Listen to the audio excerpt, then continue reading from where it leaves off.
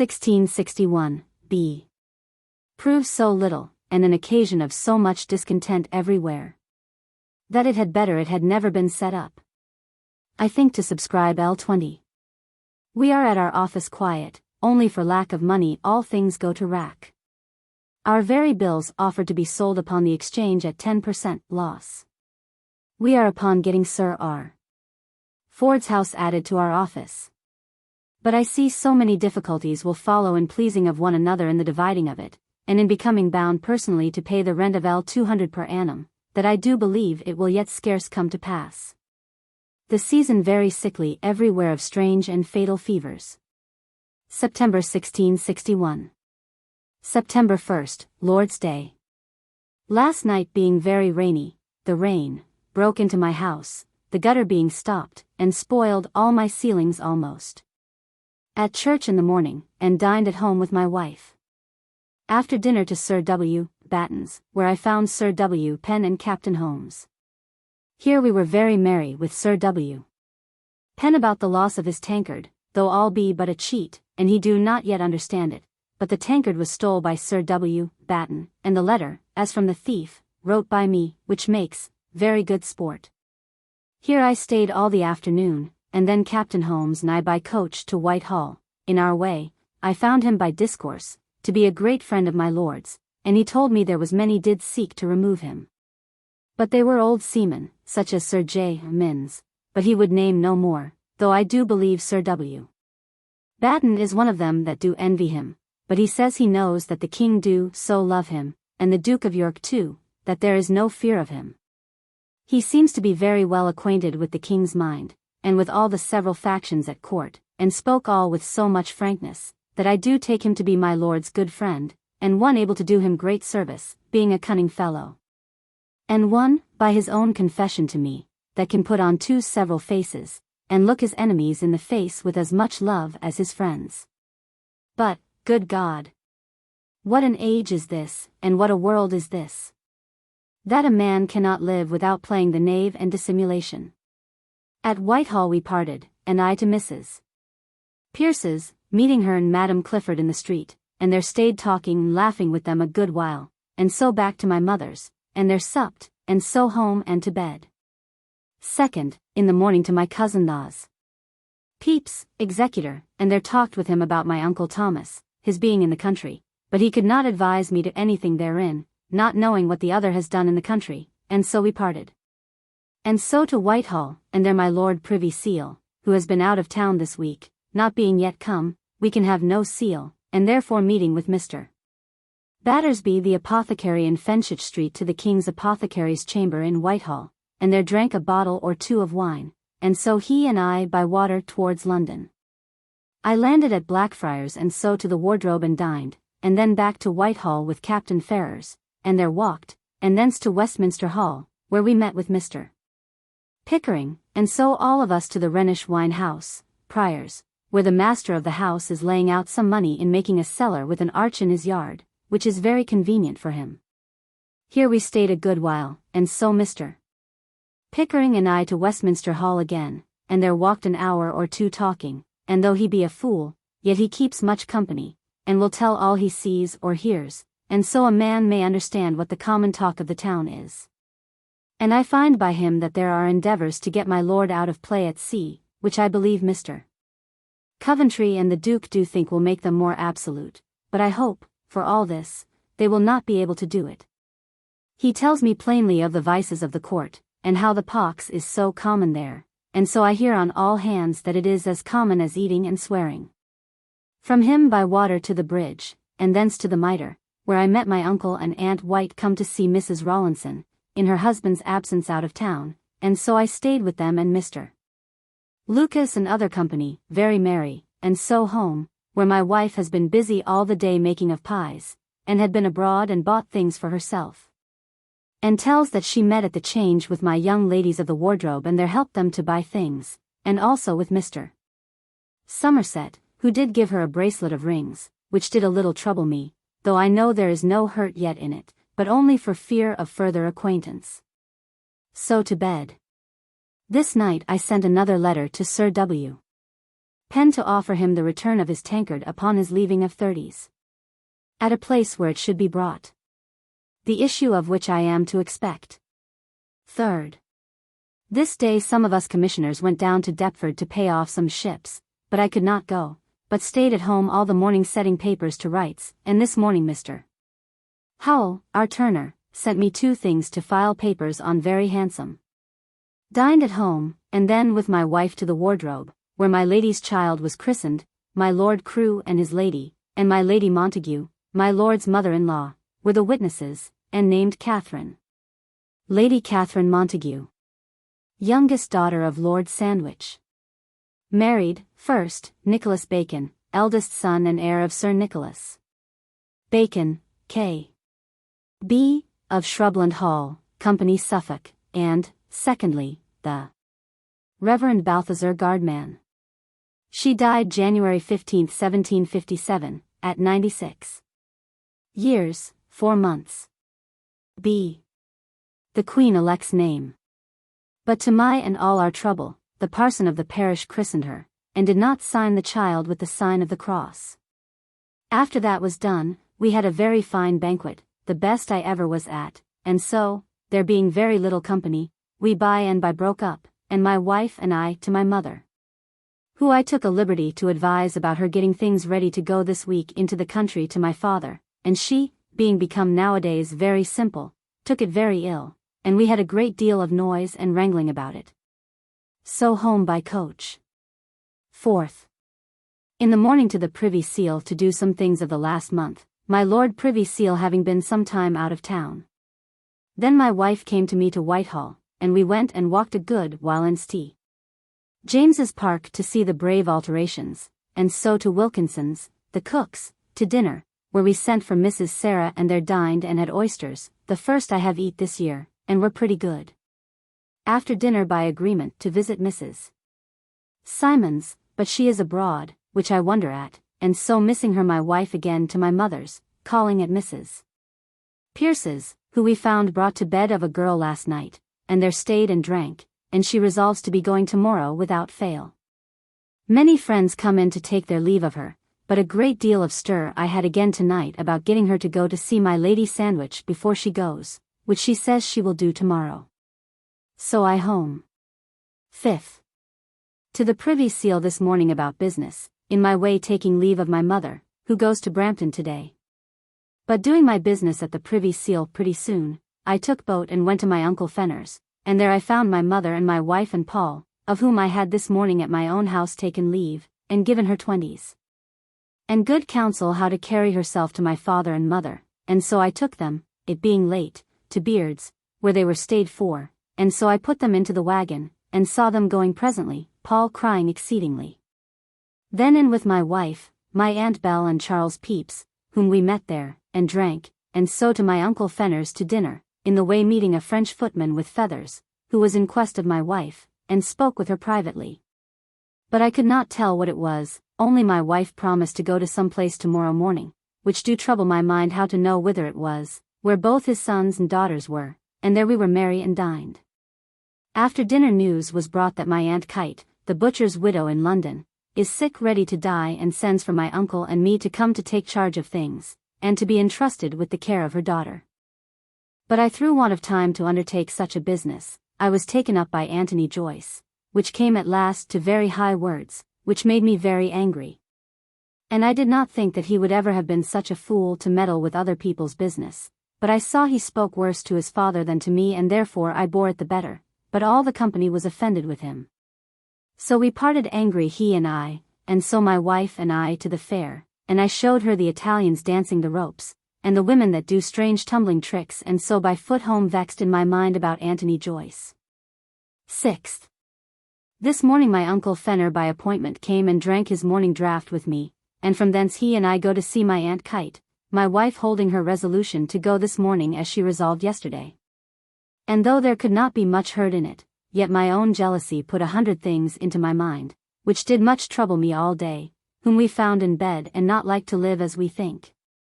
And she told us her mind was that if she should die she should give all she had to her daughter, only L5 apiece to her second husband's children, in case they lived to come out of their apprenticeships. And that if her daughter should die before marrying, then L10 to be divided between Sarah Kite's children and the rest as her own daughter shall dispose of it, and this I set down that I may be able to swear in case there should be occasion. From thence to an alehouse while it rained, which kept us there I think above 2 hours, and at last we were fain to go through the rainy street home, calling on his sister Utbeck and drank there. Then I home to dinner all alone, and thence my mind being from my wife's going abroad much troubled and unfit for business, I went to the theatre, and saw Elder Brother, ill acted, that done, meeting here with Sir G. Askew, Sir Theophilus Jones, and another knight, with Sir W. Penn, we to the Ship Tavern, and there stayed and were merry till late at night, and so got a coach, and Sir W. M. And I home, where my wife had been long come home, but I seemed very angry, as indeed I am, and did not all night show her any countenance, neither before nor in bed, and so slept and rose discontented. 7th. At the office all the morning. At noon Mr. Moore dined with me, and then in comes W.M. Joyce to answer a letter of mine I wrote this morning to him about a maid of his that my wife had hired, and she sent us word that she was hired to stay longer with her master, which mistake he came to clear himself of, and I took it very kindly. So I having appointed the young ladies at the wardrobe to go with them to a play today, I left him and my brother Tom who came along with him to dine, and my wife and I took them to the theatre, where we seated ourselves close by the King and Duke of York, and Madame Palmer, which was great content. And, indeed, I can never enough admire her beauty. And here was Bartholomew Fair, with the puppet show, acted today, which had not been these 40 years, it being so satirical against Puritanism, they durst not till now, which is strange they should already dare to do it. And the King do countenance it, but I do never a whit like it the better for the puppets, but rather the worse. Thence home with the ladies, it being by reason of our staying a great while for the King's coming, and the length of the play, near 9 o'clock before it was done, and so in their coach home, and still in discontent with my wife, to bed. And rose so this morning also. 8th, Lord's Day. To church, it being a very wet night last night and today, dined at home, and so to church again with my wife in the afternoon, and coming home again found our new maid doll asleep, that she could not hear to let us in. So that we were fain to send the boy in at a window to open the door to us. So up to my chamber all alone, and troubled in mind to think how much of late I have addicted myself to expense and pleasure, that now I can hardly reclaim myself to look after my great business of settling gravely business. Until now almost too late. I pray God give me grace to begin now to look after my business, but it always was, and I fear will ever be, my foible that after I am once got behindhand with business, I am hard to set to it again to recover it.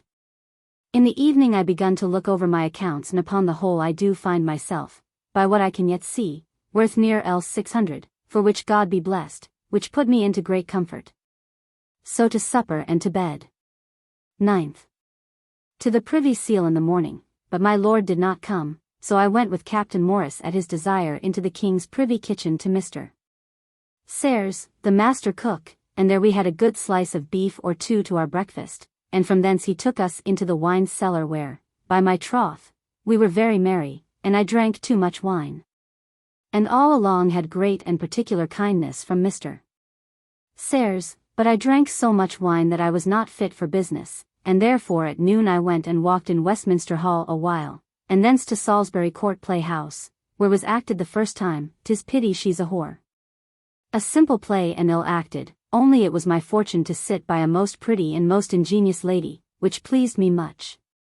Thence home, and found Sir Williams both and much more company gone to the Dolphin to drink the 30s. That we got the other day of Sir W. Penn about his tankard. Here was Sir R. Slingsby, Holmes, Captain Allen, Mr. Turner, his wife and daughter, my Lady Batten, and Mrs. Martha, and an excellent company of fiddlers, so we exceeding merry till late, and then we begun to tell Sir W. Penn the business, but he had been drinking today, and so is almost gone, that we could not make him understand it, which caused us more sport. But so much the better, for I believe when he do come to understand it he will be angry. He has so talked of the business himself and the letter up and down that he will be ashamed to be found abused in it. So home and to bed. 10th. At the office all the morn, dined at home. Then my wife into Wood Street to buy a chest, and thence to buy other things at my uncle Fenner's, though by reason of rain we had ill walking, thence to my brother Tom's, and there discoursed with him about business. And so to the wardrobe to see my lady, and after supper with the young ladies, bought a link and carried it myself till I met one that would light me home for the link. So he light me home with his own, and then I did give him mine. This night I found Mary, my cousin W., Joyce's maid, come to me to be my cook maid, and so my house is full again. So to bed. 11th. Early to my cousin Thomas Trice to discourse about our affairs, and he did make demand of the L200 and the interest thereof. But for the L200 I did agree to pay him, but for the other I did desire to be advised. So from him to Dr. Williams, who did carry me into his garden, where he hath abundance of grapes, and did show me how a dog that he hath do kill all the cats that come thither to kill his pigeons, and do afterwards bury them. And do it with so much care that they shall be quite covered, that if but the tip of the tail hangs out he will take up the cat again, and dig the hole deeper. Which is very strange. And he tells me that he do believe that he hath killed above 100 cats. After he was ready we went up and down to inquire about my affairs and then parted, and to the wardrobe, and there took Mr. Moore to Tom Trice, who promised to let Mr. Moore have copies of the bond and my aunt's deed of gift, and so I took him home to my house to dinner, where I found my wife's brother, Balty, as fine as hands could make him, and his servant, a Frenchman, to wait on him.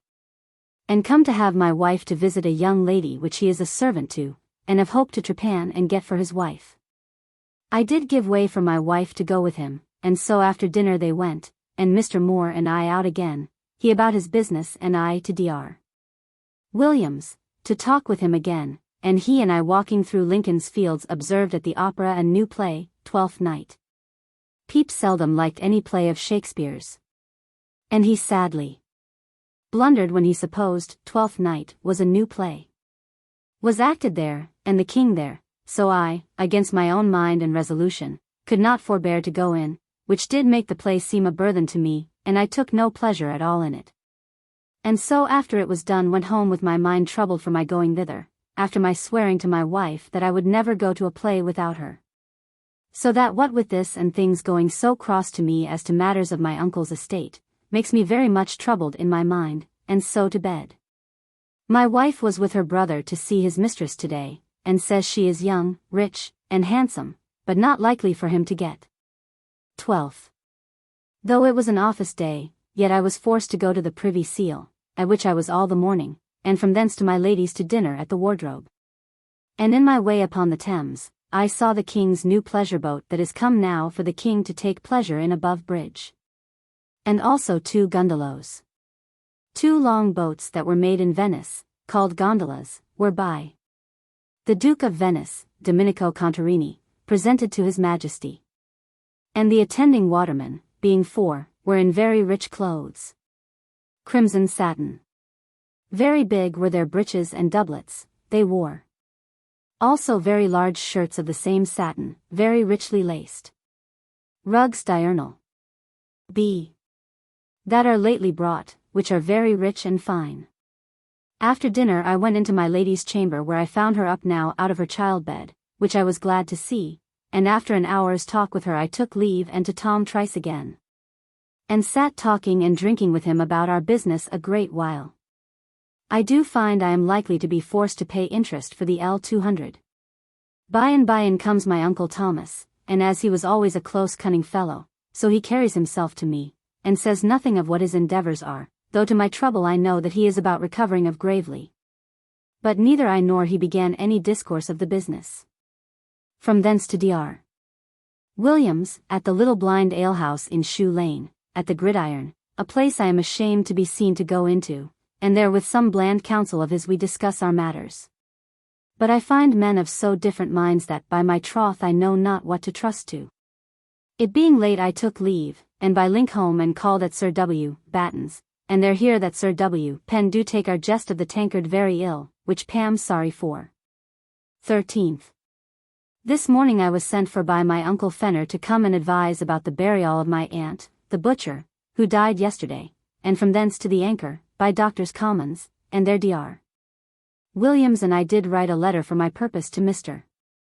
Sedgwick, of Cambridge, about Gravely business, and after that I left him and an attorney with him and went to the wardrobe, where I found my wife, and thence she and I to the water to spend the afternoon in pleasure.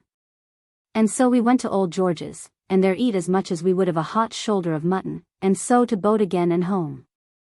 So to bed, my mind very full of business and trouble. 14th. At the office all the morning, at noon to the change, and then home again. To dinner, where my Uncle Fenner by appointment came and dined with me, thinking to go together to my Aunt Kite's that is dead, but before we had dined come Sir R. Slingsby and his lady, and a great deal of company, to take my wife and I out by barge to shew them the King's and Duke's yachts. So I was forced to leave my uncle and brother Tom at dinner and go forth with them, and we had great pleasure, seeing all 4 yachts, viz., these 2 and the 2 Dutch ones. And so home again, and after writing letters by post, to bed. 15th, Lord's Day. To my Aunt Kite's in the morning to help my Uncle Fenner to put things in order against anon for the burial, and at noon home again. And after dinner to church, my wife and I, and after sermon with my wife to the burial of my Aunt Kite, where besides us and my Uncle Fenner's family, there was none of any quality, but poor rascally people. So we went to church with the corps, and there had service read at the grave, and back again with Peg Kite, who will be, I doubt, a troublesome carrion to us executors, but if she will not be ruled, I shall fling up my executorship. After that home, and will Joyce along with me, where we sat and talked and drank and ate an hour or 2, and so he went away and I up to my chamber and then to prayers and to bed. 16th. This morning I was busy at home to take in my part of our freight of coals, which Sir G. Carteret, Sir R. Slingsby, and myself sent for, which is 10 chaldron, 8 of which I took in, and with the other to repay Sir W. Penn what I borrowed of him a little while ago. So that from this day I should see how long 10 chaldron of coals will serve my house, if it please the Lord to let me live to see them burned. In the afternoon by appointment to meet Dr. Williams and his attorney, and they and I to Tom Trice, and there got him in discourse to confess the words that he had said, that his mother did desire him not to see my uncle about her L200 bond while she was alive. Here we were at high words with T. Trice, and then parted, and we to Standings, in Fleet Street, where we sat and drank and talked a great while about my going down to Gravely Court, the manorial court of Gravely, in Huntingdonshire, to which Impington owed suit or service, and under which the Pepys copyhold estates were held. See July 8, 1661, ante. B. Which will be this week, whereof the doctor had notice in a letter from his sister this week. In the middle of our discourse word was brought me from my brothers that there is a fellow come from my father out of the country, on purpose to speak to me, so I went to him and he made a story how he had lost his letter. But he was sure it was for me to go into the country, which I believed, and thought it might be to give me notice of Gravely Court, but I afterwards found that it was a rogue that did use to play such tricks to get money of people. But he got none of me. At night I went home, and there found letters from my father informing me of the court, and that I must come down and meet him at Impington, which I presently resolved to do. 17th. And the next morning got up, telling my wife of my journey, and she with a few words got me to hire her a horse to go along with me. So I went to my lady's and elsewhere to take leave, and of Mr. Townsend did borrow a very fine side saddle for my wife. And so after all things were ready, she and I took coach to the end of the town towards Kingsland, and there got upon my horse and she upon her pretty mare that I hired for her, and she rides very well.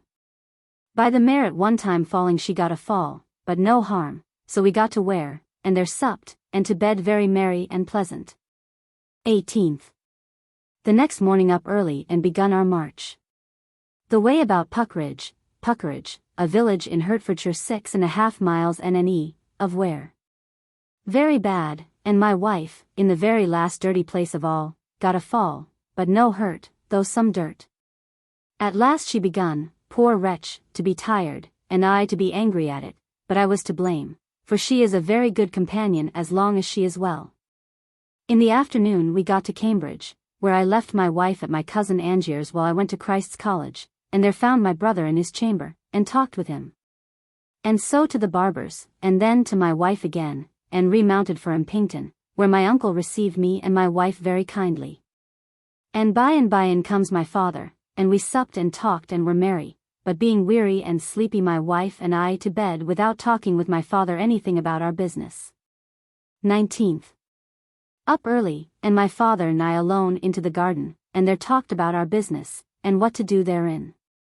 So after I had talked and advised with my coz Claxton, and then with my uncle by his bedside, we all horsed away to Cambridge, where my father and I, having left my wife at the bier with my brother, went to Mr. Sedgwick, the steward of Gravely, and there talked with him, but could get little hopes from anything that he would tell us. But at last I did give him a fee, and then he was free to tell me what I asked, which was something, though not much comfort. From thence to our horses, and with my wife went and rode through Sturbridge. Sturbridge fair is of great antiquity. The first trace of it is found in a charter granted about 1211 by King John to the lepers of the Hospital of St. Mary Magdalene at Sturbridge by Cambridge, a fair to be held in the close of the hospital on the vigil and feast of the Holy Cross. See Cornelius Walford's Fairs Past and Present. 1883. But the fair was almost done. So we did not light there at all, but went back to Cambridge, and there at the bier we had some herrings, we and my brother, and after dinner set out for Brampton, where we come in very good time, and found all things well. And being somewhat weary, after some talk about tomorrow's business with my father, we went to bed. 20th. Will Stanks and I set out in the morning betimes for Gravely, where to an ale-house and drank, and then, going towards the court-house, met my uncle Thomas and his son Thomas, with Bradley, the rogue that had betrayed us, and one young, a cunning fellow, who guides them. There passed no unkind words at all between us, but I seemed fair and went to drink with them. I said little till by and by that we come to the court, which was a simple meeting of a company of country rogues, with the steward, and 2 fellows of Jesus College, that are lords of the town where the jury were sworn.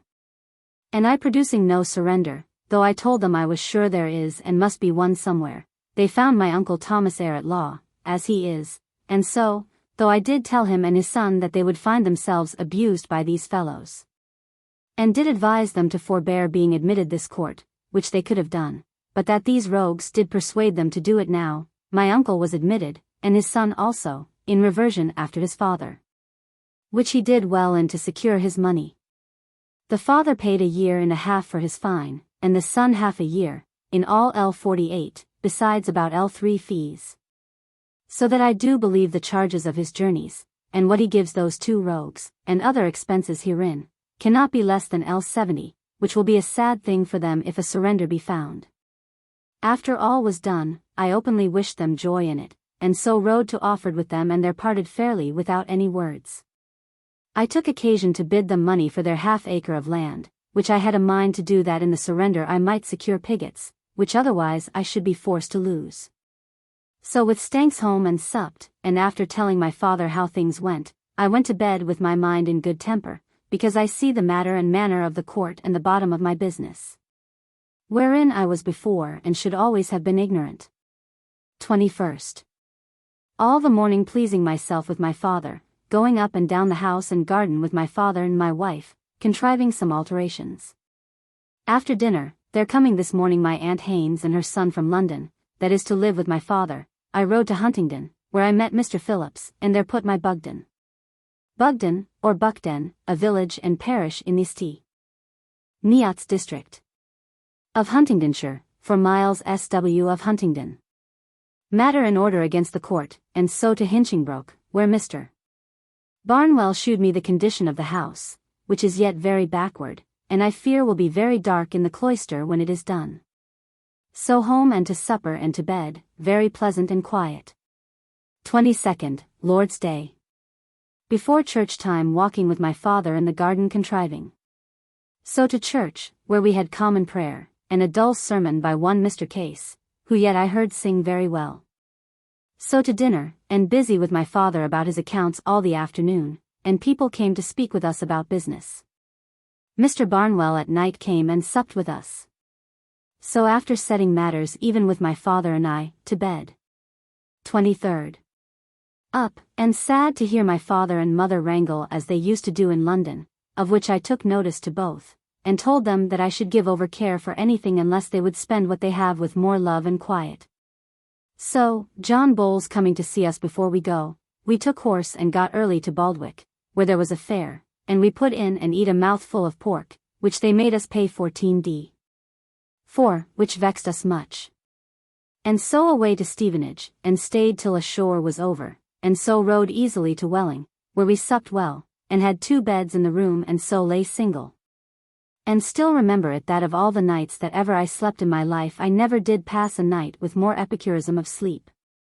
There being now and then a noise of people stirring that waked me, and then it was a very rainy night, and then I was a little weary, that what between waking and then sleeping again, one after another, I never had so much content in all my life.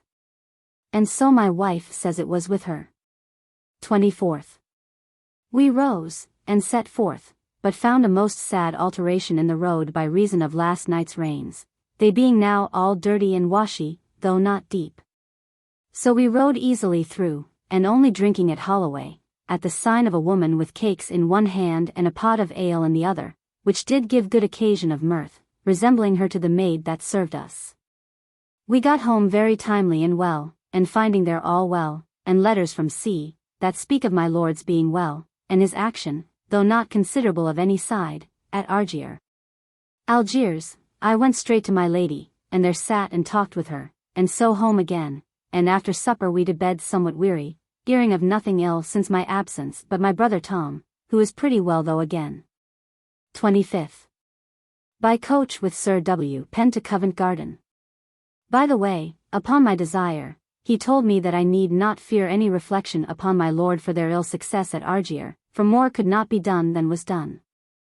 I went to my cousin, Thos. Pepys, there, and talked with him a good while about our country business, who is troubled at my uncle Thomas's folly, and so we parted, and then meeting Sir R. Slingsby in St. Martin's Lane, he and I in his coach through the Mews, which is the way that now all coaches are forced to go, because of a stop at Charing Cross, by reason of a drain there to clear the streets. To Whitehall, and there to Mr.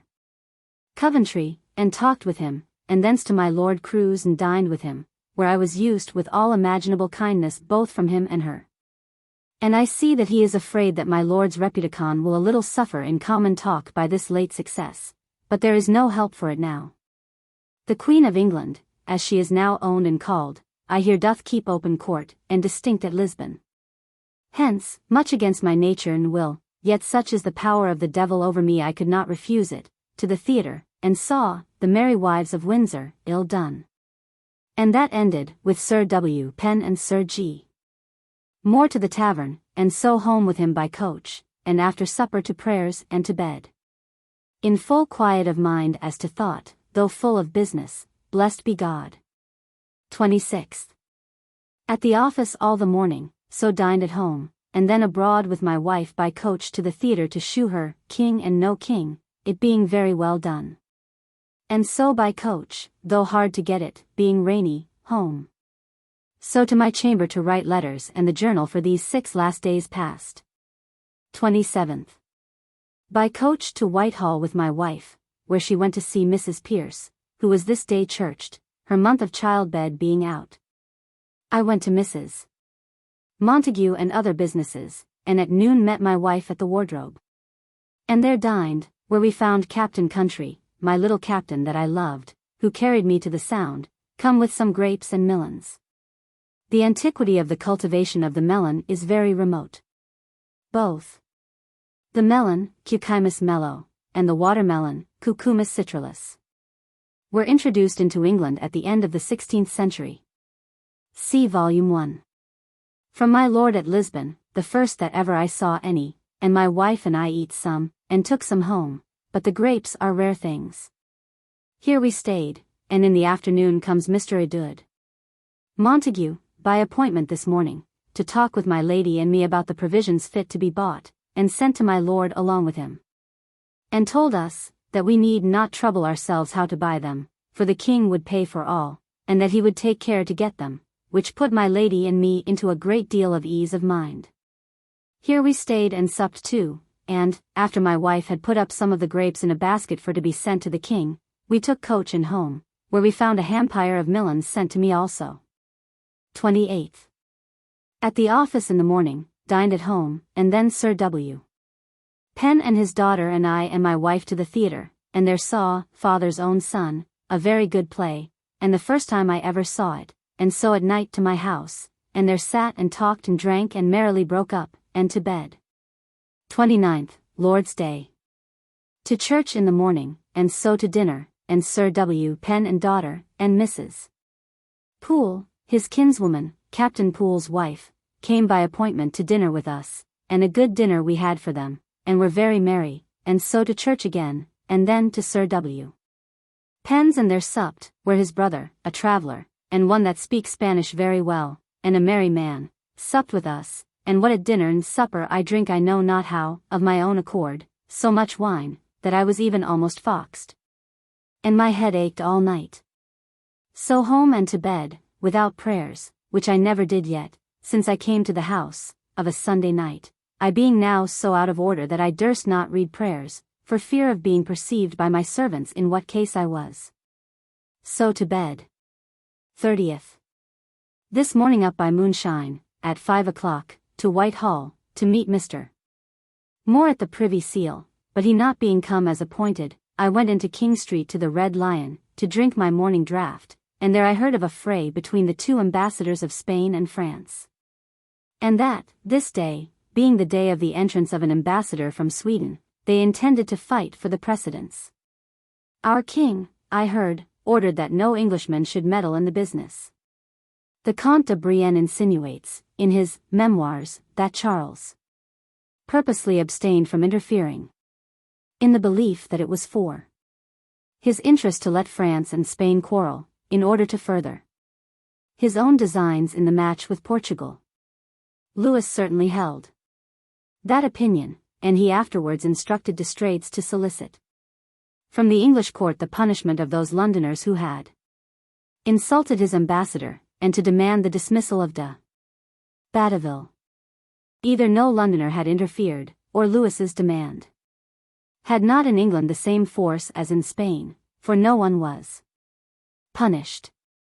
The latter part of his request it was clearly not for Charles to entertain, much less enforce.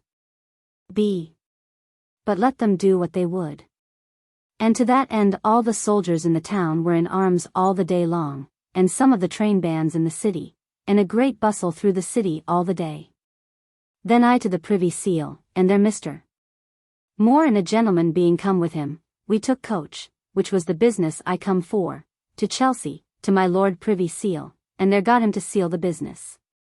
Here I saw by daylight two very fine pictures in the gallery, that a little while ago I saw by night, and did also go all over the house, and found it to be the prettiest contrived house that ever I saw in my life.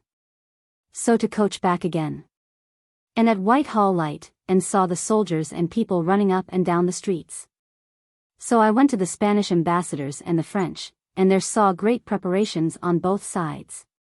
But the French made the most noise and vaunted most, the other made no stir almost at all, so that I was afraid the other would have had too great a conquest over them. Then to the wardrobe, and dined there, and then abroad and in Cheapside here that the Spanish hath got the best of it, and killed 3 of the French coach horses and several men, and is gone through the city next to our king's coach. At which, it is strange to see how all the city did rejoice.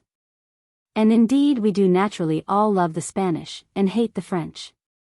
But I, as I am in all things curious, presently got to the water side, and there took oars to Westminster Palace, thinking to have seen them come in thither with all the coaches, but they being come and returned, I ran after them with my boy after me through all the dirt and the streets full of people. Till at last, at the Mews, I saw the Spanish coach go, with 50 drawn swords at least to guard it, and our soldiers shouting for joy. And so I followed the coach, and then met it at York House, where the ambassador lies. And there it went in with great state. So then I went to the French house, where I observe still, that there is no men in the world of a more insolent spirit where they do well, nor before they begin a matter, and more abject if they do miscarry, than these people are. For they all look like dead men, and not a word among them, but shake their heads. The truth is, the Spaniards were not only observed to fight most desperately, but also they did outwit them. First in lining their own harness with chains of iron that they could not be cut, then in setting their coach in the most advantageous place, and to appoint men to guard every one of their horses, and others for to guard the coach, and others the coachman. And, above all, in setting upon the French horses and killing them, for by that means the French were not able to stir. There were several men slain of the French, and 1 or 2 of the Spaniards, and 1 Englishman by a bullet. Which is very observable. The French were at least 4 to 1 in number, and had near 100 case of pistols among them, and the Spaniards had not 1 gun among them, which is for their honor for ever, and the others disgrace. So, having been very much daubed with dirt, I got a coach, and home where I vex my wife in telling of her this story, and pleading for the Spaniards against the French. So ends this month. Myself and family in good condition of health, but my head full of my lord's and my own and the office business. Where we are now very busy about the business of sending forces to Tangier. This place so often mentioned, was first given up to the English fleet under Lord Sandwich, by the Portuguese, January 30th, 1662. And Lord Peterborough left governor, with a garrison. The greatest pains were afterwards taken to preserve the fortress, and a fine mole was constructed at a vast expense, to improve the harbour. At length, after immense sums of money had been wasted there, the House of Commons expressed a dislike to the management of the garrison, which they suspected to be a nursery for a popish army, and seemed disinclined to maintain it any longer. The king consequently, in 1683, sent Lord Dartmouth to bring home the troops and destroy the works, which he performed so effectually, that it would puzzle all our engineers to restore the harbour. It were idle to speculate on the benefits which might have accrued to England, by its preservation and retention. Tangier fell into the hands of the Moors, its importance having ceased, with the demolition of the mole. Many curious views of Tangier were taken by Haller, during its occupation by the English, and his drawings are preserved in the British Museum. Some have been engraved by himself, but the impressions are of considerable rarity. B. And the fleet to my Lord of Sandwich, who is now at Lisbon to bring over the Queen, who do now keep a court as Queen of England. The business of Argier hath of late troubled me, because my Lord hath not done what he went for, though he did as much as any man in the world could have done. The want of money puts all things, and above all things the nary, out of order. And yet I do not see that the king takes care to bring in any money, but thinks of new designs to lay out money. October 1661. October 1st. This morning my wife and I lay long in bed, and among other things fell into talk of music, and desired that I would let her learn to sing, which I did consider, and promised her she should. So before I rose, word was brought me that my singing master, Mr. Goodgrum, was come to teach me, and so she rose and this morning began to learn also. To the office, where busy all day. So to dinner and then to the office again till night, and then to my study at home to set matters and papers in order, which, though I can hardly bring myself to do, yet do please me much when it is done. So eat a bit of bread and cheese, and to bed. Second, all this morning at Peg Kites with my Uncle Fenner, and 2 friends of his, appraising her goods that her mother has left. But the slut is like to prove so troublesome that I am out of heart with troubling myself in her business. After we had done we all went to a cook's shop in Bishopsgate Street and dined, and then I took them to the tavern and did give them a quart of sack, and so parted. I home and then took my wife out, and in a coach of a gentlewoman's that had been to visit my Lady Batten and was going home again our way, we went to the theatre, but coming late and sitting in an ill place. I never had so little pleasure in a play in my life, yet it was the first time that ever I saw it, Victoria Corombona. Methinks a very poor play. Then at night troubled to get my wife home, it being very dark, and so we were forced to have a coach. So to supper and to bed. Third. At the office all the morning, dined at home, and in the afternoon Mr. More came to me, and he and I went to Tower Hill to meet with a man, and so back all three to my house, and there I signed a bond to Mr. Battersby, a friend of Mr. Moore's, who lends me L50, the first money that ever I borrowed upon bond for my own occasion, and so I took them to the Mitre and a Portugal Milan with me. There sat and discoursed in matters of religion till night with great pleasure, and so parted, and I home, calling at Sir W. Batten's, where his son and his wife were, who had yesterday been at the play where we were, and it was good sport to hear how she talked of it with admiration like a fool. So home, and my head was not well with the wine that I drank today. 4th. By coach to Whitehall with Sir W. Penn. So to Mr. Montague, where his man, Mons.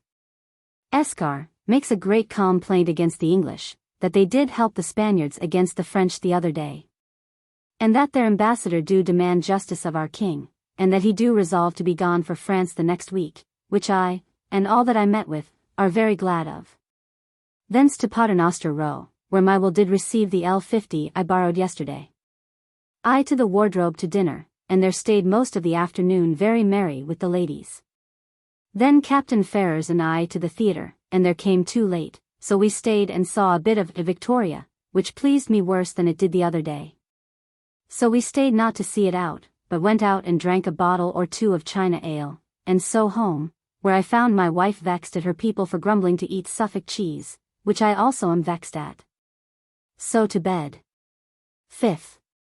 At the office all the morning, then dined at home, and so stayed at home all the afternoon putting up my lord's model of the Royal James, which I borrowed of him long ago to hang up in my room.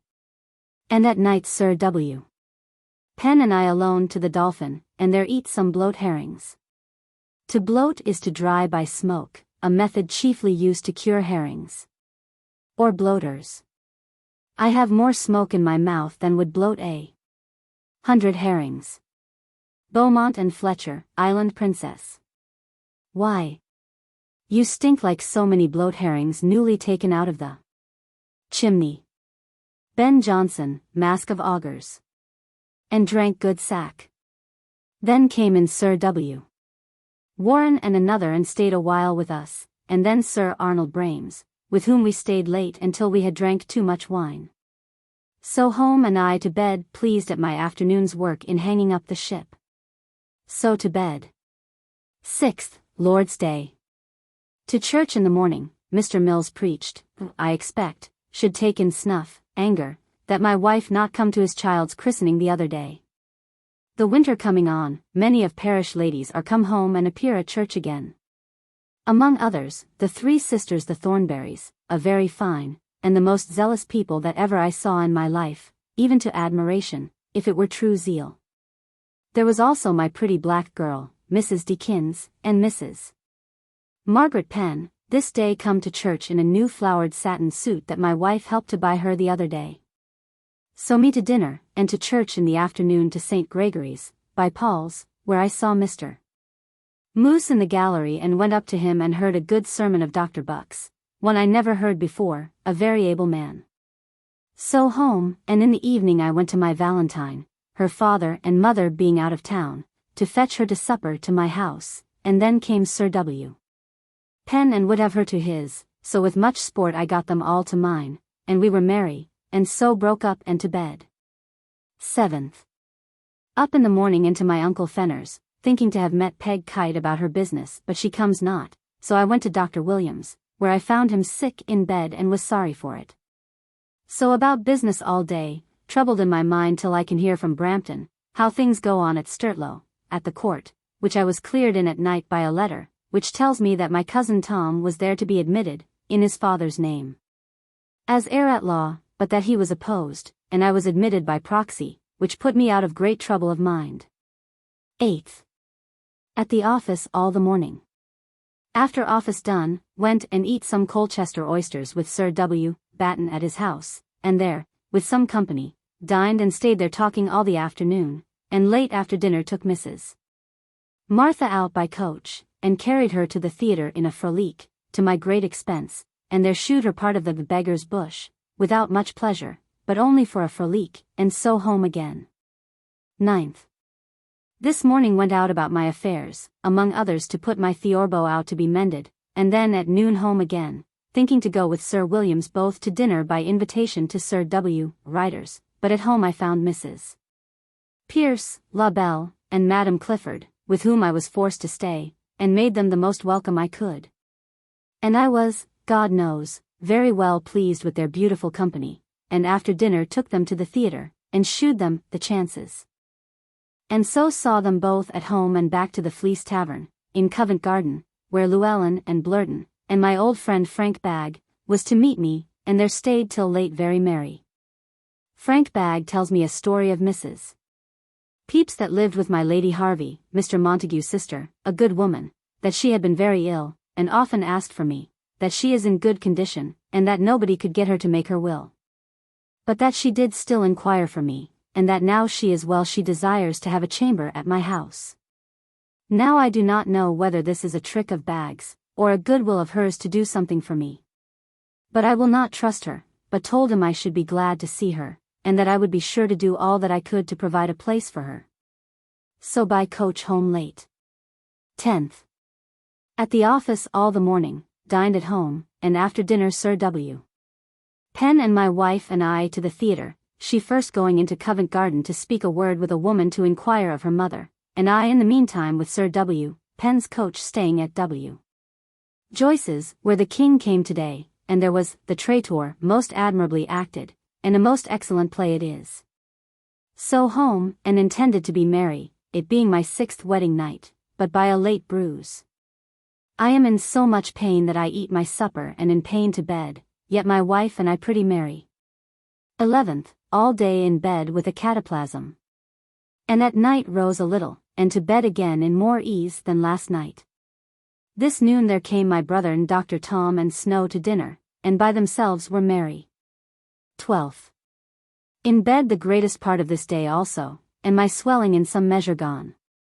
I received a letter this day from my father, that Sir R. Bernard do a little fear that my uncle has not observed exactly the custom of Brampton in his will about his lands there, which puts me to a great trouble in mind, and at night wrote to him and to my father about it, being much troubled at it. 13th, Lord's Day.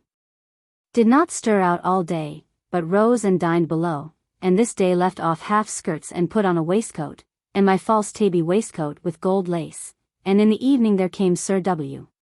Batten to see me, and sat and supped very kindly with me, and so to prayers and to bed. 14th. This morning I ventured by water abroad to Westminster, but lost my labour, for Mr. Montague was not in town.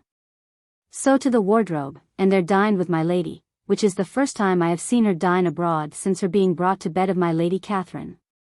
In the afternoon Captain Ferrers and I walked abroad to several places, among others to Mr. Pym's, my lord's tailor's, and there he went out with us to the Fountain Tavern and did give us store of wine, and it being the Duke of York's birthday, we drank the more to his health.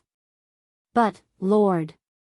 What a sad story he makes of his being abused by a doctor of physique who is in one part of the tenement wherein he dwells. It would make one laugh, though I see he is under a great trouble in it. Thence home by link and found a good answer from my father that Sir R. Bernard do clear all things as to us and our title to Brampton, which puts my heart in great ease and quiet. 15th. At the office all the morning, and in the afternoon to Paul's churchyard to a blind place, where Mrs. Goldsborough was to meet me, who dare not be known where she lives, to treat about the difference which remains between my uncle and her. But, Lord! To hear how she talks and how she rails against my uncle would make one mad. But I seemed not to be troubled at it, but would indeed gladly have an agreement with her. So I appoint Mr. Moore and she another against Friday next to look into our papers and to see what can be done to conclude the matter. So home in much pain by walking too much yesterday, which much troubles me. 16th. In bed till 12 o'clock. This morning came several maids to my wife to be hired, and at last she pitched upon one Nell, whose mother, an old woman, came along with her, but would not be hired under half a year, which I am pleased at their drollness. This day dined by appointment with me, Dr. Thos. Pepys and my coz, Snow, and my brother Tom, upon a fin of ling and some sounds, neither of which did I ever know before, but most excellent meat they are both, that in all my life I never eat the like fish. So after dinner came in W. Joyce and eat and drank and were merry. So up to my chamber, and put all my papers, at rights, and in the evening our maid Mary, who was with us upon trial for a month, did take leave of us, going as we supposed to be married, for the maid liked us and we her, but all she said was that she had a mind to live in a tradesman's house where there was but one maid. So to supper and to bed. 17th. At the office all the morning, at noon my wife being gone to my coz Snow's with Dr. Thomas Pepys and my brother Tom to a venison pasty, which proved a pasty of salted pork. By appointment I went with Captain David Lambert to the Exchequer, and from thence by appointment he and I were to meet at a cook's shop to dine. But before I went to him Captain Cock, a merchant I had not long known, took me to the Sun Tavern and gave me a glass of sack, and being a man of great observation and repute, did tell me that he was confident that the Parliament, when it comes the next month to sit again, would bring trouble with it, and inquire how the king had disposed of offices and money, before they will raise more. Which, I fear, will bring all things to ruin again. Thence to the Cook's and there dined with Captain Lambert and his father-in-law, and had much talk of Portugal, from whence he is lately come, and he tells me it is a very poor dirty place. I mean the city and court of Lisbon, that the king is a very rude and simple fellow, and, for reviling of somebody a little while ago, and calling of him cuckold, was run into with a sword and had been killed, had he not told them that he was their king. That there are no glass windows, nor will they have any. Which makes sport among our merchants there to talk of an English factor that, being newly come thither, writ into England that glass would be a good commodity to send thither, and that the king has his meat sent up by a dozen of lazy guards and in pipkins, sometimes, to his own table, and sometimes nothing but fruits, and, now and then, half a hen. And now that the Infanta is become our queen, she is come to have a whole hen or goose to her table, which is not ordinary. So home and to look over my papers that concern the difference between Mrs. Goldsborough and us. Which cost me much pains, but contented me much after it was done. So at home all the evening and to supper and to bed. 18th. To Whitehall, to Mr. Montague's, where I met with Mr. Pierce, the purser, to advise about the things to be sent to my lord for the Queen's provision, and was cleared in it, and now there is all haste made, for the fleet's going. At noon to my lord's to dinner, and in the afternoon, leaving my wife there, Mr. Moore and I to Mrs. Goldsborough, who sent for a friend to meet with us, and so we were talking about the difference between us till 10 at night. I find it very troublesome, and have brought it into some hopes of an agreement, I offering to forgive her L10 that is yet due according to my uncle's accounts to us. So we left her friend to advise about it, and I hope to hear of her, for I would not by any means go to law with a woman of so devilish a tongue as she has. So to my lady's, where I left my wife to lie with mademoiselle all night, and I by link home and to bed. This night lying alone, and the weather cold, and having this last 7 or 8 days been troubled with a tumour, which is now abated by a poultice of a good handful of bran with half a pint of vinegar and a pint of water boiled till it be thick, and then a spoonful of honey put to it and so spread in a cloth and laid to it. I first put on my waistcoat to lie in all night this year, and do not intend to put it off again till spring. I met with complaints at home that my wife left no victuals for them all this day. 19th. At the office all the morning, and at noon Mr. Coventry, who sat with us all the morning, and Sir G. Carteret, Sir W. Penn, and myself. By coach to Captain Marsh's, at Limehouse, to a house that hath been their ancestors for this 250 years, close by the Limehouse which gives the name to the place. Here they have a design to get the king to hire a dock for the herring busses, which is now the great design on foot, to lie up in. We had a very good and handsome dinner, and excellent wine. I not being neat in clothes, which I find a great fault in me, could not be so merry as otherwise, and at all times I am and can be, when I am in good habit. Which makes me remember my father Osborne's rule for a gentleman to spare in all things rather than in that. So by coach home, and so to write letters by post, and so to bed. 20th, Lord's Day. At home in bed all the morning to ease my late tumour, but up to dinner and much offended in mind at a proud trick my man will hath got, to keep his hat on in the house, but I will not speak of it to him today. But I fear I shall be troubled with his pride and laziness, though in other things he is good enough. To church in the afternoon, where a sleepy presbyter preached, and then to Sir W. Batten, who is to go to Portsmouth tomorrow to wait upon the Duke of York, who goes to take possession and to set in order the garrison there. Supped at home and to bed. 21st. Early with Mr. Moore by coach to Chelsea, to my Lord Privy Seal's, but have missed of coming time enough, and having taken up Mr.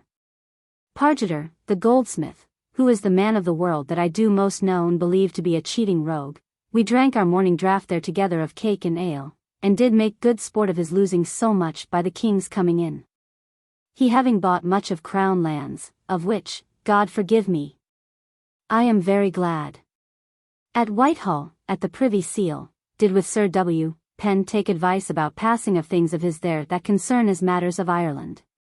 Thence to the wardrobe and dined, and so against my judgment and conscience, which God forgive, for my very heart knows that I offend God in breaking my vows herein, to the opera, which is now newly begun to act again. After some alteration of their scene, which do make it very much worse. But the play, Love and Honor, being the first time of their acting it, is a very good plot, and well done. So on foot home, and after a little business done in my study and supper, to bed. 22nd.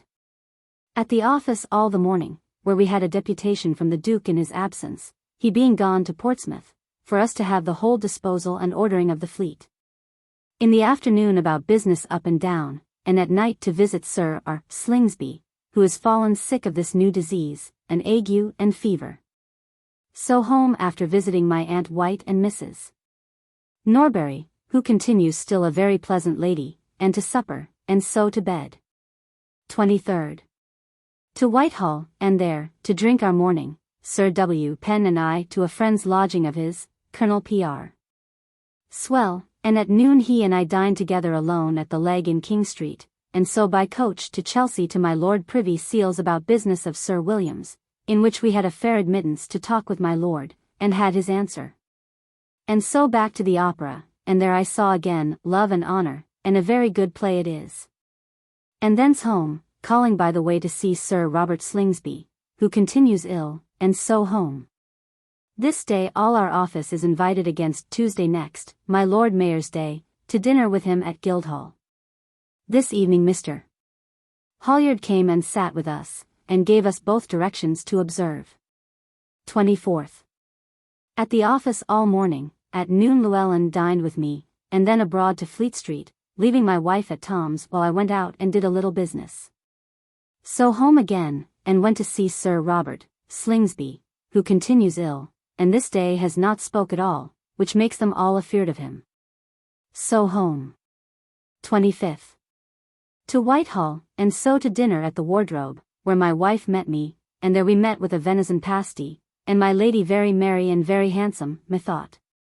After dinner my wife and I to the opera, and there saw again Love and Honor, a play so good that it has been acted but 3 times and I have seen them all, and all in this week, which is too much, and more than I will do again a good while. Coming out of the house we met Mrs. Pierce and her comrade Mrs. Clifford, and I seeming willing to stay with them to talk my wife grew angry, and whether she be jealous or no I know not, but she loves not that I should speak of Mrs. Pierce. Home on foot very discontented, in my way I calling at the instrument maker, Hunt's, and there saw my lute, which is now almost done, it being to have a new neck to it and to be made to double strings. So home and to bed. This day I did give my man Will a sound lesson about his forbearing to give us the respect due to a master and mistress. 26th. This morning Sir W. Penn and I should have gone out of town with my Lady Batten, to have met Sir William coming back from Portsmouth, at Kingston, but could not, by reason that my Lord of Peterborough, who is to go Governor of Tangier, came this morning, with Sir G. Carteret, to advise with us about completing of the affairs and preparations for that place. So at the office all the morning, and in the afternoon Sir W. Penn, my wife and I to the theatre, and there saw, The Country Captain, the first time it hath been acted this 25 years, a play of my Lord Newcastle's, but so silly a play as in all my life I never saw. And the first that ever I was weary of in my life. So home again, and in the evening news was brought that Sir R. Slingsby, our comptroller, who hath this day been sick a week, is dead. Which put me into so great a trouble of mind, that all the night I could not sleep, he being a man that loved me, and had many qualities that made me to love him above all the officers and commissioners in the navy. Coming home we called at Dan Rawlinson's, and there drank good sack, and so home. 27th, Lord's Day. At church in the morning, where in the pew both Sir Williams and I had much talk about the death of Sir Robert, which troubles me much. And them in appearance, though I do not believe it, because I know that he was a check to their engrossing the whole trade of the Navy office. Home to dinner, and in the afternoon to church again, my wife with me, whose mourning is now grown so old that I am ashamed to go to church with her. And after church to see my uncle and Aunt White, and there stayed and talked and supped with them, and were merry as we could be in their company. Among other things going up into their chamber to see their 2 pictures, which I am forced to commend against my judgment, and also she showed us her cabinet, where she had very pretty medals and good jewels. So home and to prayers and to bed. 28th. At the office all the morning, and dined at home, and so to Paul's churchyard to Hunt's, and there found my Theorbo done, which pleases me very well, and costs me 26s. To the altering. But now he tells me it is as good a lute as any is in England, and is worth well L10. Hither I sent for Captain Ferrers to me, who comes with a friend of his, and they and I to the theatre, and there saw Argyllis and Parthenia, where a woman acted Parthenia, and came afterwards on the stage in men's clothes. And had the best legs that ever I saw, and I was very well pleased with it. Thence to the Ringo alehouse, and thither sent for a belt maker, and bought of him a handsome belt for second mourning, which cost me 24s, and is very neat. 29th. This day I put on my half-cloth black stockings and my new coat of the fashion, which pleases me well, and with my beaver I was, after office was done, ready to go to my Lord Mayor's feast, as we are all invited. But the Sir Williams were both loath to go, because of the crowd, and so none of us went, and I stayed and dined with them, and so home, and in evening, by consent, we met at the Dolphin, where other company came to us, and should have been merry. But their wine was so naught, and all other things out of order, that we were not so, but stayed long at night, and so home and to bed. My mind not pleased with the spending of this day, because I had proposed a great deal of pleasure to myself this day at Guildhall. This Lord Mayor, it seems, brings up again the custom of Lord Mayors going the day of their instalment to Paul's, and walking round about the cross, and offering something at the altar. 30th. All the morning at the office. At noon played on my Theorbo, and much pleased therewith. It is now altered with a new neck. In the afternoon Captain Lambert called me out by appointment, and we walked together to Deptford, and there in his ship, the Norwich, I got him to shew me every hole and corner of the ship, much to my information, and the purpose of my going. So home again, and at Sir W. Batten's heard how he had been already at Sir R. Slingsby's, as we were all invited, and I intended this night to go, and there he finds all things out of order, and no such thing done tonight, but pretending that the corse stinks, they will bury it tonight privately. And so will unbespeak all their guests, and there shall be no funeral, which I am sorry for, that there should be nothing done for the honor of Sir Robert, but I fear he hath left his family in great distraction. Here I stayed till late at cards with my lady Mrs. Martha, and so home. I sent for a bottle or 2 of wine thither. At my coming home I am sorry to find my wife displeased with her maid doll, whose fault is that she cannot keep her peace, but will always be talking in an angry manner, though it be without any reason and to no purpose. Which I am sorry for, and do see the inconvenience that do attend the increase of a man's fortune by being forced to keep more servants, which brings trouble.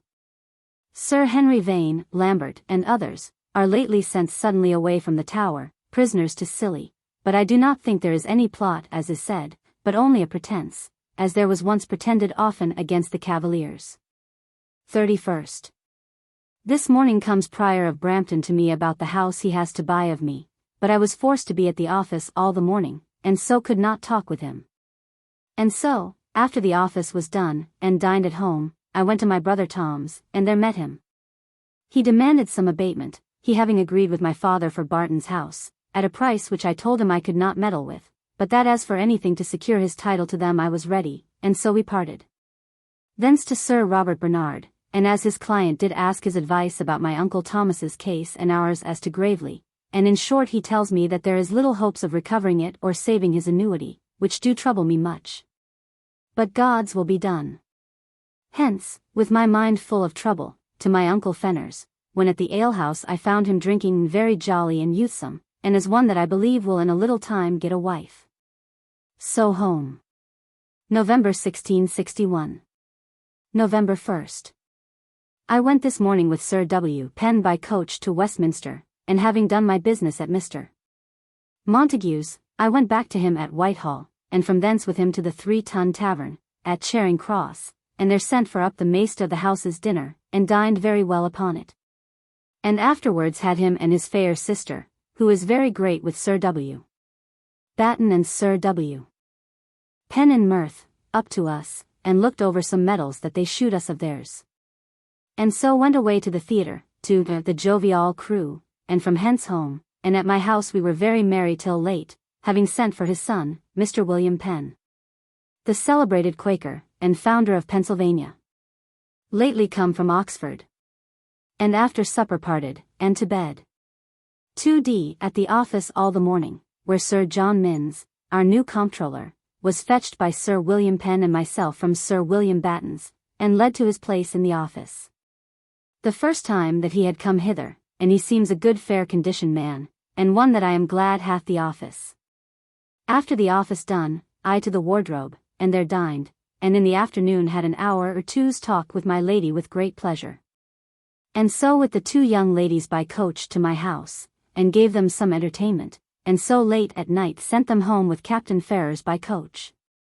This night my boy Wainman, as I was in my chamber, I overheard him let off some gunpowder.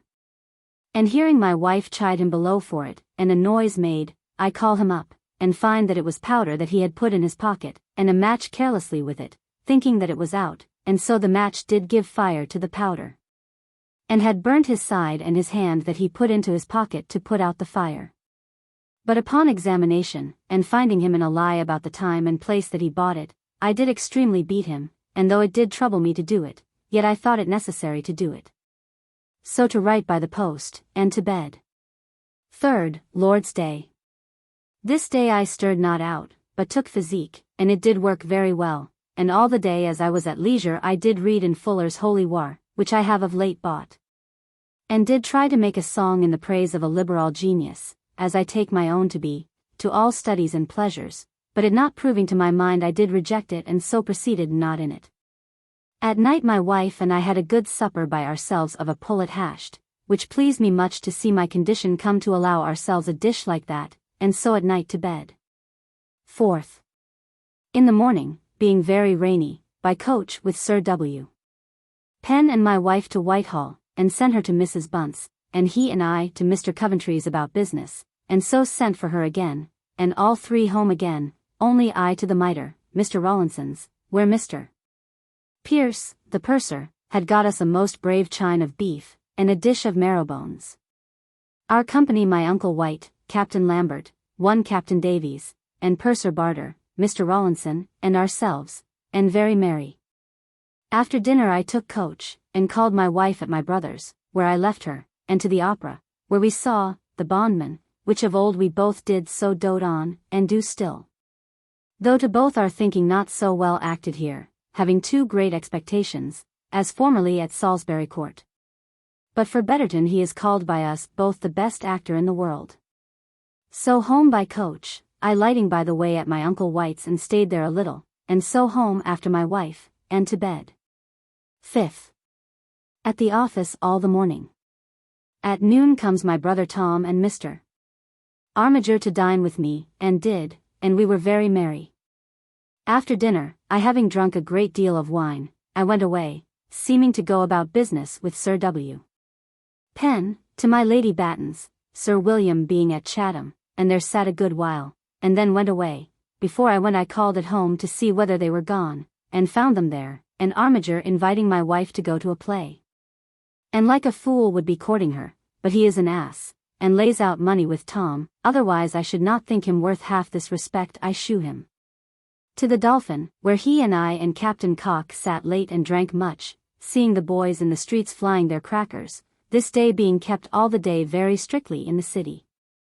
At last broke up, and called at my Lady Batten's again and would have gone to cards, but Sir W. Penn was so fuddled that we could not try him to play, and therefore we parted, and I home and to bed. 6th, going forth this morning I met Mr.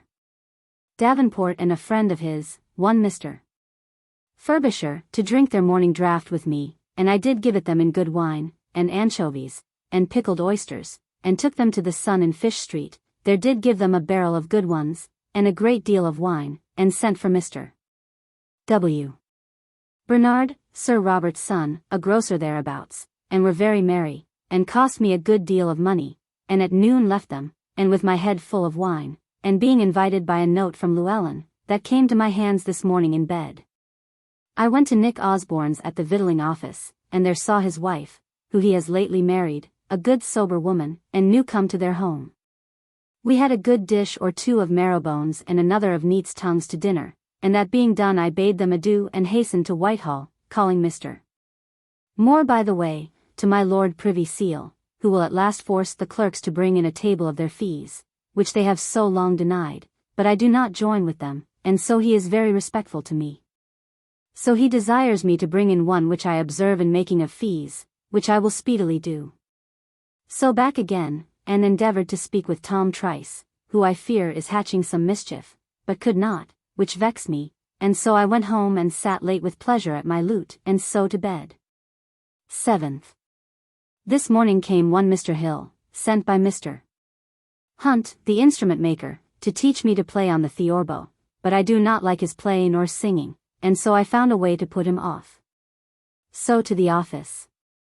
And then to dinner, and got Mr. Pett the commissioner to dinner with me, he and I alone, my wife not being well, and so after dinner parted. And I to Tom Trice, who in short shewed me a writ he had ready for my father, and I promised to answer it. So I went to Dr. Williams, who is now pretty well got up after his sickness, and after that to Mr. Moore to advise, and so returned home late on foot, with my mind cleared, though not satisfied. I met with letters at home from my lord from Lisbon, which speak of his being well, and he tells me he had seen at the court there the day before he wrote this letter, the Juego de Toro.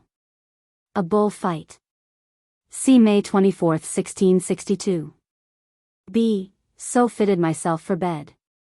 Coming home I called at my uncle Fenner's, who tells that Peg Kite now hath declared she will have the beggarly rogue the weaver, and so we are resolved neither to meddle nor make with her. 8th. This morning up early, and to my Lord Chancellor's with a letter to him from my lord, and did speak with him, and he did ask me whether I was son to Mr.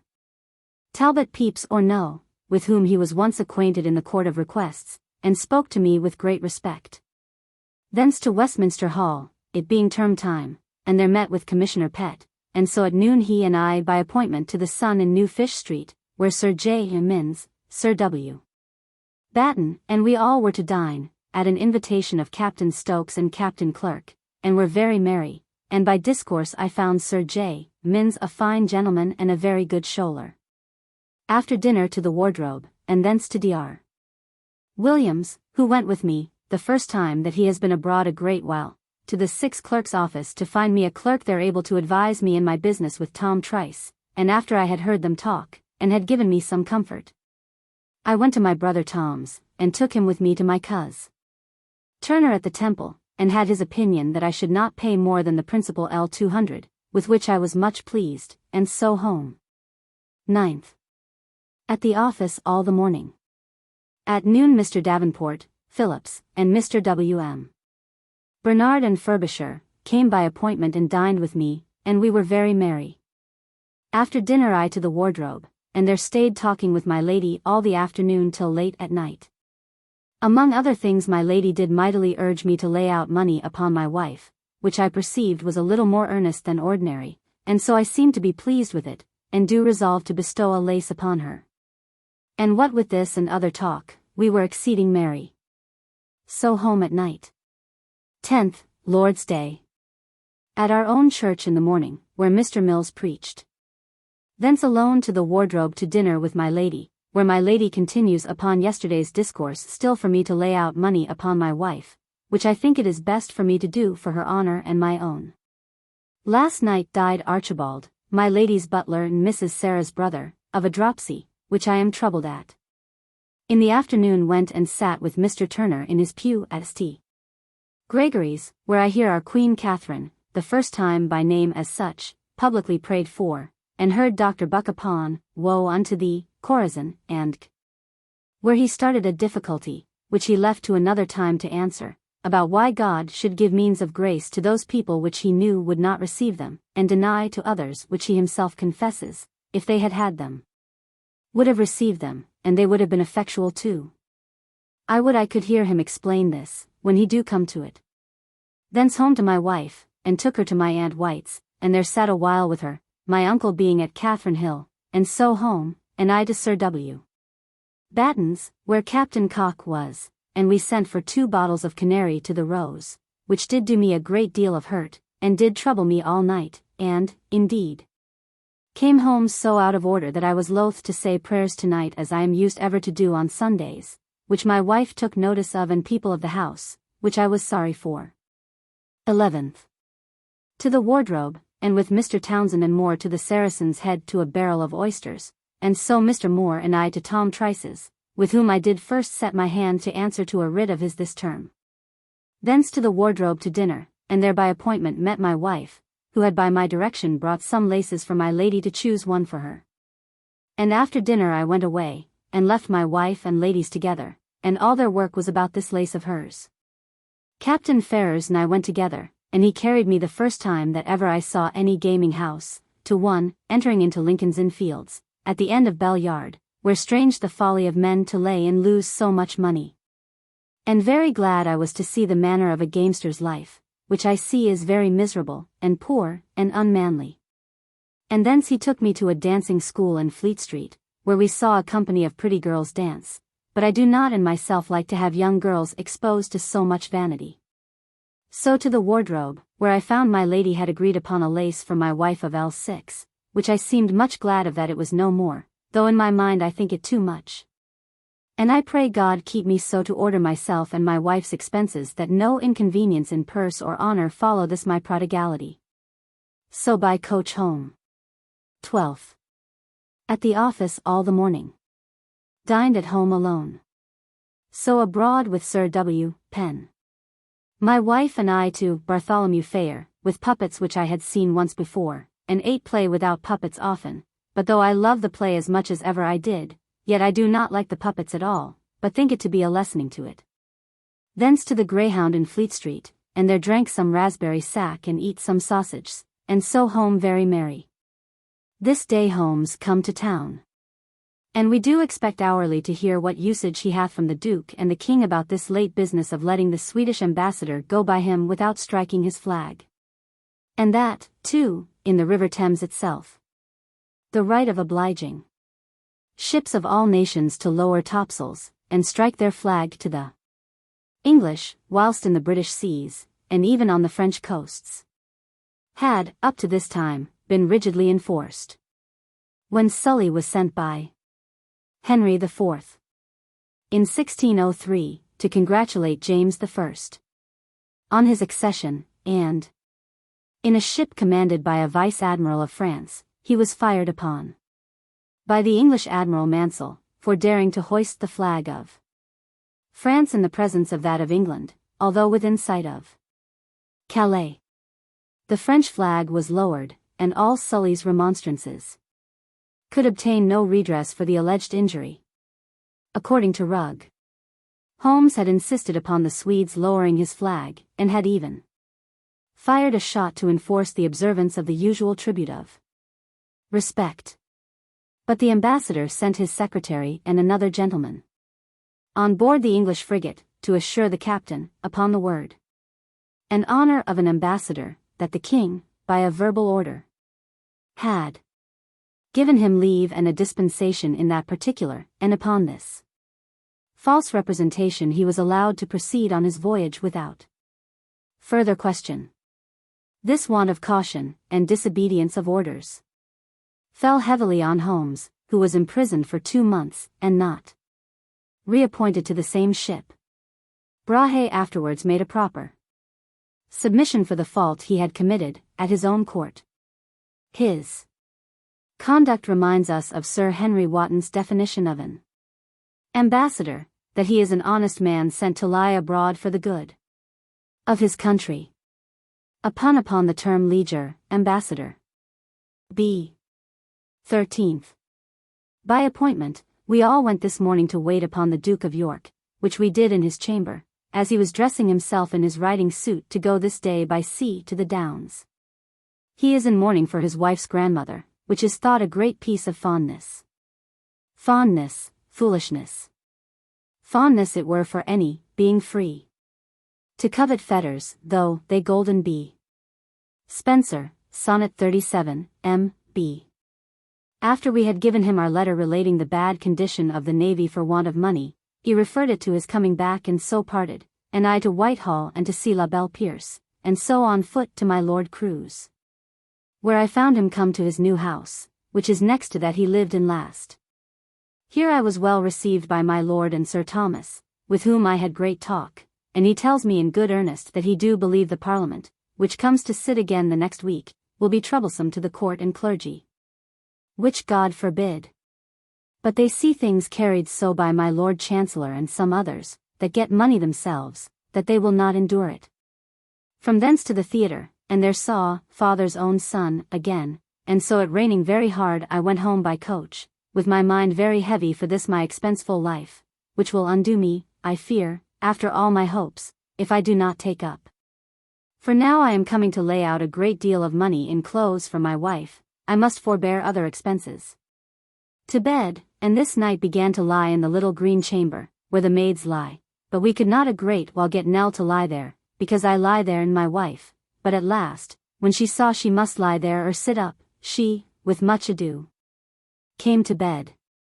4th. At the office all the morning. At noon I went by appointment to the Sun in Fish Street to a dinner of young Mr. Bernard's for myself, Mr. Phillips, Davenport, Weaver, and where we had a most excellent dinner, but a pie of such pleasant variety of good things, as in all my life I never tasted. Hither came to me Captain Lambert to take his leave of me, he being this day to set sail for the Straits. We drank his farewell and a health to all our friends, and were very merry, and drank wine enough. Hence to the Temple to Mr. Turner about drawing up my bill in Chancery against T. Trice, and so to Salisbury Court, where Mrs. Turner is come to town tonight, but very ill still of an ague, which I was sorry to see. So to the wardrobe and talked with my lady, and so home and to bed. 15th. At home all the morning, and at noon with my wife to the wardrobe to dinner, and there did shew herself to my lady in the handkerchief that she bought the lace for the other day, and indeed it is very handsome. Here I left my wife and went to my Lord Privy Seal to Whitehall, and there did give him a copy of the fees of the office as I have received them, and he was well pleased with it. So to the opera, where I met my wife and Captain Ferrers and Mademoiselle Leblanc, and there did see the second part of The Siege of Rhodes, very well done.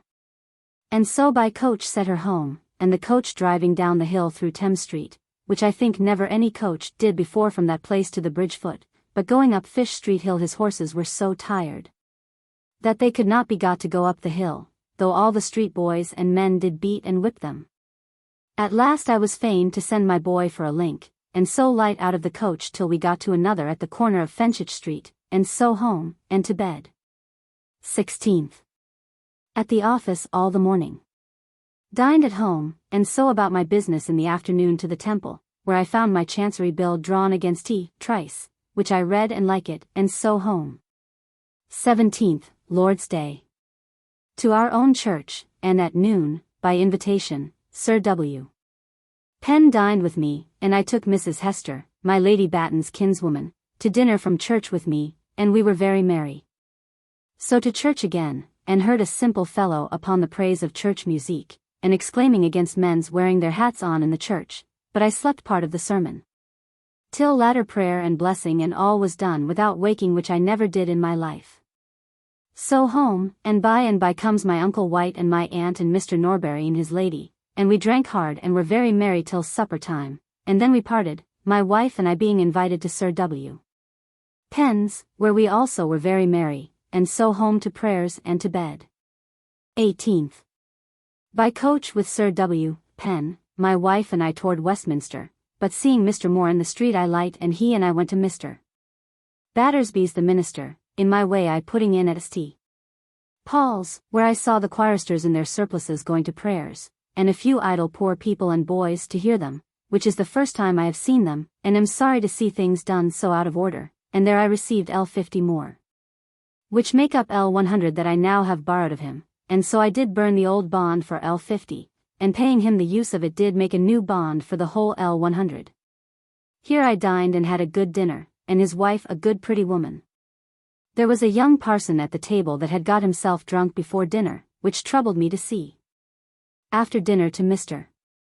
Bowers at Westminster for my wife, and brought her to the theatre to see Phil Astor, which I never saw before, but I found it far short of my expectations. So by coach home. 19th. At the office all the morning, and coming home found Mr. Hunt with my wife in the chamber alone, which God forgive me did trouble my head, but remembering that it was washing that there was no place else with a fire for him to be in, it being also cold weather, I was at ease again. He dined with us, and after dinner took coach and carried him with us as far as my cousin Scott's, where we set him down and parted, and my wife and I stayed there at the christening of my cousin's boy, where my cousin Samuel Pepys, of Ireland, and I were godfathers, and I did name the child Samuel. There was a company of pretty women there in the chamber, but we stayed not, but went with the minister into another room and eat and drank, and at last, when most of the women were gone, Sam and I went into my cousin Scott, who was got off her bed. And so we stayed and talked and were very merry, my she-cousin, Stradwick, being godmother. And then I left my wife to go home by coach, and I walked to the Temple about my law business, and there received a subpoena for T. Trice. I carried it myself to him at the usual house at Doctors' Commons and did give it him, and so home and to bed. It cost me 20s, between the midwife and the 2 nurses today. 20th. To Westminster Hall by water in the morning, where I saw the King going in his barge to the Parliament House, this being the first day of their meeting again. And the bishops, I hear, do take their places in the Lord's house this day. I walked long in the hall, but hear nothing of news, but what Ned Pickering tells me, which I am troubled at, that Sir J. Minns should send word to the King, that if he did not remove all my Lord Sandwich's captains out of this fleet, he believed the King would not be master of the fleet at its coming again, and so do endeavour to bring disgrace upon my lord. But I hope all that will not do, for the King loves him. Hence by water to the wardrobe, and dined with my Lady Wright being there too, whom I find to be a witty but very conceited woman and proud. And after dinner Mr. Moore and I to the Temple, and there he read my bill and likes it well enough, and so we came back again, he with me as far as the lower end of Cheapside, and there I gave him a pint of sack and parted, and I home. And went seriously to look over my papers touching T. Trice, and I think I have found some that will go near to do me more good in this difference of hours than all I have before. So to bed with my mind cheery upon it, and lay long reading Hobbes his Liberty and Necessity, and a little but very shrewd piece, and so to sleep. 21st. In the morning again at looking over my last night's papers, and by comes Mr. Moore, who finds that my papers may do me much good. He stayed and dined with me, and we had a good sirloin of roast beef, the first that ever I had of my own buying since I kept house, and after dinner he and I to the Temple, and there showed Mr. Smallwood my papers, who likes them well, and so I left them with him, and went with Mr. Moore to Gray's into his chamber, and there he shewed me his old Camden's Britannica, which I intend to buy of him, and so took it away with me, and left it at St. Paul's churchyard to be bound, and so home and to the office all the afternoon. It being the first afternoon that we have sat, which we are now to do always, so long as the Parliament sits, who this day have voted the King L 120,000. A mistake. According to the journals, L1 200,000. NC Diary. February 29th, 1663–64. M. B. To be raised to pay his debts. And after the office with Sir W. Batten to the Dolphin, and drank and left him there, and I again to the Temple about my business, and so on foot home again and to bed. 22nd. Within all the morning, and at noon with my wife, by appointment to dinner at the Dolphin, where Sir W. Batten, and his lady and daughter Matt, and Captain Cock and his lady, a German lady, but a very great beauty, and we dined together, at the spending of some wagers won and lost between him and I. And there we had the best musique and very good songs, and were very merry and danced, but I was most of all taken with Madam Cock and her little boy, which in mirth his father had given to me. But after all our mirth comes a reckoning of L4, besides 40s. To the musicians, which did trouble us, but it must be paid, and so I took leave and left them there about 8 at night. And on foot went to the Temple, and then took my cousin Turner's man Roger, and went by his advice to Sergeant Fountaine and told him our case, who gives me good comfort in it, and I gave him 30s. Fee. So home again and to bed. This day a good pretty maid was sent my wife by Mary Bowyer, whom my wife has hired. 23rd. To Westminster with my wife, she to her father's, and about 10 o'clock back again home, and there I to the office a little, and thence by coach with Commissioner Pett to Cheapside to one Saville, a painter, who I intend shall do my picture and my wife's. Thence I to dinner at the Wardrobe, and so home to the office, and there all the afternoon till night, and then both Sir Williams to my house, and in comes Captain Cock, and they to cards. By and by Sir W. Batten and Cock, after drinking a good deal of wine, went away, and Sir W. Penn stayed with my wife and I to supper, very pleasant, and so good night. This day I have a chine of beef sent home, which I bespoke to send, and did send it as a present to my Uncle White. 24th, Lord's Day. Up early, and by appointment to St. Clement Danes to church, and there to meet Captain Cock, who had often commended Mr. Alsop, their minister, to me, who is indeed an able man, but as all things else did not come up to my expectations. His text was that all good and perfect gifts are from above. Thence Cock and I to the Sun Tavern behind the Exchange, and there met with others that are come from the same church, and stayed and drank and talked with them a little, and so broke up, and I to the Wardrobe and there dined. And stayed all the afternoon with my lady alone talking, and thence to see Madam Turner, who, poor lady, continues very ill, and I begin to be afraid of her. Thence homewards, and meeting Mr. Yonge, the upholster, he and I to the Mitre, and with Mr. Rawlinson sat and drank a quart of sack, and so I to Sir W. Batten's and there stayed and supped, and so home, where I found an invitation sent my wife and I to my Uncle White's on Tuesday next to the chine of beef which I presented them with yesterday. So to prayers and to bed. 25th. To Westminster Hall in the morning with Captain Lambert, and there he did at the Dog give me and some other friends of his foy, he being to set sail today towards the Straits. Here we had oysters and good wine. Having this morning met in the hall with Mr. Sanchy, we appointed to meet at the play this afternoon. At noon, at the rising of the house, I met with Sir W. Penn and Major General Massey. Major General Edward Massey, or Massey, son of John Massey, was captain of one of the foot companies of the Irish expedition, and had Oliver Cromwell as his ensign. See Peacock's Army Lists in 1642. He was governor of Gloucester in its obstinate defense against the royal forces, 1643, dismissed by the self-denying ordnance when he entered Charles II's service. He was taken prisoner at the Battle of Worcester, September 3, 1651, but escaped abroad. Who I find by discourse to be a very ingenious man, and among other things a great master in the secrecies of powder and fireworks, and another night to dinner, at the Swan, in the Palace Yard, and our meat brought from the Leg. And after dinner Sir W. Penn and I to the theatre, and there saw, The Country Captain, a dull play, and that being done, I left him with his Taurus. This is a strange use of the word Tory, and an early one also. The word originally meant bog trotters or wild Irish, and as Penn was Governor of Kildare. These may have been some of his Irish followers. The term was not used politically until about 1679. And went to the opera, and saw the last act of The Bondman, and there found Mr. Sanchy and Mrs.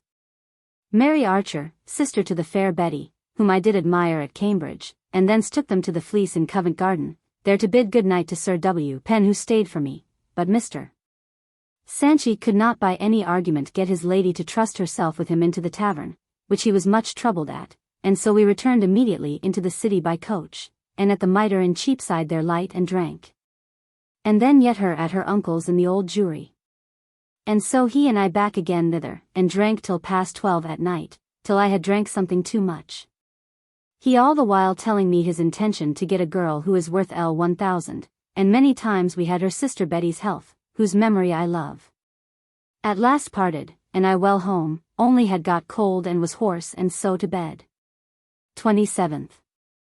This morning our maid Dorothy and my wife parted, which though she be a wench for her tongue not to be borne with, yet I was loath to part with her, but I took my leave kindly of her and went out to Saville's, the painter.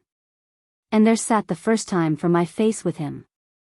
Thence to dinner with my lady, and so after an hour or two's talk in divinity with my lady, Captain Ferrers and Mr. Moore and I to the theatre, and there saw Hamlet very well done, and so I home, and found that my wife had been with my Aunt White and Ferrers to wait on my lady today this afternoon, and there danced and were very merry. And my lady very fond as she is always of my wife. So to bed. 28th. At home all the morning. At noon Will brought me from Whitehall, whither I had sent him, some letters from my Lord Sandwich, from Tangier, where he continues still, and hath done some execution upon the Turks, and retaken an Englishman from them, of one Mr. Parker's, a merchant in Mark Lane. In the afternoon Mr. Pett and I met at the office. There being none more there than we two, I saw there was not the reverence due to us observed, and so I took occasion to break up and took Mr. Godden along with me, and he and I, though it rained, were resolved to go, he to my Lord Treasurer's and I to the Chancellor's with a letter from my Lord today. So to a tavern at the end of Mark Lane, and there we stayed till with much ado we got a coach, and so to my Lord Treasurer's and lost our labours, then to the Chancellor's, and there met with Mr. Dugdale, and with him and one Mr. Simons, I think that belongs to my Lord Hatton, and Mr. Kipps and others, to the Fountain Tavern, and there stayed till 12 at night drinking and singing, Mr. Simons and one Mr. Agar singing very well. Then Mr. Godden being almost drunk had the wit to be gone, and so I took leave too, and it being a fine moonshine night he and I footed it all the way home, but though he was drunk he went such a pace as I did admire how he was able to go. When I came home I found our new maid Sarah. Sarah did not stay long with Mrs. Pepys, who was continually falling out with her. She left to enter Sir William Penn's service. Come, who is a tall and a very well-favoured wench, and one that I think will please us. So to bed. 29th. I lay long in bed, till Sir Williams both sent me word that we were to wait upon the Duke of York today, and that they would have me to meet them at Westminster Hall, at noon, so I rose and went thither, and there I understand that they are gone to Mr. Coventry's lodgings, in the old Palace Yard, to dinner, the first time I knew he had any. And there I met them too and Sir G. Carteret, and had a very fine dinner, and good welcome, and discourse, and so, by water, after dinner to Whitehall to the Duke, who met us in his closet. And there he did discourse to us the business of homes, and did desire of us to know what hath been the common practice about making of foreign ships to strike sail to us, which they did all do as much as they could. But I could say nothing to it, which I was sorry for. So indeed I was forced to study a lie, and so after we were gone from the Duke, I told Mr. Coventry that I had heard Mr. Selden often say, that he could prove that in Henry VII's time, he did give commission to his captains to make the King of Denmark's ships to strike to him in the Baltique. From thence Sir W. Penn and I to the theatre, but it was so full that we could hardly get any room, so he went up to one of the boxes, and I into the 18d places, and there saw Love at First Sight, a play of Mr. Killigrew's, and the first time that it hath been acted since before the troubles, and great expectation there was, but I found the play to be a poor thing, and so I perceive everybody else do. So home, calling at Paul's churchyard for a mere clausum, having it in my mind to write a little matter, what I can gather, about the business of striking sail, and present it to the Duke. Which I now think will be a good way to make myself known. So home and to bed. 30th.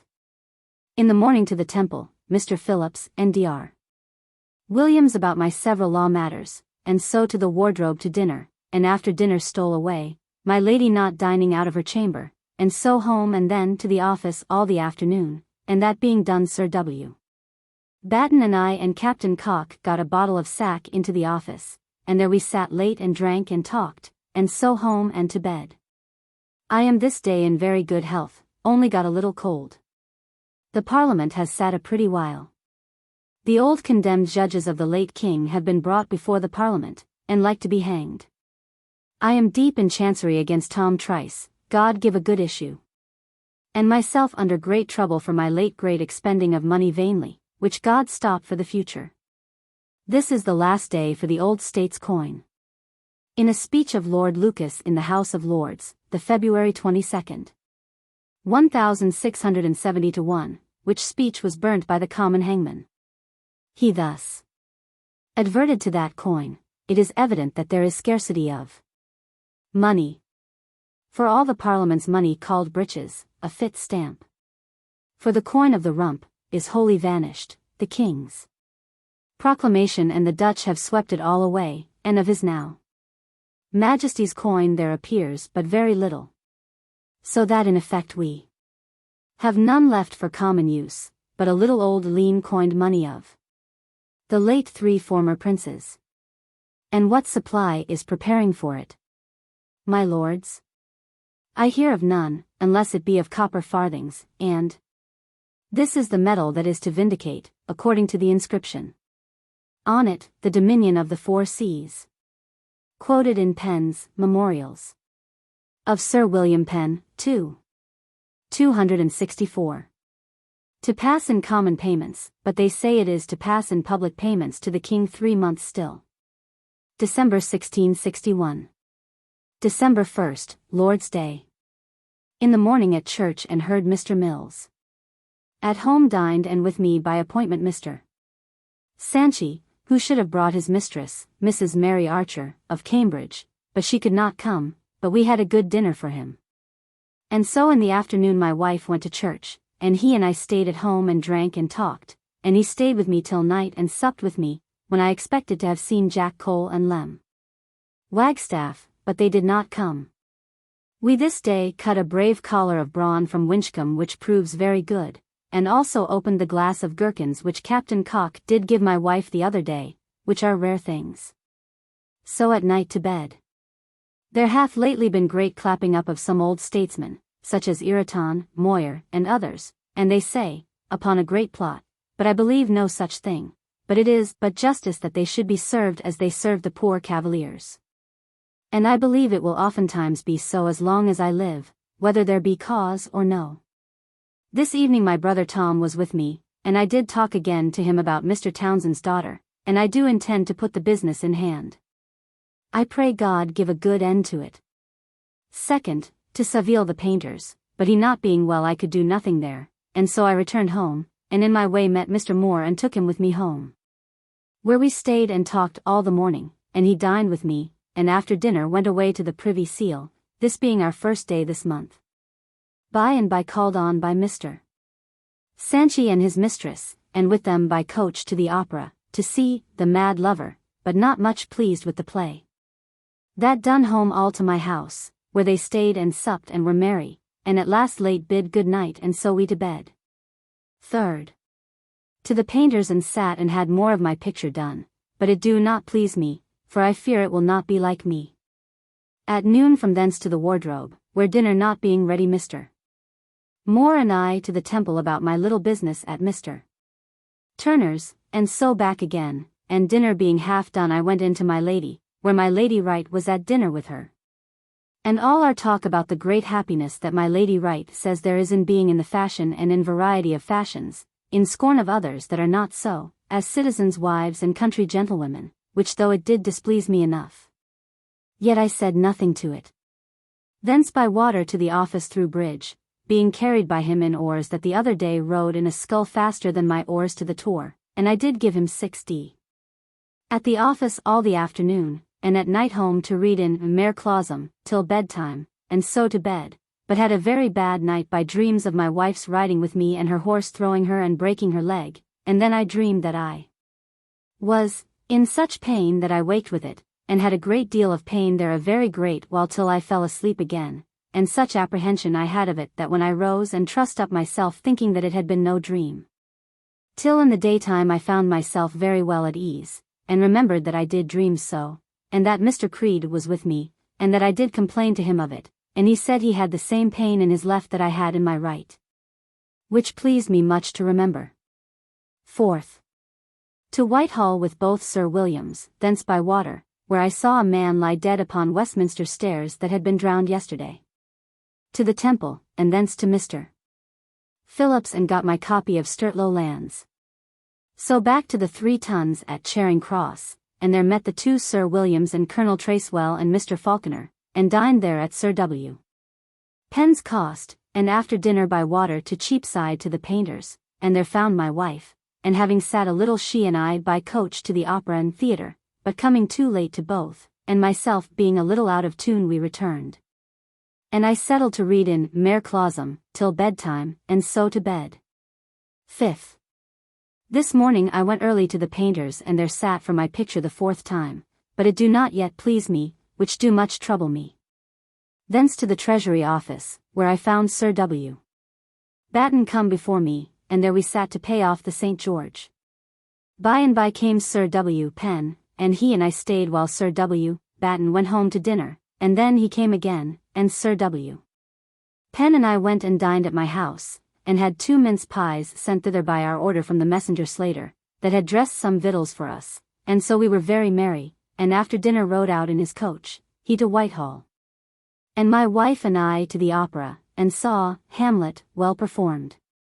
Thence to the Temple and Mrs. Turner's, who continues still very ill, and so home and to bed.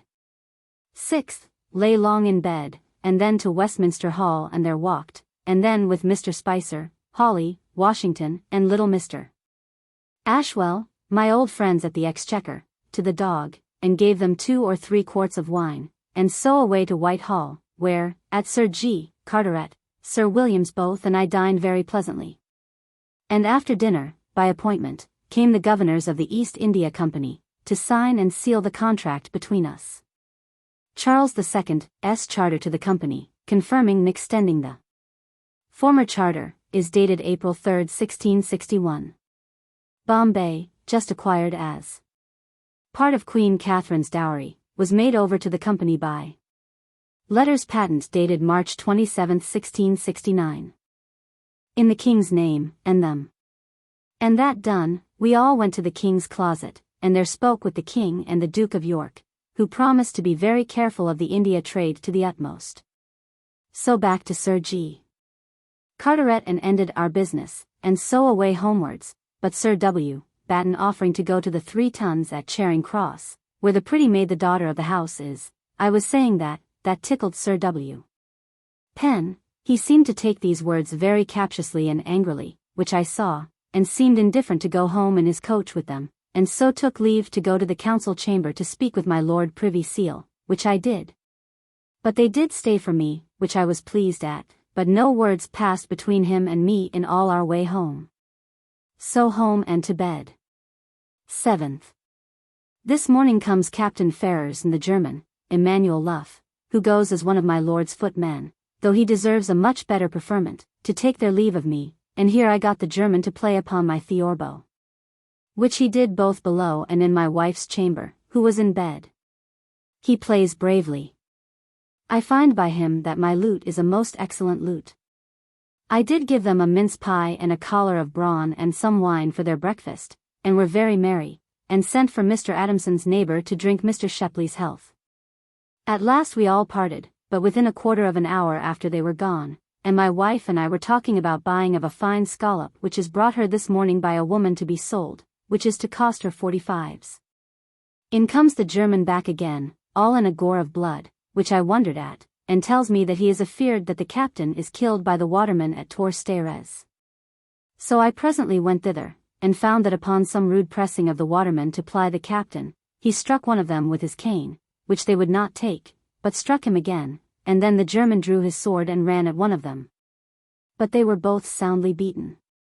See a similar outrage, committed by Captain Ferrers, September 12, 1662. Swords were usually worn by footmen. See May 4, 1662, Host. B. The captain is, however, got to the boy that carries him and the pages to the Downs, and I went into the alehouse at the Stairs and got them to deliver the captain's feathers, which one from the captain was come to demand, and went home again.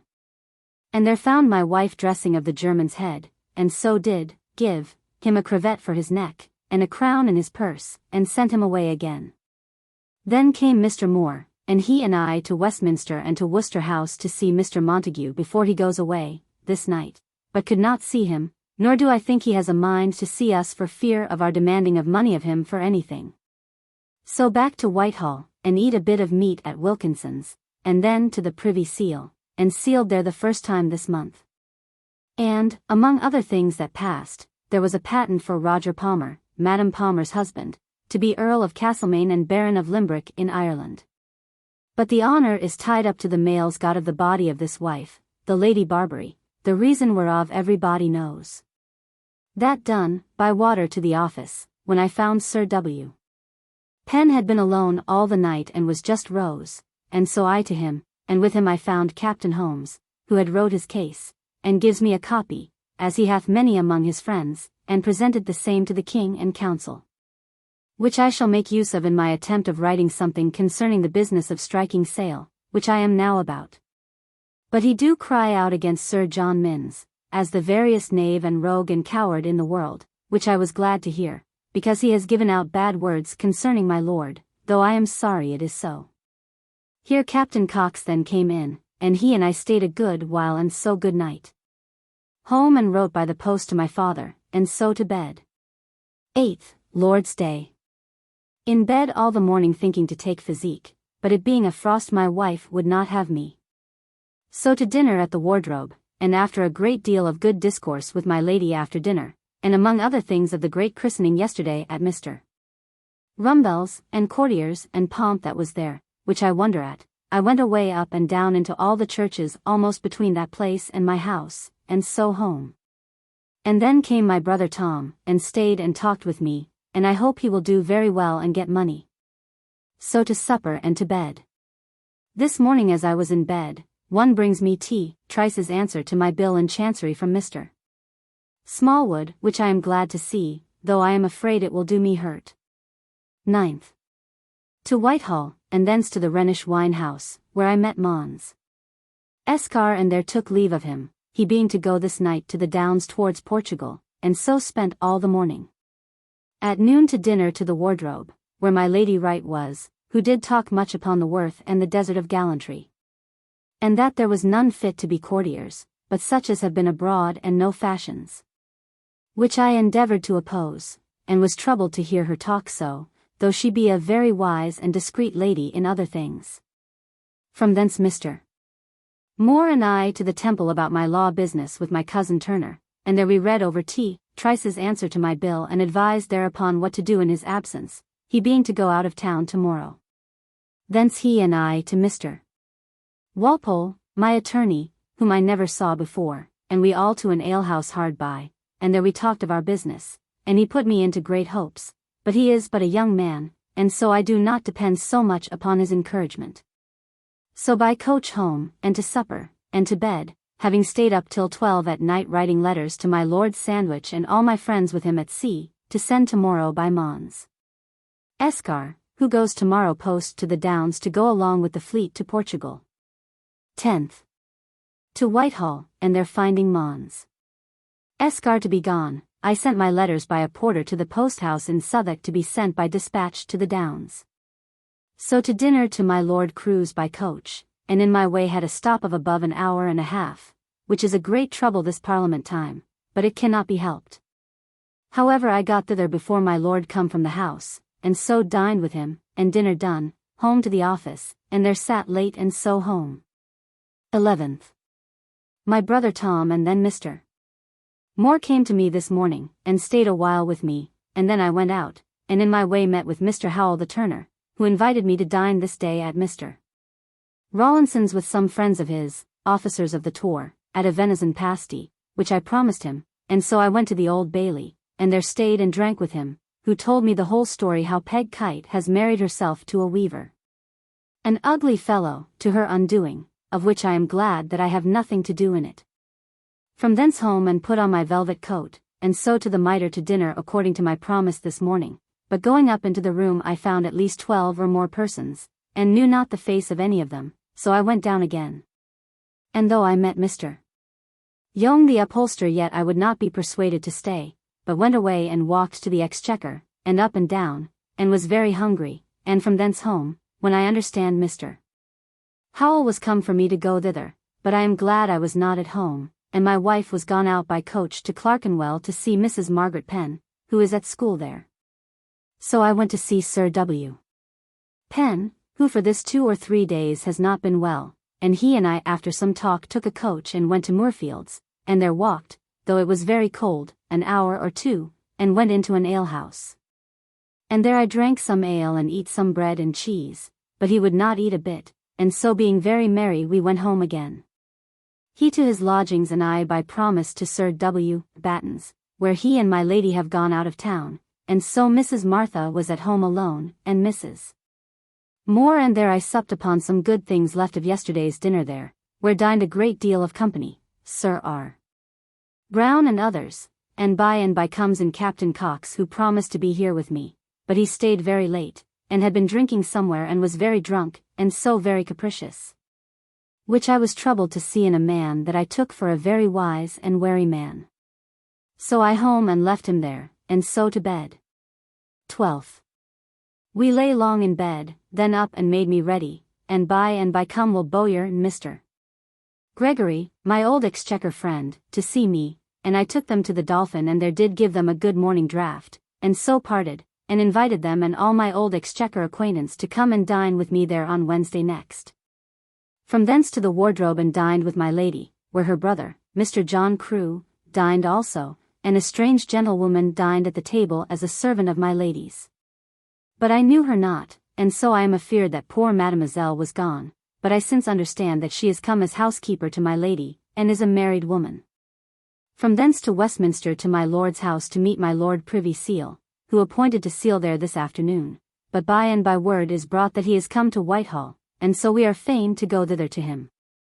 And there we stayed to seal till it was so late that though I got leave to go away before he had done, yet the office was done before I could get thither, and so to Sir W. Penn's, and there sat and talked and drank with him, and so home. 13th. At home all the morning, being by the cold weather, which for these 2 days has been frost, in some pain in my bladder. Dined at home and then with my wife to the painter's, and there she sat the first time to be drawn, while I all the while stood looking on a pretty lady's picture, whose face did please me extremely. At last, he having done, I found that the dead colour of my wife is good, above what I expected, which pleased me exceedingly. So home and to the office about some special business, where Sir Williams both were, and from thence with them to the Steelyard, where my Lady Batten and others came to us, and there we drank and had musique and Captain Cox's company. And he paid all, and so late back again home by coach, and so to bed. 14th. All the morning at home lying in bed with my wife till 11 o'clock. Such a habit we have got this winter of lying long abed. Dined at home, and in the afternoon to the office. There sat late, and so home and to bed. 15th, Lord's Day. To church in the morning, where our young reader begun the first day to read. Sir W. Penn dined with me and we were merry. Again to church and so home, and all alone read till bedtime, and so to prayers and to bed.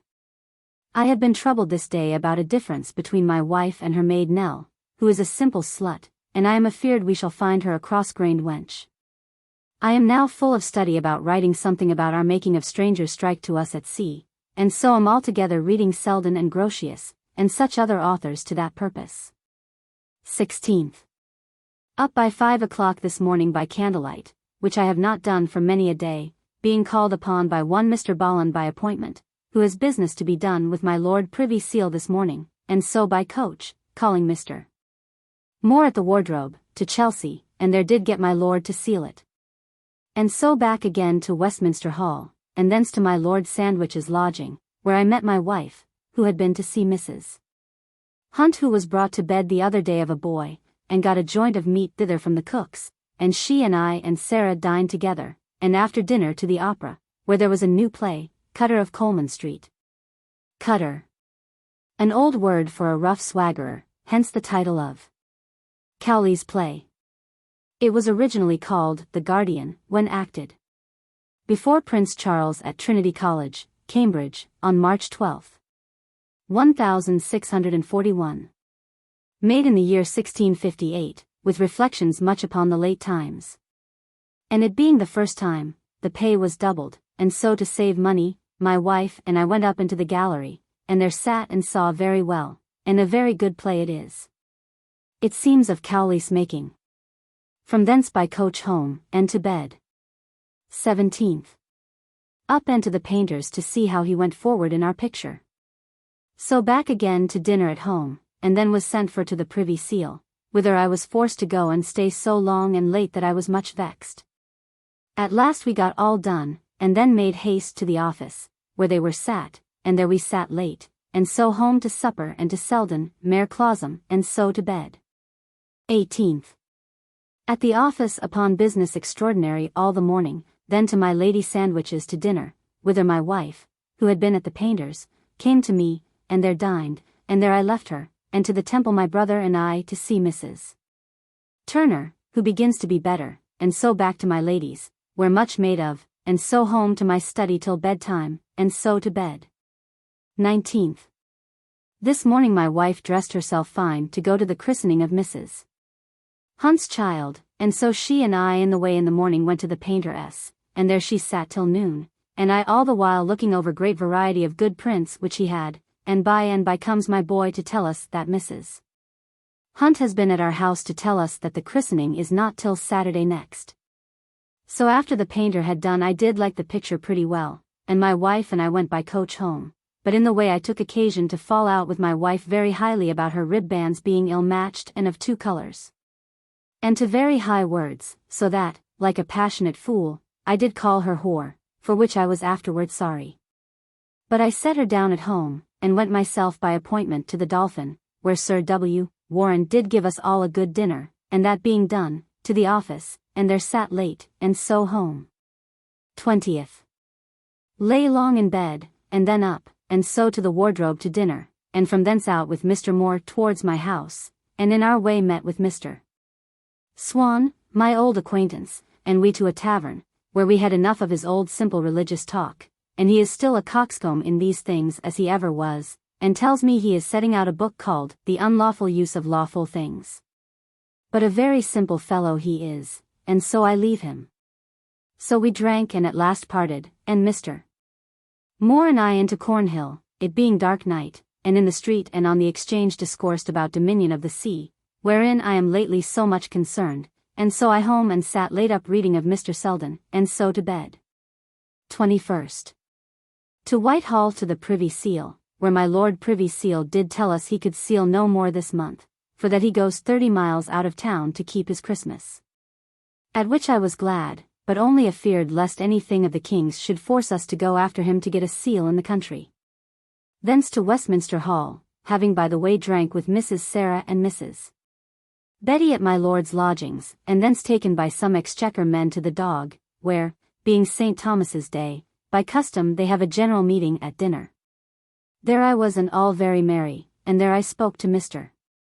Falconberg to look whether he could out of Doomsday Book, give me anything concerning the sea, and the dominion thereof, which he says he will look after. Thence taking leave to my brothers, and there by appointment met with Prior of Brampton who had money to pay me, but desiring some advice he stays till Monday. So by coach home to the office, where I was vexed to see Sir Williams both seemed to think so much that I should be a little out of the way, saying that without their register they were not a committee, which I took in some dudgeon. And see clearly that I must keep myself at a little distance with them and not crouch, or else I shall never keep myself up even with them. So home and wrote letters by the post. This evening my wife come home from christening Mrs. Hunt's son, his name John, and a merchant in Mark Lane came along with her, that was her partner. So after my business was done, and read something in Mr. Selden, I went to bed. 22nd, to church in the morning, where the reader made a boyish young sermon. Home to dinner, and there I took occasion, from the blackness of the meat as it came out of the pot, to fall out with my wife and my maid for their sluttery, and so left the table, and went up to read in Mr. Selden till church time, and then my wife and I to church, and there in the pew, with the rest of the company, was Captain Holmes, in his gold-laced suit, at which I was troubled because of the old business which he attempted upon my wife. So with my mind troubled I sat still, but by and by I took occasion from the rain now holding up, it raining when we came into the church, to put my wife in mind of going to the christening, which she was invited to, of N. Osborne's child, which she did, and so went out of the pew, and my mind was eased. So home after sermon, and there came by appointment Dr. T. Pepys, Will. Joyce, and my brother Tom, and supped with me, and very merry they were, and I seemed to be, but I was not pleased at all with their company. So they being gone we went to bed. 23rd. Early up and by coach, before daylight, to the wardrobe, and took up Mr. Moore, and he and I to Chelsea to my Lord Privy Seal, and there sealed some things, he being to go out of town for all Christmas tomorrow. So back again to Westminster, and from thence by water to the Treasury Office, where I found Sir W. Penn paying off the Sophia and Griffin, and there I stayed with him till noon, and having sent for some collar of beef and a mince pie, we eat and drank, and so I left him there and to my brother's by appointment to meet Prior, but he came not. So I went and saw Mrs.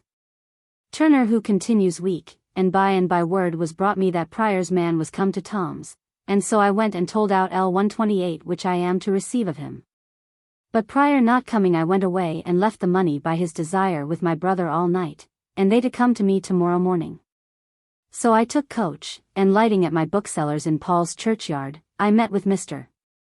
Crumlum and the second master of Paul's school, and thence I took them to the Star, and there we sat and talked, and I had great pleasure in their company, and very glad I was of meeting him so accidentally, I having omitted too long to go to see him. Here in discourse of books I did offer to give the school what books he would choose of L5. So we parted, and I home, and to Mr. Selden, and then to bed. 24th, home all the morning and dined at home, and in the afternoon to the office. So home. 25th. In the morning to church, where at the door of our pew I was fain to stay, because that the sexton had not opened the door. A good sermon of Mr. Mills. Dined at home all alone, and taking occasion from some fault in the meat to complain of my maid's sluttery, my wife and I fell out, and I up to my chamber in a discontent. After dinner my wife comes up to me and all friends again, and she and I to walk upon the leads, and there Sir W. Penn called us, and we went to his house and supped with him, but before supper Captain Cock came to us half drunk, and began to talk, but Sir W. Penn knowing his humour and that there was no end of his talking, drinks 4 great glasses of wine to him, one after another, healths to the king, and by that means made him drunk, and so he went away, and so we sat down to supper, and were merry. And so after supper home and to bed. 26th. This morning Sir W. Penn and I to the Treasury Office, and there we paid off the Amity, Captain Stokes's ship that was at Guinea, and another ship, and so home, and after dinner Sir William came to me, and he and his son and Oglider, and I and my wife. By coach to Moorfields to walk. But it was most foul weather, and so we went into an alehouse and there eat some cakes and ale, and a wassail bowl. The wenches with their wassail bowls. About the streets are singing Wither's Christmas Carol. The old custom of carrying the wassail bowl from door to door, with songs and merriment, in Christmas week, is still observed in some of our rural districts. B. Woman and girl came to us and sung to us. And after all was done I called my boy, Wayne man, to us to eat some cake that was left, and the woman of the house told us that he had called for 2 cakes and a pot of ale for himself, at which I was angry, and am resolved to correct him for it. So home, and Sir W. Penn and his son and daughter to supper to me to a good turkey, and were merry at cards, and so to bed. 27th. In the morning to my booksellers to bespeak a Stevens's Thesaurus, for which I offer L4, to give to Paul's school. And from thence to Paul's church, and there I heard Dr. Gunning preach a good sermon upon the day, being St. John's Day, and did hear him tell a story, which he did persuade us to believe to be true, that is T. John and the Virgin Mary did appear to Gregory, a bishop, at his prayer to be confirmed in the faith, which I did wonder to hear from him. Here I met with Mr. Crumlum, and told him of my endeavor to get Stevens's Thesaurus for the school, and so home, and after dinner comes Mr. Falkenberg to see me, and at his desire I sent over for his kinsman Mr. Knightley, the merchant, and so he came over and sat and drank with us, and at his request I went over with him, and there I sat till the evening, until both Mr. Knightley and Mr. Falkenberg, for whom I sent my boy to get a coach to carry him to Westminster, were both drunk, and so home, but better wine I never drank in all my life. So home, and finding my wife gone to Sir W. Penn's, I went thither, and there I sat and played at cards and supped, and so home and to bed. 28th. At home all the morning. And in the afternoon all of us at the office, upon a letter from the Duke for the making up of a speedy estimate of all the debts of the Navy, which is put into good forwardness. I home and Sir W. Penn to my house, who with his children stayed playing cards late, and so to bed. 29th, Lord's Day. Long in bed with my wife, and though I had determined to go to dine with my wife at my lady's, chiefly to put off dining with Sir W. Penn today because Holmes dined there, yet I could not get a coach time enough to go thither, and so I dined at home, and my brother Tom with me, and then a coach came and I carried my wife to Westminster, and she went to see Mrs. Hunt, and I to the Abbey, and there meeting with Mr. Hooper, he took me in among the choir, and there I sang with them their service, and so that being done, I walked up and down till night for that Mr. Coventry was not come to Whitehall since dinner again. At last I went thither and he was come, and I spoke with him about some business of the office, and so took leave of him, and sent for my wife and the coach, and so to the wardrobe and supped, and stayed very long talking with my lady, who seems to dote every day more and more upon us. So home and to prayers, and to bed. 30th. At the office about this estimate and so with my wife and Sir W. Penn to see our pictures, which do not much displease us, and so back again, and I stayed at the Mitre, whither I had invited all my old acquaintance of the Exchequer to a good chine of beef, which with 3 barrels of oysters and 3 pullets, and plenty of wine and mirth, was our dinner, and there was about 12 of us, among others Mr. Bowyer, the old man, and Mr. Falkenberg, Shadwell, Taylor, Spicer, Woodruff, who by reason of some friend that dined with him came to us after dinner, Servington, and here I made them a foolish promise to give them one this day 12month, and so for ever while I live, but I do not intend it. Mere I stayed as long as I could keep them, and so home to Sir W. Penn, who with his children and my wife has been at a play today and saw D'Amboise, which I never saw. Here we stayed late at supper and playing at cards, and so home and 31st.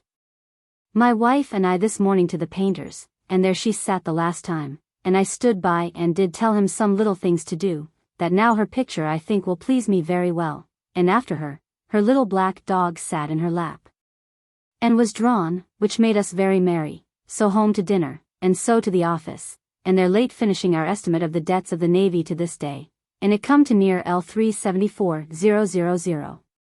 So home, and after supper, and my barber had trimmed me, I sat down to end my journal for this year, and my condition at this time, by God's blessing, is thus, my health, only upon catching cold, which brings great pain in my back, as it used to be when I had the stone, is very good, and so my wife's in all respects, my servants, W. Hewer, Sarah, Nell, and Wainman, my house at the Navy Office. I suppose myself to be worth about L500 clear in the world, and my goods of my house my own, and what is coming to me from Brampton, when my father dies, which God defer. But, by my uncle's death, the whole care and trouble of all, and settling of all lies upon me, which is very great, because of lawsuits, especially that with T. Trice, about the interest of L200, which will, I hope, be ended soon. My chiefest thought is now to get a good wife for Tom, there being one offered by the Joyces, a cousin of theirs, worth L200 in ready money. I am also upon writing a little treatise to present to the Duke, about our privilege in the seas, as to other nations striking their flags to us. But my greatest trouble is, that I have for this last half year been a very great spendthrift in all manner of respects, that I am afeard to cast up my accounts, though I hope I am worth what I say above. But I will cast them up very shortly. I have newly taken a solemn oath about abstaining from plays and wine, which I am resolved to keep according to the letter of the oath which I keep by me. The fleet hath been ready to sail for Portugal, but hath lacked wind this fortnight, and by that means my lord is forced to keep at sea all this winter, till he brings home the Queen, which is the expectation of all now. And the greatest matter of public talk. E-text editor's bookmarks for Pepys' diary of 1961. A most tedious, unreasonable, and impertinent sermon. A play not very good, though commended much. A great baboon. But so much like a man in most things. A little while since a very likely man to live as any I knew. A lady spit backward upon me by a mistake. After dinner my wife comes up to me and all friends again. Ambassador, that he is an honest man sent to lie abroad. And so by coach. Though hard to get it, being rainy, home. As all things else did not come up to my expectations. Begun to smell. And so I caused it to be set forth, corpse. Being sure never to see the like again in this world. Believe that England and France were once the same continent. Bleeding behind by leeches will cure him. But she loves not that I should speak of Mrs. Pierce. By chewing of tobacco is become very fat and sallow. Cannot bring myself to mind my business. Chocolate was introduced into England about the year 1652. Comely black woman. The old expression for a brunette. Coming to lay out a great deal of money in clothes for my wife. Cruel custom of throwing at cocks on Shrove Tuesday. Day I first begun to go forth in my coat and sword. Did extremely beat him. And though it did trouble me to do it. Did trouble me very much to be at charge to no purpose. Difference there will be between my father and mother about it. Discontented that my wife do not go neater now she has 2 maids. Dominion of the sea. Durst not take notice of her. Her husband being there. Eat of the best cold meats that ever I eat on in all my life. Exclaiming against men's wearing their hats on in the church. Faced white coat, made of one of my wife's petticoats. Family being all in mourning.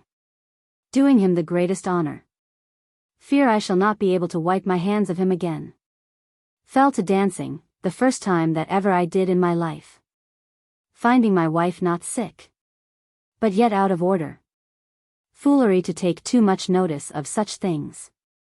Found my brother John at 8 o'clock in bed, which vexed me. Found him not so ill as I thought that he had been ill. Frogs and many insects do often fall from the sky. Ready formed. From some fault in the meat to complain of my maid's sluttery.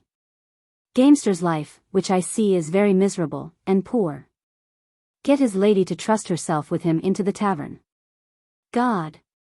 What an age is this, and what a world is this! Good God! How these ignorant people did cry her up for it! Good wine, and anchovies, and pickled oysters, for breakfast. Greedy to see the will. But did not ask to see it till tomorrow. Have been so long absent that I am ashamed to go. His company ever wearies me. I could not forbear to love her exceedingly. I took occasion to be angry with him. I had the opportunity of kissing Mrs. Rebecca very often. I would fain have stolen a pretty dog that followed me. I broke wind and so came to some ease. I was as merry as I could counterfeit myself to be. I went in and kissed them, demanding it as a fee due. In men's clothes. And had the best legs that ever I saw. Inconvenience that do attend the increase of a man's fortune.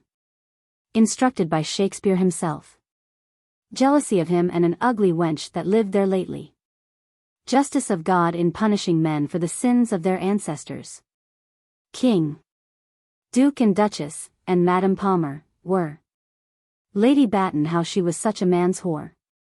Lady Batten to give me a spoonful of honey for my cold. Lately too much given to seeing of plays, and expense. Lay with her tonight. Which I have not done these 8 days.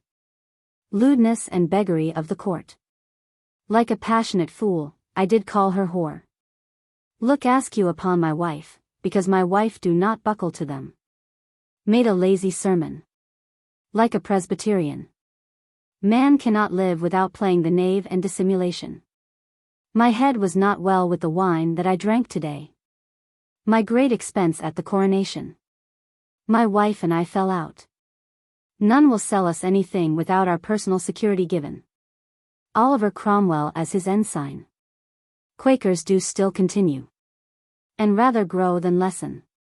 Sat before Mrs. Palmer, the king's mistress. And filled my eyes. Seemed much glad of that it was no more. She hath got her teeth new done by La Roche. She would not let him come to bed to her out of jealousy. She is a very good companion as long as she is well. Sir W. Penn was so fuddled that we could not try him to play. So the children and I rose and dined by ourselves. So home and to bed, where my wife had not lain a great while. So much wine, that I was even almost foxed. Sorry in some respect. Glad in my expectations in another respect. Still in discontent with my wife, to bed, and rose so this morn. Strange the folly of men to lay and lose so much money. That I might not seem to be afeard. The lords taxed themselves for the poor, an earl. S. The unlawful use of lawful things. The barber came to trim me and wash me. The Alchemist, comedy by Ben Jonson. The monkey loose, which did anger me. And so I did strike her. This week made a vow to myself to drink no wine this week. This day churched. Her month of childbed being out. Those absent from prayers were to pay a forfeit. To be so much in love of plays. Took occasion to fall out with my wife very highly. Took physique. And it did work very well. Tory, the term was not used politically until about 1679. Troubled to see my father so much decay of a sudden. Vices of the court, and how the pox is so common there. Was kissing my wife. Which I did not like. We do naturally all love the Spanish, and hate the French. We are to go to law and never to revenge, but only to repair. We had a good sirloin of roast beef. What they all, through profit or fear, did promise. What people will do tomorrow. Who seems so inquisitive when my house will be made an end of. Who we found ill still. But he do make very much of it. Woman with a rod in her hand keeping time to the musique. Wronged by my over great expectations. January 1661 to 1662. January 1st.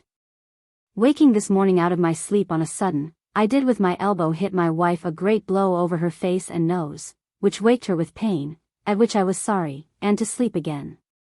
Up and went forth with Sir W. Penn by coach towards Westminster, and in my way seeing that the Spanish curate was acted today, I light and let him go alone, and I home again and sent to young Mr. Penn and his sister to go anon with my wife and I to the theatre. That done, Mr. W. Penn came to me and he and I walked out, and to the stationer's, and looked over some pictures and traps for my house, and so home again to dinner, and by came the 2 young Penns.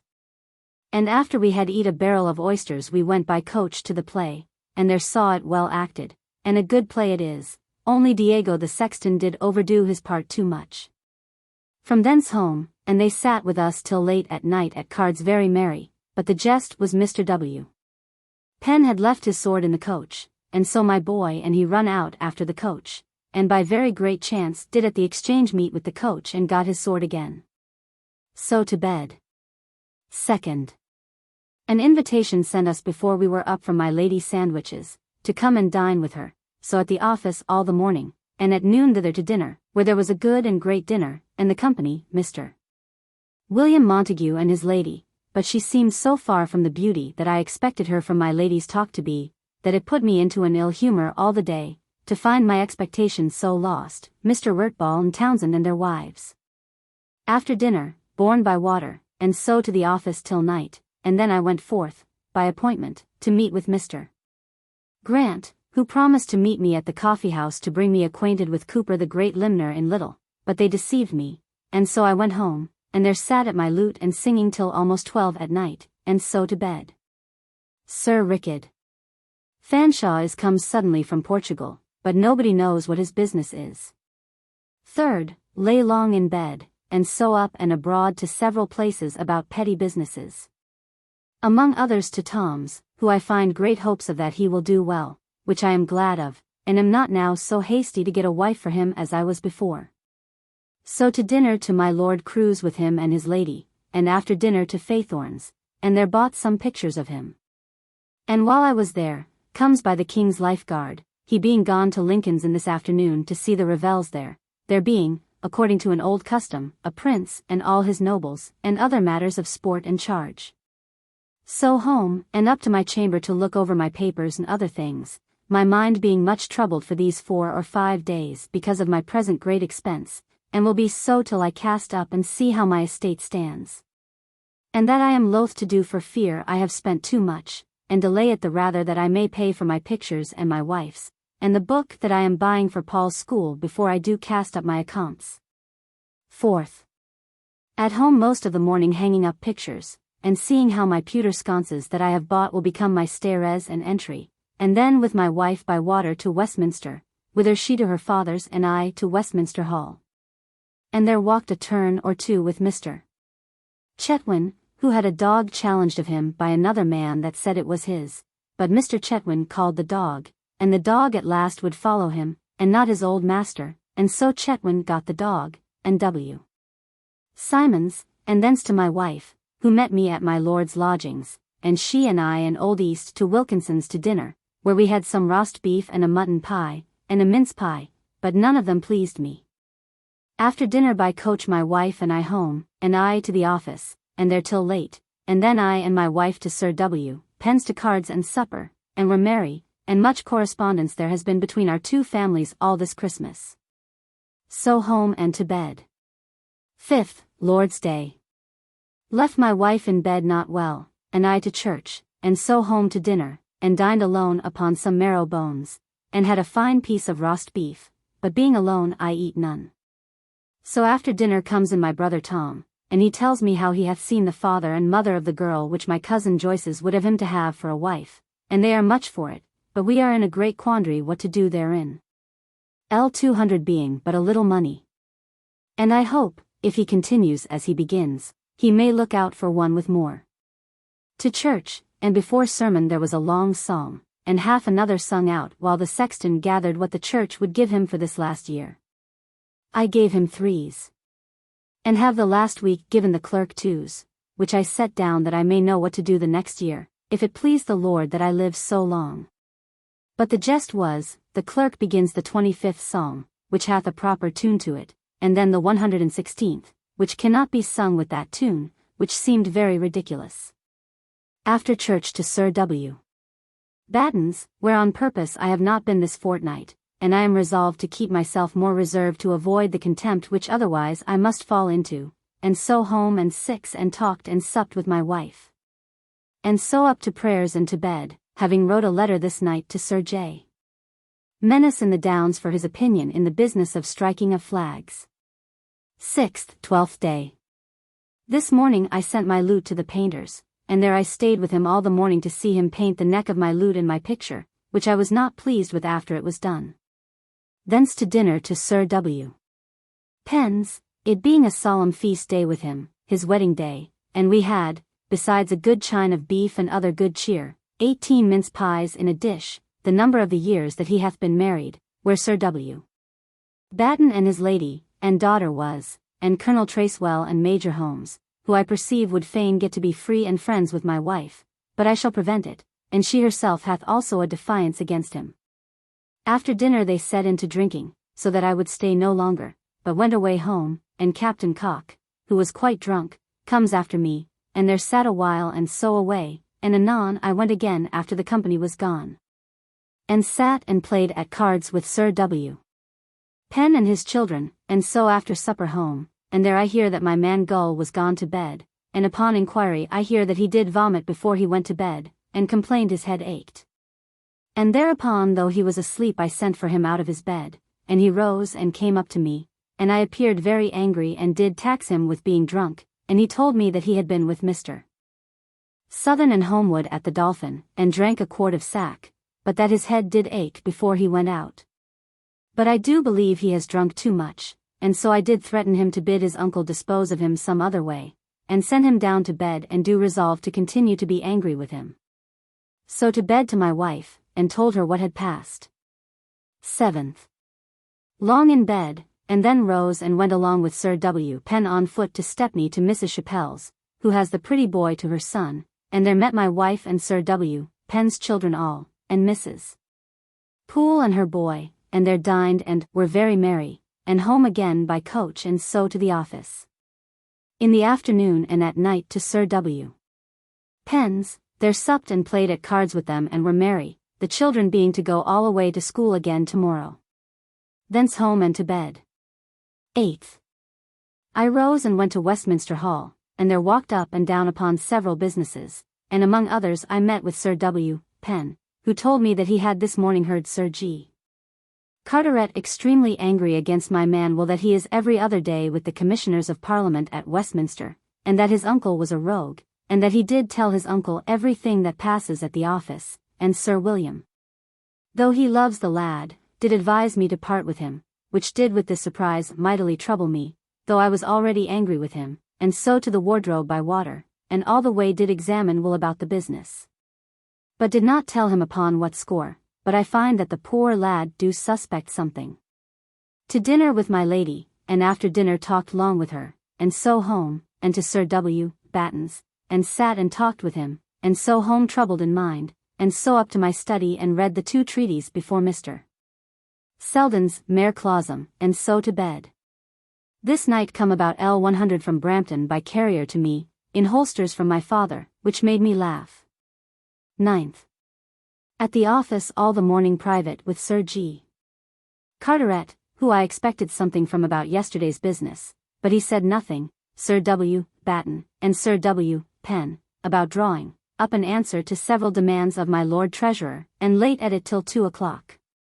Then to dinner, and my wife to Sir W. Penn's, and so to the office again and sat till late, and so home, where I found Mr. Armiger below talking with my wife, but being offended with him for his leaving of my brother Tom I shewed him no countenance, but did take notice of it to him plainly, and I perceive he was troubled at it, but I am glad I told him of it. Then, when he was gone, up to write several letters by the post, and so to set my papers and things in order, and to bed. This morning we agreed upon some things to answer to the Duke about the practice of striking of the flags, which will now put me upon finishing my resolution of writing something upon the subject. 10th. To Whitehall, and there spoke with Sir Paul Neale, about a mathematical request of my Lord's to him, which I did deliver to him, and he promised to employ somebody to answer it, something about observation of the moon and stars. But what I did not mind. Here I met with Mr. Moore, who tells me that an injunction is granted in Chancery against T. Trice, at which I was very glad, being before in some trouble for it. With him to Westminster Hall, where I walked till noon talking with one or other, and so to the wardrobe to dinner, where tired with Mr. Pickering's company I returned to Westminster, by appointment, to meet my wife at Mrs. Hunt's to gossip with her, which we did alone, and were very merry, and did give her a cup and spoon from my wife's godchild, and so home by coach, and I late reading in my chamber and then to bed. My wife being angry that I keep the house so late up. 11th. My brother Tom came to me, and he and I to Mr. Turner the draper's, and paid L15 to him for cloth owing to him by my father for his mourning for my uncle, and so to his house, and there invited all the Honeywoods to dinner on Monday next. So to the Exchange, and there all the news is of the French and Dutch joining against us, but I do not think it yet true. So home to dinner, and in the afternoon to the office, and so to Sir W. Batten's, where in discourse I heard the custom of the election of the Dukes of Genoa, who for 2 years are every day attended in the great estate, and 400 or 500 men always waiting upon him as a king. And when the 2 years are out, and another is chose, a messenger is sent to him, who stands at the bottom of the stairs, and he at the top, and says, Virginia illustrissima serenita esta finita, e pueda andar en casa. Your serenity is now ended. And now you may be going home, and so claps on his hat. And the old Duke, having by custom sent his goods home before, walks away, it may be but with one man at his heels. And the new one brought immediately in his room, in the greatest state in the world.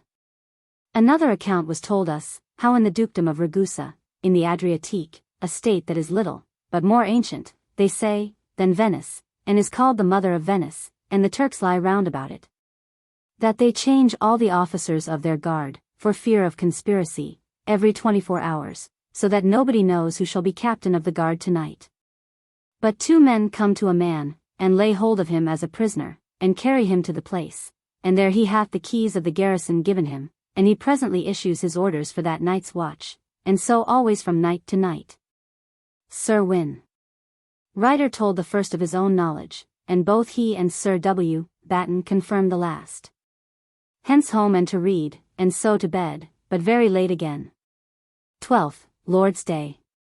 To church, where a stranger made a very good sermon. At noon Sir W. Penn and my good friend Dean Fuller, by appointment, and my wife's brother by chance, dined with me very merry and handsomely. After dinner the Dean, my wife and I by Sir W. Penn's coach left us, he to Whitehall, and my wife and I to visit Mrs. Pierce and thence Mrs. Turner, who continues very ill still, and the is also fallen sick, which do trouble me for the poor mother. So home and to read, I being troubled to hear my wife rate though not without cause at her maid Nell, who is a lazy slut. So to prayers and to bed. 13th. All the morning at home, and Mr. Birkinshaw, whom I have not seen a great while, came to see me, who stayed with me a great while talking of musique, and I am resolved to begin to learn of him to compose, and to begin tomorrow. He giving of me so great hopes that I shall soon do it.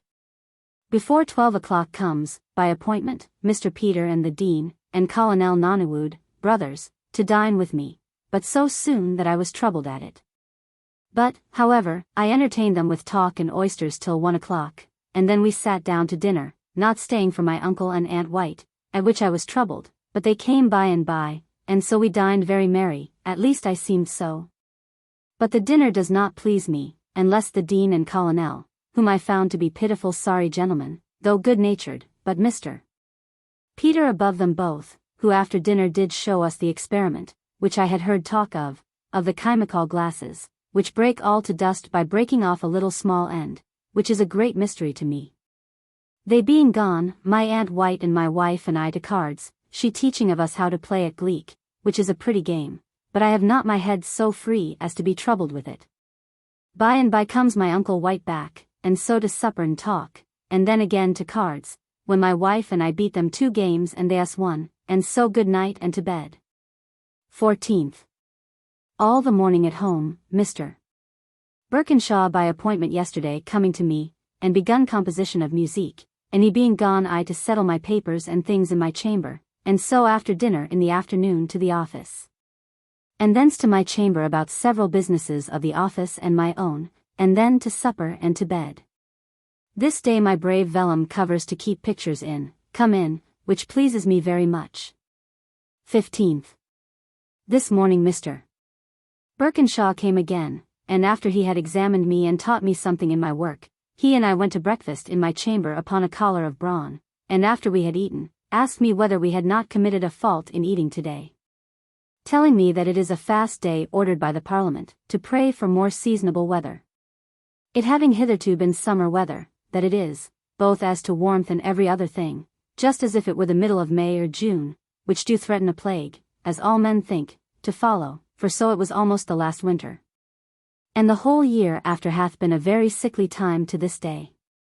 I did not stir out of my house all day, but conned my musique, and at night after supper to bed. 16th, towards Cheapside. And in Paul's churchyard saw the funeral of my Lord Cornwallis, late steward of the king's house, a bold profane talking man, go by, and thence I to the painters, and there paid him L6 for the 2 pictures, and 30 for the 2 frames. From thence home, and Mr. Holliard and my brother Tom dined with me, and he did give me good advice about my health. In the afternoon at the office, and at night to Sir W. Batten, and there saw him and Captain Cock and Stokes play at cards, and afterwards supped with them. Stokes told us, that notwithstanding the country of Gambo is so unhealthy, yet the people of the place live very long, so as the present king there is 150 years old. Which they count by rains, because every year it rains continually 4 months together. He also told us, that the kings there have above 100 wives apiece, and offered him the choice of any of his wives to lie with, and so he did Captain Holmes. So home and to bed. 17th. To Westminster with Mr. Moore, and there, after several walks up and down to hear news, I met with Laney, the Frenchman, who told me that he had a letter from France last night, that tells him that my Lord Hinchingbroke is dead. Proved false, and that he did die yesterday was essay night, which do surprise me exceedingly, though we know that he hath been sick these 2 months, so I hardly ever was in my life. But being fearful that my lady should come to hear it too suddenly, he and I went up to my Lord Crew's, and there I dined with him, and after dinner we told him. And the whole family is much disturbed by it, so we consulted what to do to tell my lady of it.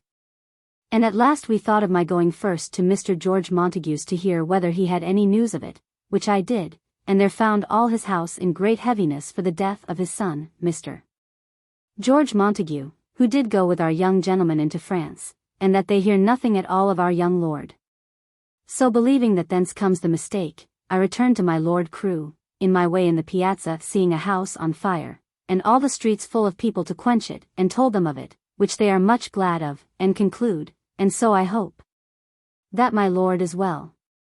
And so I went to my Lady Sandwich, and told her all, and after much talk I parted thence with my wife, who had been there all the day, and so home to my musique, and then to bed. 18th. This morning I went to Dr. Williams, and there he told me how T. Trice had spoke to him about getting me to meet that our difference might be made up between us by ourselves, which I am glad of, and have appointed Monday next to be the day. Thence to the wardrobe, and their hearing it would be late before they went to dinner, I went and spent some time in Paul's churchyard among some books, and then returned thither, and there dined with my lady and Sir H. Wright and his lady, all glad of yesterday's mistake, and after dinner to the office, and then home and wrote letters by the post to my father, and by comes Mr. Moore to give me an account how Mr. Montague was gone away of a sudden with the fleet, in such haste that he hath left behind some servants, and many things of consequence, and among others, my lord's commission for ambassador.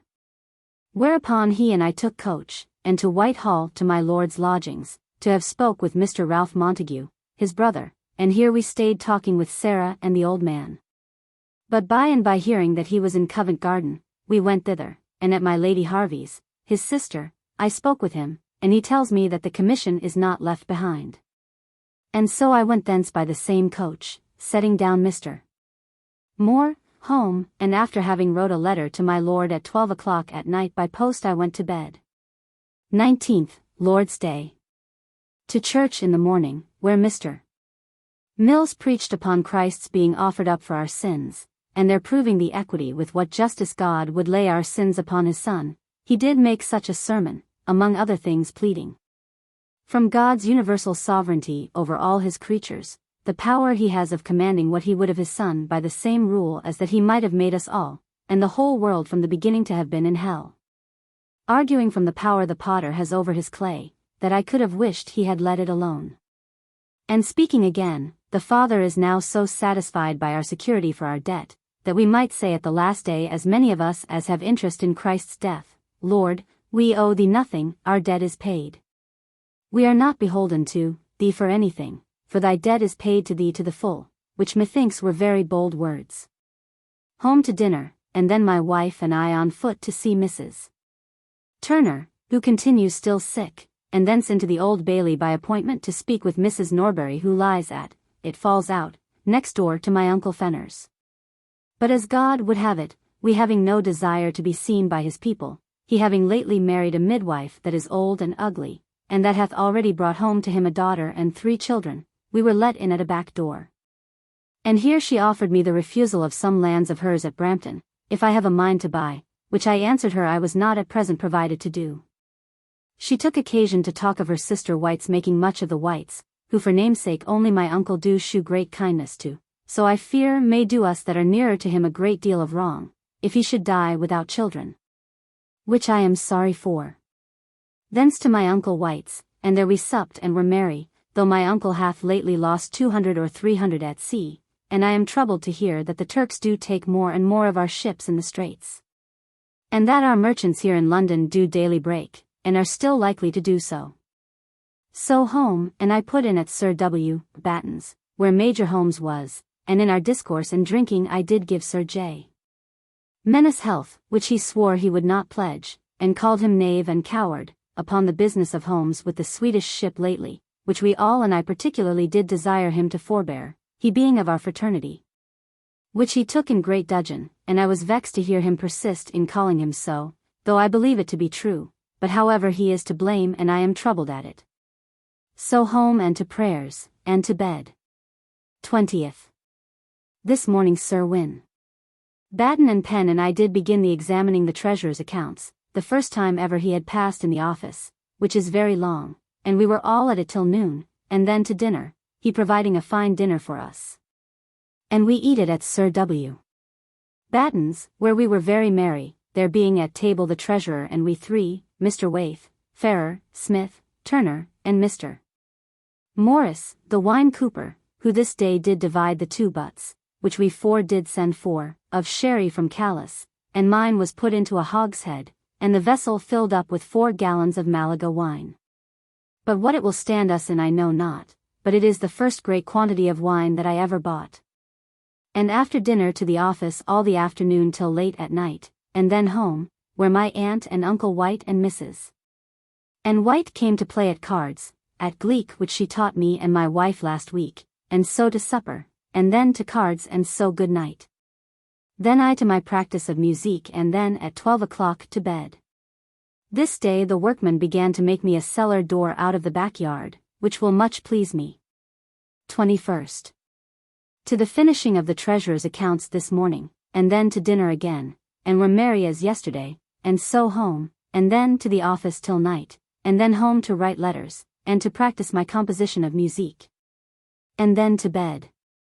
We have heard nothing yet how far the fleet hath got toward Portugal, but the wind being changed again, we fear they are stopped, and may be beat back again to the coast of Ireland. 22d. After musique practice, to Whitehall, and thence to Westminster, in my way calling at Mr. George Montague's, to condole him the loss of his son, who was a fine gentleman, and it is no doubt a great discomfort to our 2 young gentlemen, his companions in France. After this discourse he told me, among other news, the great jealousies that are now in the Parliament House. The Lord Chancellor, it seems, taking occasion from this late plot to raise fears in the people, did project the raising of an army forthwith, besides the constant militia, thinking to make the Duke of York general thereof. But the House did, in very open terms, say, they were grown too wise to be fooled again into another army, and said they had found how that man that hath the command of an army is not beholden to any body to make him king. There are factions, private ones at court, about Madame Palmer, but what it is about I know not. But it is something about the king's favour to her now that the queen is coming. He told me, too, what sport the king and court do make at Mr. Edward Montague's leaving his things behind him. But the Chancellor, taking it a little more seriously, did openly say to my Lord Chamberlain, that had it been such a gallant as my Lord Mandeville his son, it might have been taken as a frolic. But for him that would be thought a grave coxcomb, it was very strange. Thence to the hall, where I heard the House had ordered all the king's murderers, that remain, to be executed, but Fleetwood and Downes. So to the wardrobe and there dined, meeting my wife there, who went after dinner with my lady to see Mr. George Montague's lady, and I to have a meeting by appointment with Tho. Trice and Dr. Williams in order to a treating about the difference between us, but I find there is no hopes of ending it but by law, and so after a pint or two of wine we parted. So to the wardrobe for my wife again, and so home, and after writing doing some things to bed. 23rd. All the morning with Mr. Birkinshaw, and after him Mr. Moore in discourse of business, and in the afternoon by coach by Inviticon to my uncle Fenner's, where I found his new wife, a pitiful, old, ugly, ill-bred woman in a hat, a midwife. Here were many of his, and as many of her relations, sorry, mean people. And after choosing our gloves, we all went over to the Three Crane Tavern, and though the best room in the house, in such a narrow dog-hole we were crammed, and I believe we were near 40, that it made me loathe my company and victuals. And a sorry poor dinner it was too. After dinner, I took aside the two Joyces, and took occasion to thank them for their kind thoughts for a wife for Tom, but that considering the possibility there is of my having no child, and what then I shall be able to leave him. I do think he may expect in that respect a wife with more money, and so desired them to think no more of it. Now the jest was Anthony mistakes and thinks that I did all this while encourage him, from my thoughts of favor to Tom, to pursue the match till Will Joyce tells him that he was mistaken. But how he takes it I know not, but I endeavored to tell it him in the most respectful way that I could. This done with my wife by coach to my Aunt White's, where I left her, and I to the office, and that being done to her again, and sat playing at cards after supper till 12 at night, and so by moonshine home and to bed. 24th. This morning came my cousin Thos. Pepys the executor, to speak with me, and I had much talk with him both about matters of money which my Lord Sandwich has of his and I am bond for, as also of my uncle Thomas, who I hear by him do stand upon very high terms. Thence to my painters, and there I saw our pictures in the frames, which please me well. Thence to the wardrobe, where very merry with my lady, and after dinner I seat for the pictures thither, and mine is well liked. But she is much offended with my wife's, and I am of her opinion, that it do much wrong her, but I will have it altered. So home, in my way calling at Pope's Head Alley, and there bought me a pair of scissors and a brass square. So home and to my study and to bed. 25th. At home and the office all the morning. Walking in the garden to give the gardener directions what to do this year, for I intend to have the garden handsome. Sir W. Penn came to me, and did break a business to me about removing his son from Oxford to Cambridge to some private college. I proposed Magdalene, but cannot name a tutor at present, but I shall think and write about it. Thence with him to the Trinity House to dinner, where Sir Richard Brown, one of the clerks of the council, and who is much concerned against Sir N. Crisp's project of making a great sass, a kind of weir with floodgate, or a navigable sluice. This project is mentioned by Evelyn, January 16, 1661-62, and license.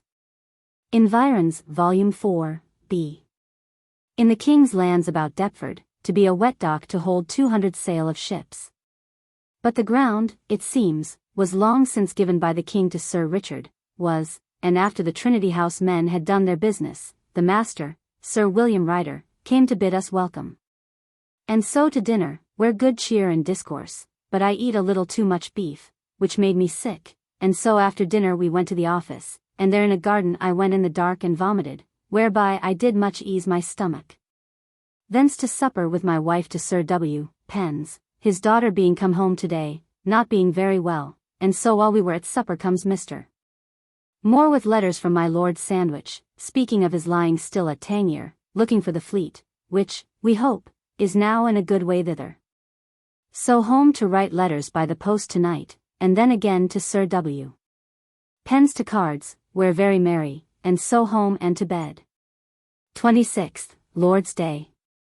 To church in the morning, and then home to dinner alone with my wife, and so both to church in the afternoon and home again, and so to read and talk with my wife, and to supper and to bed.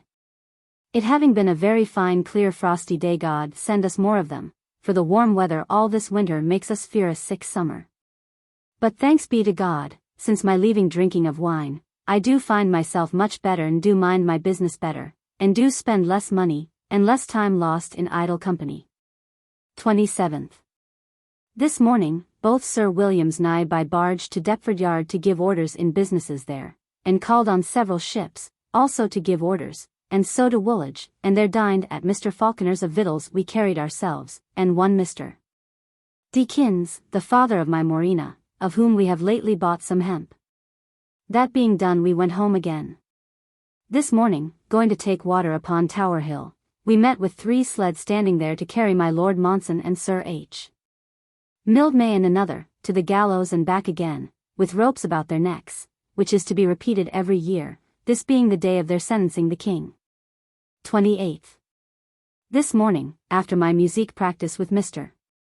Birkinshaw, with my wife to the painter's, where we stayed very late to have her picture mended, which at last is come to be very like her, and I think well done. But the painter, though a very honest man, I found to be very silly as to matter of skill in shadows, for we were long in discourse, till I was almost angry to hear him talk so simply. So home to dinner and then to the office, and so home for all night. 29th. To Westminster, and at the Parliament door spoke with Mr.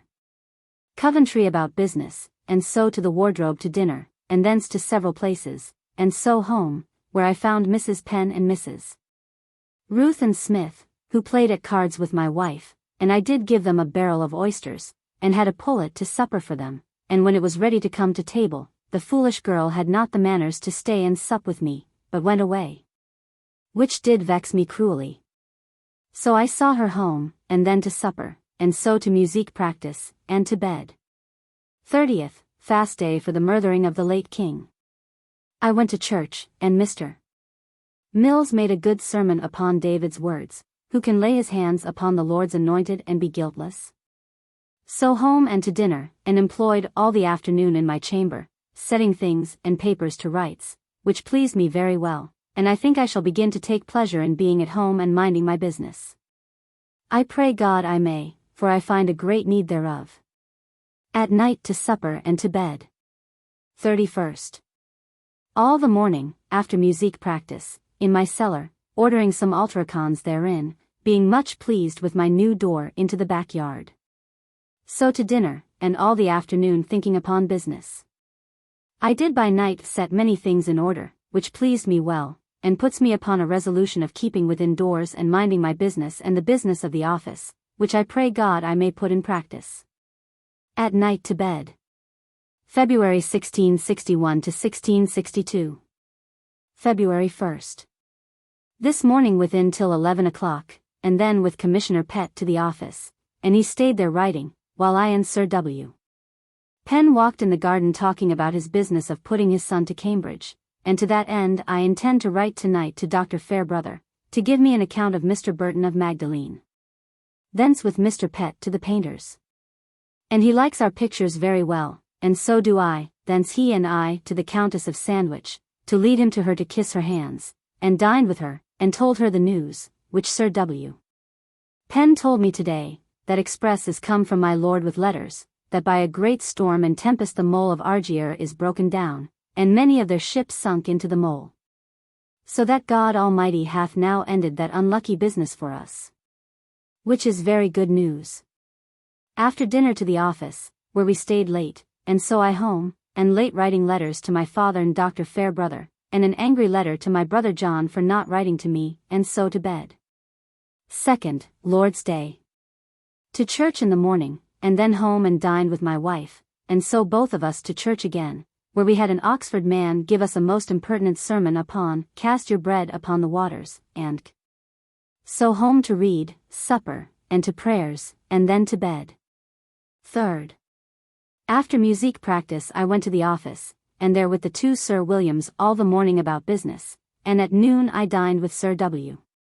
Batten with many friends more, it being his wedding day, and among other frolics, it being their 3rd year, they had 3 pies, whereof the middlemost was made of an oval form, in an oval hole within the other 2, which made much mirth, and was called the middle piece. And above all the rest, we had great striving to steal a spoonful out of it, and I remember Mrs. Mills, the minister's wife, did steal one for me and did give it me, and to end all, Mrs. Shipman did fill the pie full of white wine, it holding at least a pint and a half, and did drink it off for a health to Sir William and my lady, it being the greatest draught that ever I did see a woman drink in my life. Before we had dined came Sir G. Carteret, and we went all three to the office and did business there till night, and then to Sir W. Batten again, and I went along with my lady and the rest of the gentlewomen to Major Holmes's, and there we had a fine supper, among others, excellent lobsters, which I never eat at this time of the year before. The Major bath good lodgings at the Trinity House. Here we stayed, and at last home, and, being in my chamber, we do hear great noise of mirth at Sir William Batten's, tearing the ribbands from my lady and him, as if they were a newly married couple. So I to bed. 4th. To Westminster Hall, where it was full term. Here all the morning, and at noon to my Lord Crewe's, where one Mr. Tempter, an ingenious man and a person of honour he seems to be, dined. And, discoursing of the nature of serpents, he told us some that in the waste places of Lancashire do grow to a great bigness, and that do feed upon larks, which they take thus, they observe when the lark is soared to the highest, and do crawl till they come to be just underneath them.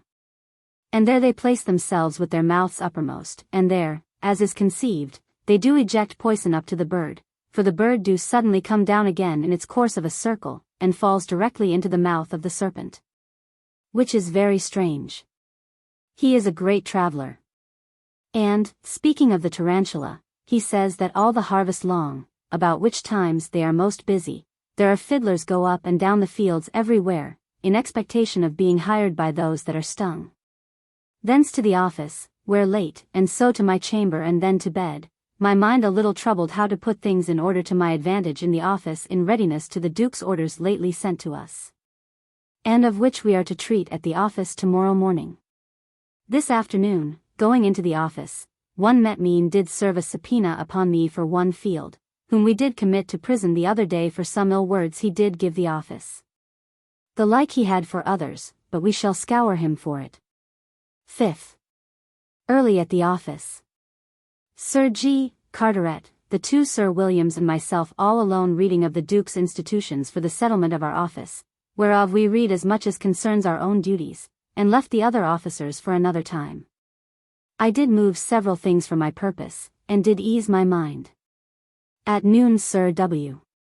Penn dined with me, and after dinner he and I and my wife to the theatre, and went in, but being very early we went out again to the next door, and drank some Rhenish wine and sugar, and so to the house again.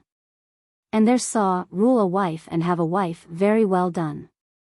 And here also I did look long upon my Lady Castlemaine, who, notwithstanding her late sickness, continues a great beauty. Home and supped with Sir W. Penn and played at cards with him, and so home and to bed, putting some cataplasm to my which begins to swell again. 6th. At my musique practice, and so into my cellar to my workmen, and I am very much pleased with my Altricon there. About noon comes my Uncle Thomas to me to ask for his annuity, and I did tell him my mind freely. We had some high words, but I was willing to end all in peace, and so I made him dine with me, and I have hopes to work my end upon him. After dinner the barber trimmed me, and so to the office, where I do begin to be exact in my duty there and exacting my privileges, and shall continue to do so. None but Sir W. Batten and me here tonight, and so we broke up early, and I home and to my chamber to put things in order, and so to bed. My swelling I think do begin to go away again. 7th. Among my workmen this morning. By and by water to Westminster with Commissioner Pett, landing my wife at Blackfriars, where I hear the prisoners in the Tower that are to die are come to the Parliament House this morning. To the wardrobe to dinner with my lady, where a civet cat, parrot, apes, and many other things are come from my lord by Captain Hill, who dined with my lady with us today. Thence to the painters, and am well pleased with our pictures. So by coach home, where I found the joiners putting up my chimney piece in the dining room, which pleases me well, only the frame for a picture they have made so massy and heavy that I cannot tell what to do with it. This evening came my she-cousin Porter to see us, the first time that we had seen her since we came to this end of the town, and after her Mr. Hart, who both stayed with us a pretty while and so went away. By and by, hearing that Mr. Turner was much troubled at what I do in the office, and do give ill words to Sir W. Penn and others of me, I am much troubled in my mind, and so went to bed. Not that I fear him at all, but the natural aptness I have to be troubled at anything that crosses me. 8th. All the morning in the cellar with the colliers, removing the coals out of the old coal hole into the new one, which cost me 8s. The doing. But now the cellar is done and made clean, it do please me exceedingly, as much as anything that was ever yet done to my house. I pray God keep me from setting my mind too much upon it. About 3 o'clock the colliers having done I went up to dinner, my wife having often urged me to come, but my mind is so set upon these things that I cannot but be with the workmen to see things done to my mind. Which if I am not there is seldom done, and so to the office, and thence to talk with Sir W. Penn, walking in the dark in the garden some turns, he telling me of the ill management of our office, and how with the timber merchant and others were very knaves, which I am apt to believe. Home and wrote letters to my father and my brother John, and so to bed. Being a little chillish, intending to take physique tomorrow morning. 9th, Lord's Day. I took physique this day, and was all day in my chamber, talking with my wife about her laying out of L20, which I had long since promised her to lay out in clothes against Easter for herself, and composing some airs, God forgive me. At night to prayers and to bed. 10th, musique practice a good while, then to Paul's churchyard, and there I met with Dr. Fuller's England's Worthies, the first time that I ever saw it. And so I sat down reading in it, till it was 2 o'clock before I thought of the time going, and so I rose and went home to dinner, being much troubled that, though he had some discourse with me about my family and arms, he says nothing at all. Nor mentions us either in Cambridgeshire or Norfolk. But I believe, indeed, our family were never considerable. At home all the afternoon, and at night to bed. 11th.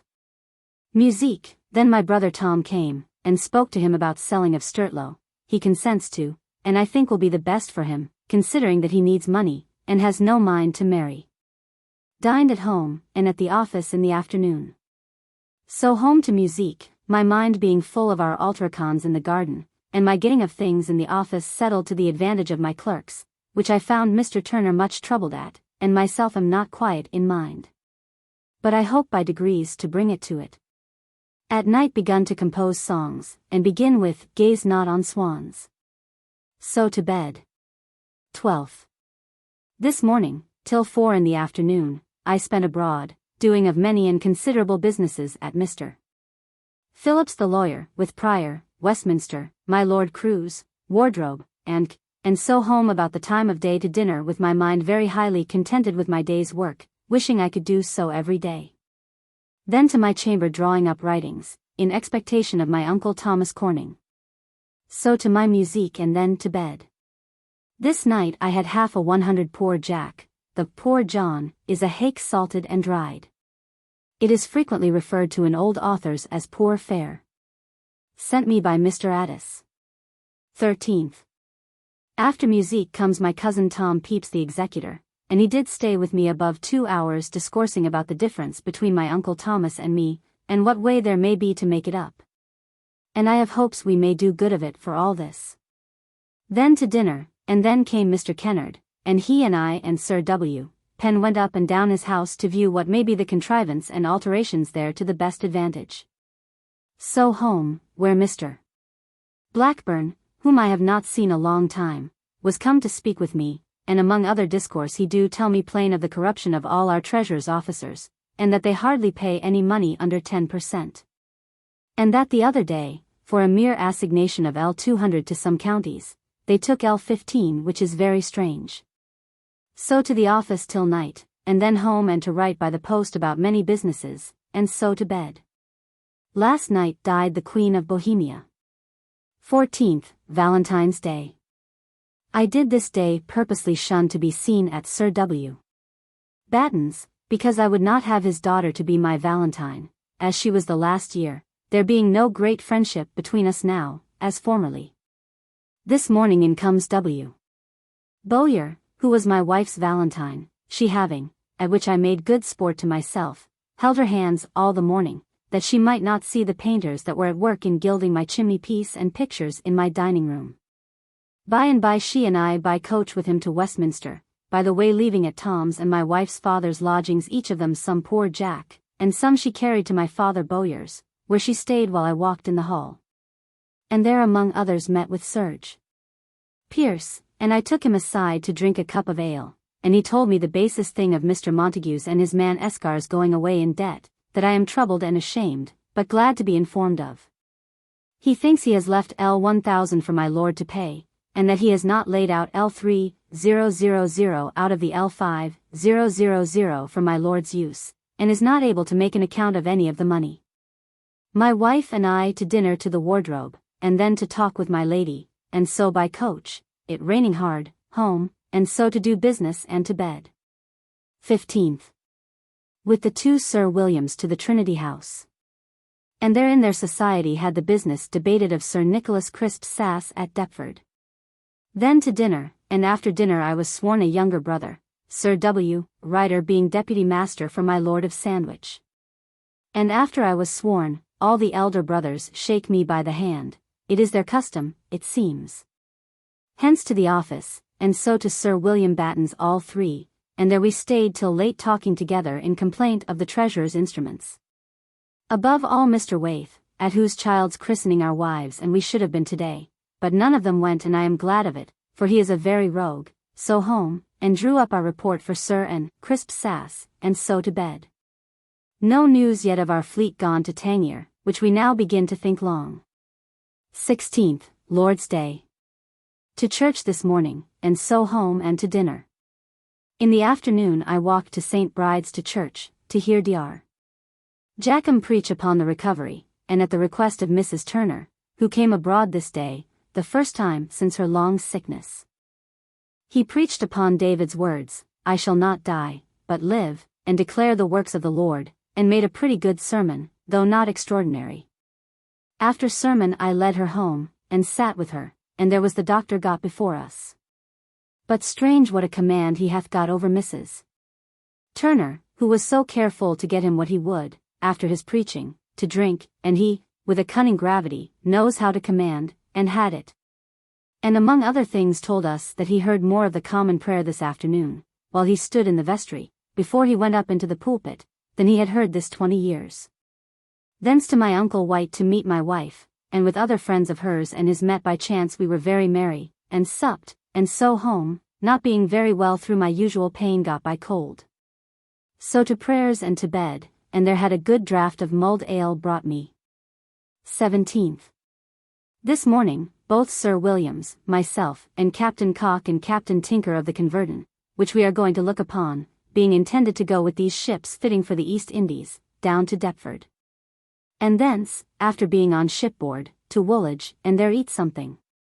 The Sir Williams being unwilling to eat flesh.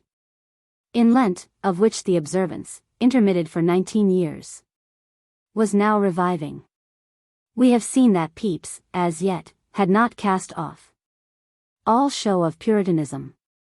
In this month the Fishmongers' Company petitioned the king that Lent might be kept, because they had provided abundance of fish for this season, and their prayer was granted. Rugg. B. Captain Cock and I had a breast of veal roasted. And here I drank wine upon necessity, being ill for want of it, and I find reason to fear that by my too sudden leaving off wine, I do contract many evils upon myself. Going and coming we played at Gleek, and I won 9s. 60. Clear, the most that ever I won in my life. I pray God it may not tempt me to play again. Being come home again we went to the Dolphin, where Mr. Alcock and my lady and Mrs. Martha Batten came to us, and after them many others, as it always is where Sir W. Batten goes, and there we had some pullets to supper. I eat though I was not very well, and after that left them, and so home and to bed. 18th.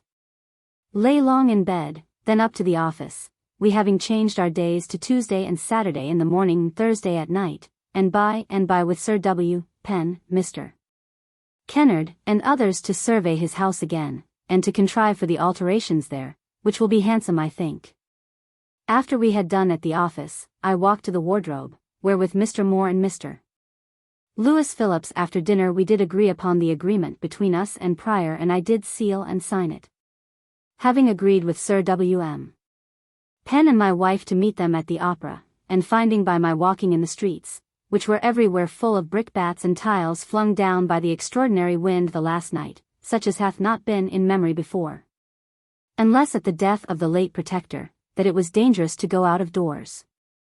And hearing how several persons had been killed today by the fall of things in the streets, and that the pageant in Fleet Street is most of it blown down, and hath broke down part of several houses, among others Dick Brigden's. And that one Lady Sanderson, a person of quality in Covent Garden, was killed by the fall of the house, in her bed, last night. I sent my boy home to forbid them to go forth. But he bringing me word that they are gone, I went thither and there saw, The Law Against Lovers, a good play and well performed, especially the little girls, whom I never saw act before, dancing and singing. And were it not for her, the loss of Roxalana would spoil the house. So home and to musique, and so to bed. 19th, musique practice, thence to the Trinity House to conclude upon our report of Sir N. Crisp's project, who came to us to answer objections, but we did give him no ear, but I resolved to stand to our report, though I could wish we had shown him more justice and had heard him. Thence to the wardrobe and dined with my lady, and talked after dinner as I used to do, and so home and up to my chamber to put things in order to my good content, and so to musique practice. 20th.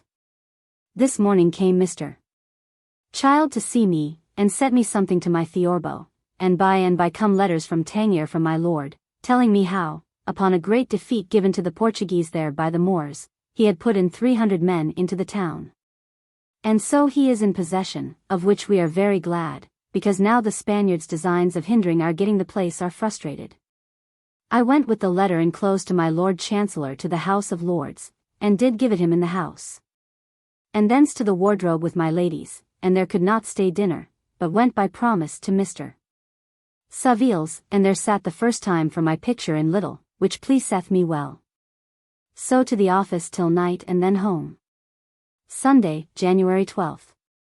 This morning, the Portuguese, 140 horse in Tangier, made a sally into the country for booty, whereof they had possessed about 400 cattle, 30 camels, and some horses, and 35 women and girls, and being 6 miles distant from Tangier, were intercepted by 100 Moors with harquebuses, who in the first charge killed the aedile with a shot in the head, whereupon the rest of the Portuguese ran, and in the pursuit 51 were slain, whereof were 11 of the knights, besides the aedile. The horses of the 51 were also taken by the Moors, and all the booty relieved. Tuesday, January 14th. This morning, Mr. Mules came to me from the governor, for the assistance of some of our men into the castle. Thursday, January 16th.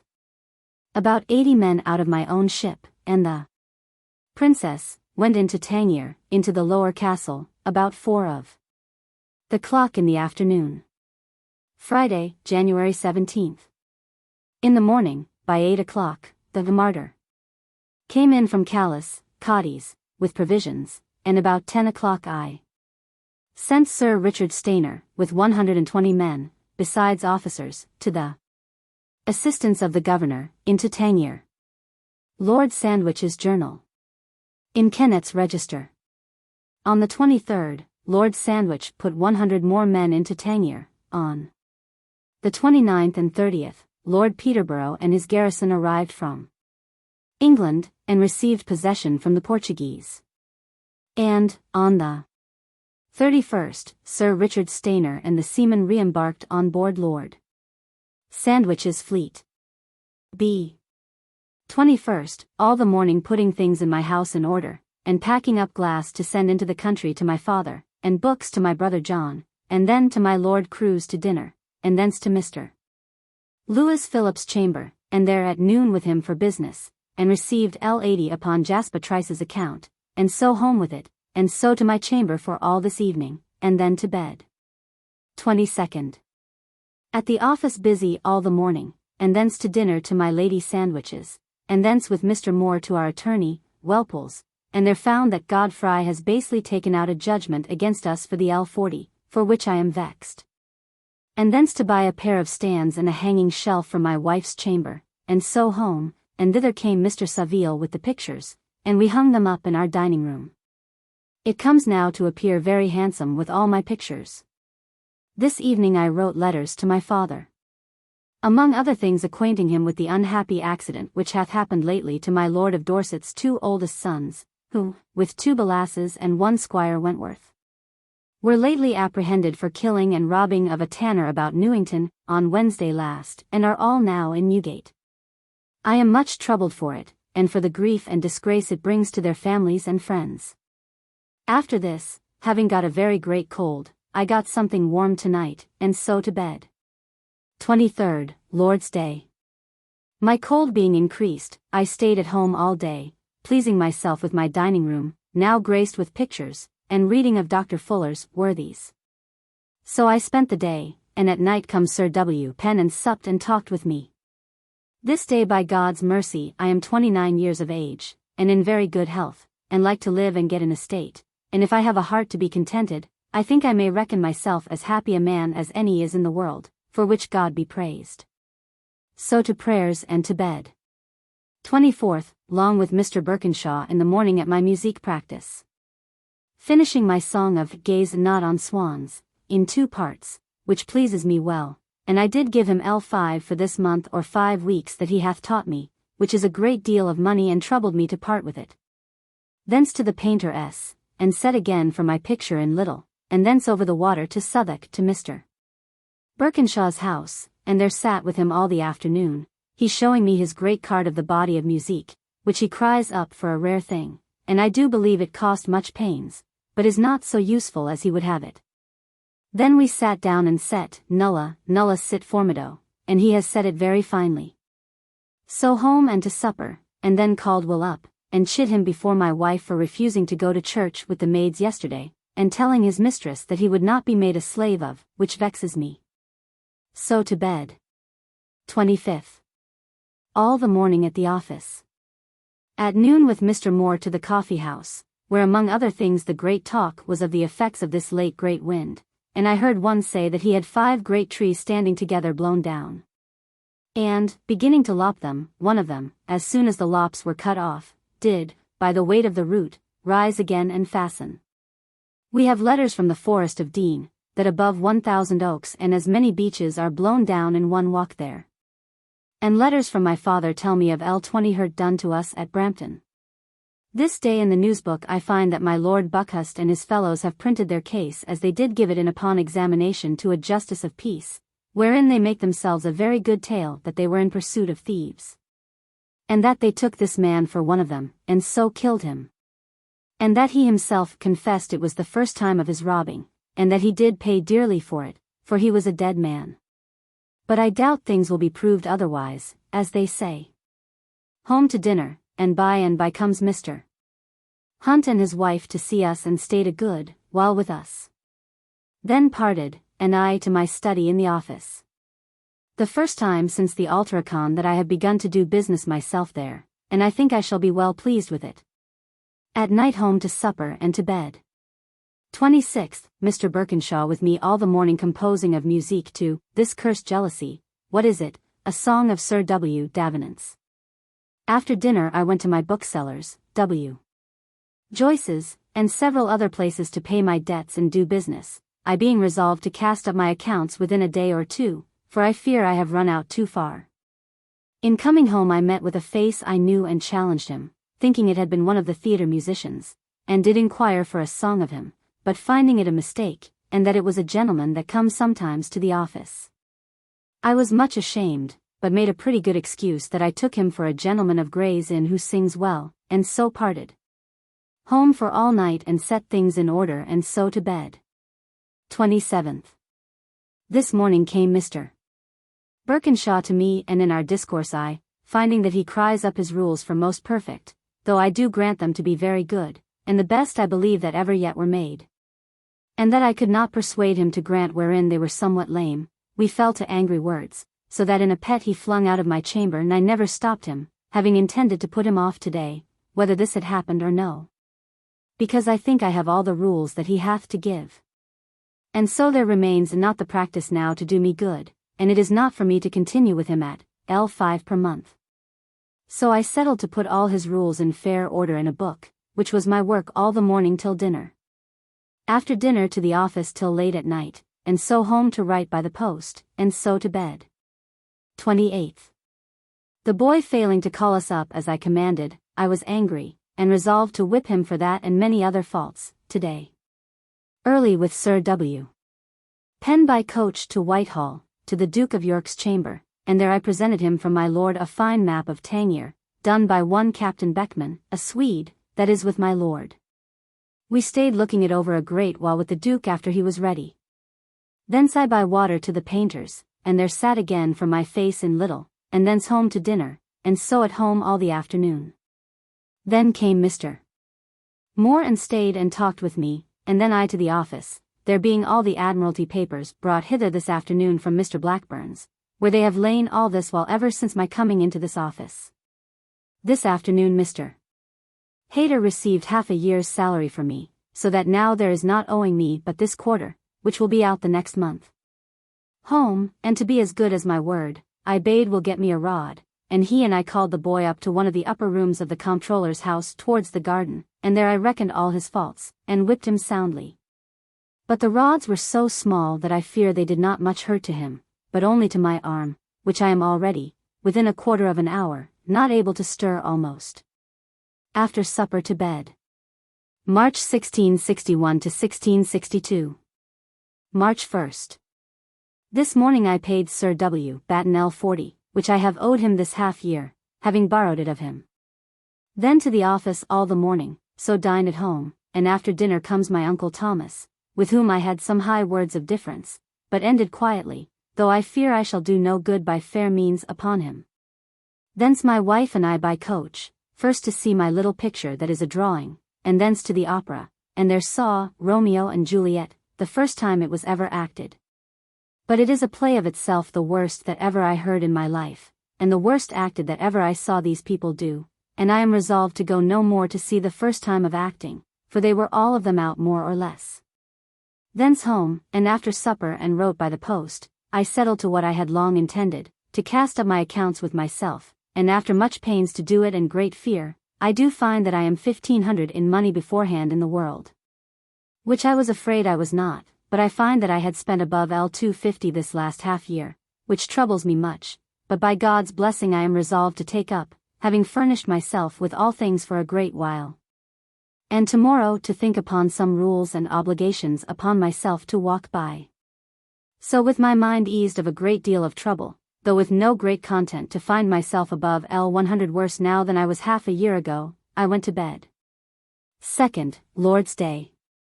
With my mind much eased talking long in bed with my wife about our frugal life for the time to come, proposing to her what I could and would do if I were worth L2000, that is, be a knight and keep my coach, which pleased her. Lord Braybrooke wrote, "This reminds me of a story of my father's. When he was of Merton College, and heard Bowen the porter wish that he had L100 a year, to enable him to keep a couple of hunters and a pack of foxhounds. And so I do hope we shall hereafter live to save something, for I am resolved to keep myself by rules from expenses. To church in the morning, none in the pew but myself.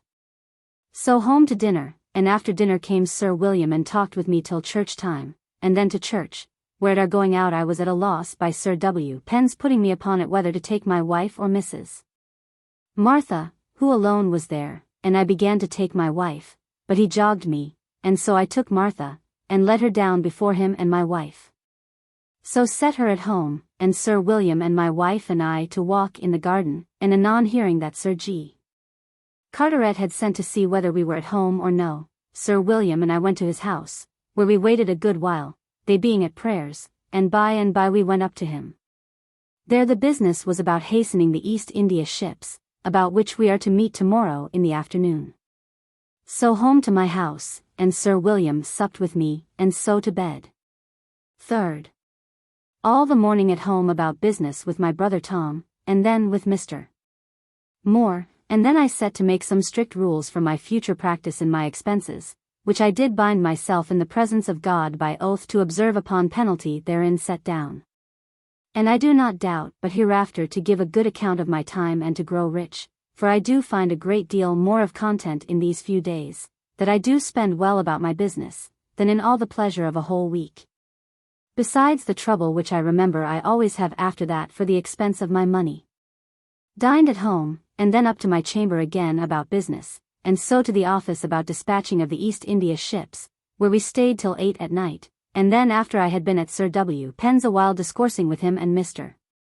Candid the joiner about the new building in his house, I went home, where I found a vessel of oysters sent me from Chatham, so I fell to eat some and then to supper, and so after the barber had done to bed. I am told that this day the Parliament hath voted 2s per annum for every chimney in England, as a constant revenue for ever to the Crown. Although fumage or smoke money was as old as the Conquest, the first parliamentary levy of hearth or chimney money was by statute. 13 and 14 Car. 2, c. 10, which gave the king an hereditary revenue of 2 shillings annually upon every hearth in all houses paying church or poor rate. This act was repealed by statute I William and Mary, c. 10, it being declared in the preamble as not only a great oppression to the poorer sort, but a badge of slavery upon the whole people, exposing every man's house to be entered into and searched at pleasure by persons unknown to him. 4th. At the office all the morning, dined at home at noon, and then to the office again in the afternoon to put things in order there, my mind being very busy in settling the office to ourselves, I having now got distinct offices for the other 2. By and by Sir W. Penn and I and my wife in his coach to Moorfields, where we walked a great while, though it was no fair weather and cold. And after our walk we went to the Pope's Head, and eat cakes and other fine things, and so home, and I up to my chamber to read and write, and so to bed. 5th. In the morning to the painter's about my little picture. Thence to Tom's about business, and so to the pewterer's, to buy a poor's box to put my forfeits in, upon breach of my late vows. So to the wardrobe and dined, and thence home and to my office, and there sat looking over my papers of my voyage, when we fetched over the king, and tore so many of these that were worth nothing, as filled my closet as high as my knees. I stayed doing this till 10 at night, and so home and to bed. 6th, up early, my mind full of business, then to the office, where the 2 Sir Williams and I spent the morning passing the victualler's accounts, the first I have had to do withal. Then home, where my uncle Thomas, by promise, and his son Tom, were come to give me his answer whether he would have me go to law or arbitricon with him, but he is unprovided to answer me, and desires 2 days more. I left them to dine with my wife, and myself to Mr. Gauden and the 2 nights at dinner at the Dolphin, and thence after dinner to the office back again till night, we having been these 4 or 5 days very full of business, and I thank God I am well pleased with it, and hope I shall continue of that temper, which God grant. So after a little being at Sir W. Batten's with Sir G. Carteret talking, I went home, and so to my chamber, and then to bed, my mind somewhat troubled about Brampton affairs. This night my new Camelot riding coat to my coloured cloth suit came home. More news today of our losses at Brampton by the late storm. 7th. Early to Whitehall to the chapel, where by Mr. Blagrave's means I got into his pew, and heard Dr. Cretan, the great Scotchman, preach before the king, and duke and duchess, upon the words of Micah, rule yourselves in dust. He made a most learned sermon upon the words. But, in his application, the most comical man that ever I heard in my life. Just such a man as Hugh Peters, saying that it had been better for the poor cavalier never to have come with the king into England again.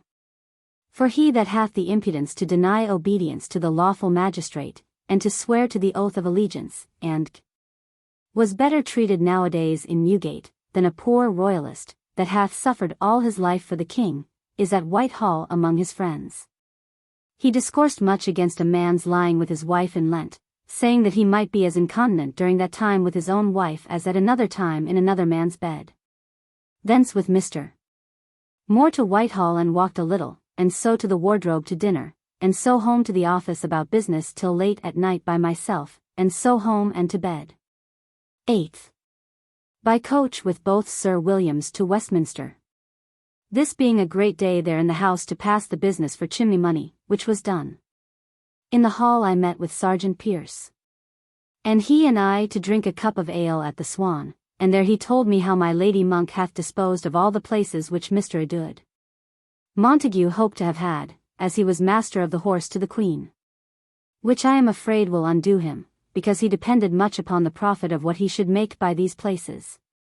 He told me, also, many more scurvy stories of him and his brother Ralph, which troubles me to hear of persons of honour as they are. About 1 o'clock with both Sir Williams and another, one Sir Rich Brains, to the Trinity House, but came after they had dined, so we had something got ready for us. Here Sir W. Batten was taken with a fit of coughing that lasted a great while and made him very ill, and so he went home sick upon it. Sir W. Penn and I to the office, whither afterward came Sir G. Carteret, and we sent for Sir Thos. Allen, one of the aldermen of the city, about the business of one Colonel Pepys, whom we had taken counterfeiting of bills with all our hands and the officers of the yards, so well counterfeited that I should never have mistrusted them. We stayed about this business at the office till 10 at night, and at last did send him with a constable to the counter, and did give warrants for the seizing of accomplice of his, one Blenkinsop. So home and wrote to my father, and so to bed. 9th, Lord's Day. Church in the morning, dined at home, then to church again and heard Mr. Naylor, whom I knew formerly of Kai's College, make a most eloquent sermon. Thence to Sir W. Batten's to see how he did, then to walk an hour with Sir W. Penn in the garden, then he in to supper with me at my house, and so to prayers and to bed. 10th. At the office doing business all the morning, and my wife being gone to buy some things in the city, I dined with Sir W. Batten, and in the afternoon met Sir W. Penn at the Treasury office, and there paid off the gift, where late at night, and so called in and eat a bit at Sir W. Batten's again, and so home and to bed, tomorrow being washing day. 11th. At the office all the morning, and all the afternoon rummaging of papers in my chamber, and tearing some and sorting others till late at night, and so to bed, my wife being not well all this day. This afternoon Mrs. Turner and the came to see me, her mother not having been abroad many a day before, but now is pretty well again and has made me one of the first visits. 12th. At the office from morning till night putting of papers in order, that so I may have my office in an orderly condition. I took much pains in sorting and folding of papers. Dined at home, and there came Mrs. Goldsborough about her old business, but I did give her a short answer and sent away. This morning we had news from Mr. Coventry, that Sir G. Downing, like a perfidious rogue, though the action is good and of service to the king. And hail the treason though we hate the traitor. On the 21st. Charles returned his formal thanks to the States for their assistance in the matter. B. Yet he cannot with any good conscience do it, hath taken Oakey, Corbett, and Barkstead at Delft, in Holland, and sent them home in the Blackmore. Sir W. Penn, talking to me this afternoon of what a strange thing it is for Downing to do this, he told me of a speech he made to the Lord States of Holland, telling them to their faces that he observed that he was not received with the respect and observance now, that he was when he came from the traitor and rebel Cromwell, by whom, I am sure, he hath got all he hath in the world, and they know it too. Charles, when residing at Brussels, went to the Hague at night to pay a secret visit to his sister, the Princess of Orange. After his arrival, an old reverend-like man, with a long grey beard and ordinary grey clothes, entered the inn and begged for a private interview. He then fell on his knees, and pulling off his disguise, discovered himself to be Mr. Downing, then ambassador from Cromwell to the States General. He informed Charles that the Dutch had guaranteed to the English Commonwealth to deliver him into their hands should he ever set foot in their territory. This warning probably saved Charles's liberty. M.B. 13th. All day, either at the office or at home, busy about business till late at night. I having lately followed my business much, I find great pleasure in it, and a growing content. 14th. At the office all the morning. At noon Sir W. Penn and I making a bargain with the workman about his house, at which I did see things not so well contracted for as I would have, and I was vexed and made him so too to see me so critical in the agreement. Home to dinner. In the afternoon came the German Dr. Kuffler. This is the secret of Cornelius van Drebbel, 1572 to 1634, which is referred to again by Pepys on November 11, 1663. Johannes Siberius Kuffler was originally a dyer at Leiden, who married Drebbel's daughter. In the Calendar of State Papers, Domestic, 1661 to 62, p. 327, is the following entry: request of Johannes Siberius Kuffler and Jacob Drebbel for a trial of their father Cornelius Drebbel's secret of sinking or destroying ships in a moment, and if it succeed, for a reward of L10,000.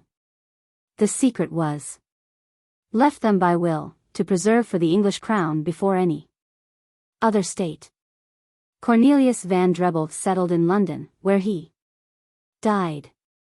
James I took some interest in him, and is said to have interfered when he was in prison in Austria and in danger of execution, to discourse with us about his engine to blow up ships. We doubted not the matter of fact, it being tried in Cromwell's time, but the safety of carrying them in ships. But he do tell us, that when he comes to tell the king his secret, for none but the kings, successively, and their heirs must know it, it will appear to be of no danger at all. We concluded nothing, but shall discourse with the Duke of York tomorrow about it. In the afternoon, after we had done with him, I went to speak with my Uncle White and found my aunt to have been ill a good while of a miscarriage. I stayed and talked with her a good while. Thence home, where I found that Sarah the maid had been very ill all day, and my wife fears that she will have an ague, which I am much troubled for. Thence to my lute, upon which I have not played a week or two, and trying over the two songs of Nulla, Nulla, and Gaze Not on Swans, which Mr. Birkinshaw set for me a little while ago. I find them most incomparable songs as he has set them, of which I am not a little proud, because I am sure none in the world has them but myself, not so much as he himself that set them. So to bed. 15th. With Sir G. Carteret and both the Sir Williams at Whitehall to wait on the Duke in his chamber, which we did about getting money for the navy and other things. So back again to the office all the morning. Thence to the Exchange to hire a ship for the Madeiras, but could get none. Then home to dinner, and Sir G. Carteret and I all the afternoon by ourselves upon business in the office till late at night. So to write letters and home to bed. Troubled at my maid's being ill. 16th, Lord's Day. This morning, till churches were done, I spent going from one church to another and hearing a bit here and a bit there. So to the wardrobe to dinner with the young ladies, and then into my lady's chamber and talked with her a good while, and so walked to Whitehall, an hour or two in the park, which is now very pleasant. Here the King and Duke came to see their foul play. The Duke took very civil notice of me. So walked home, calling at Tom's, giving him my resolution about my boy's livery. Here I spent an hour walking in the garden with Sir W. Penn, and then my wife and I thither to supper, where his son William is at home not well. But all things, I fear, do not go well with them. They look discontentedly, but I know not what ails them. Drinking of cold small beer here I fell ill, and was forced to go out and vomit, and so was well again and went home by and by to bed. Fearing that Sarah would continue ill, wife and I removed this night to our matted chamber and lay there. 17th. All the morning at the office by myself about setting things in order there, and so at noon to the Exchange to see and be seen, and so home to dinner and then to the office again till night, and then home and after supper and reading a while to bed. Last night the Blackmore Pink. A pink was a form of vessel now obsolete, and had a very narrow stern. The Blackmore was a sixth rate of 12 guns, built at Chatham by Captain Taylor in 1656. Brought the 3 prisoners, Barkstead, Oakey, and Corbett, to the Tower, being taken at Delft in Holland.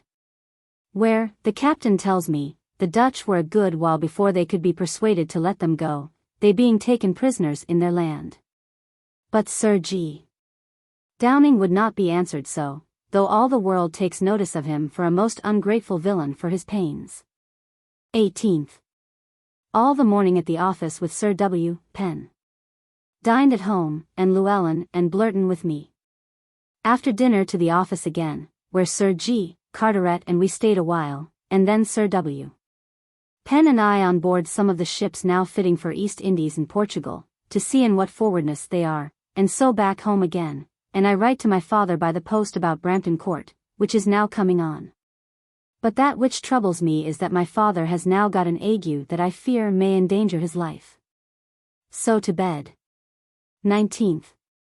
All the morning and afternoon at my office putting things in order, and in the evening I do begin to digest my uncle the captain's papers into one book, which I call my Brampton book, for the clearer understanding things how they are with us.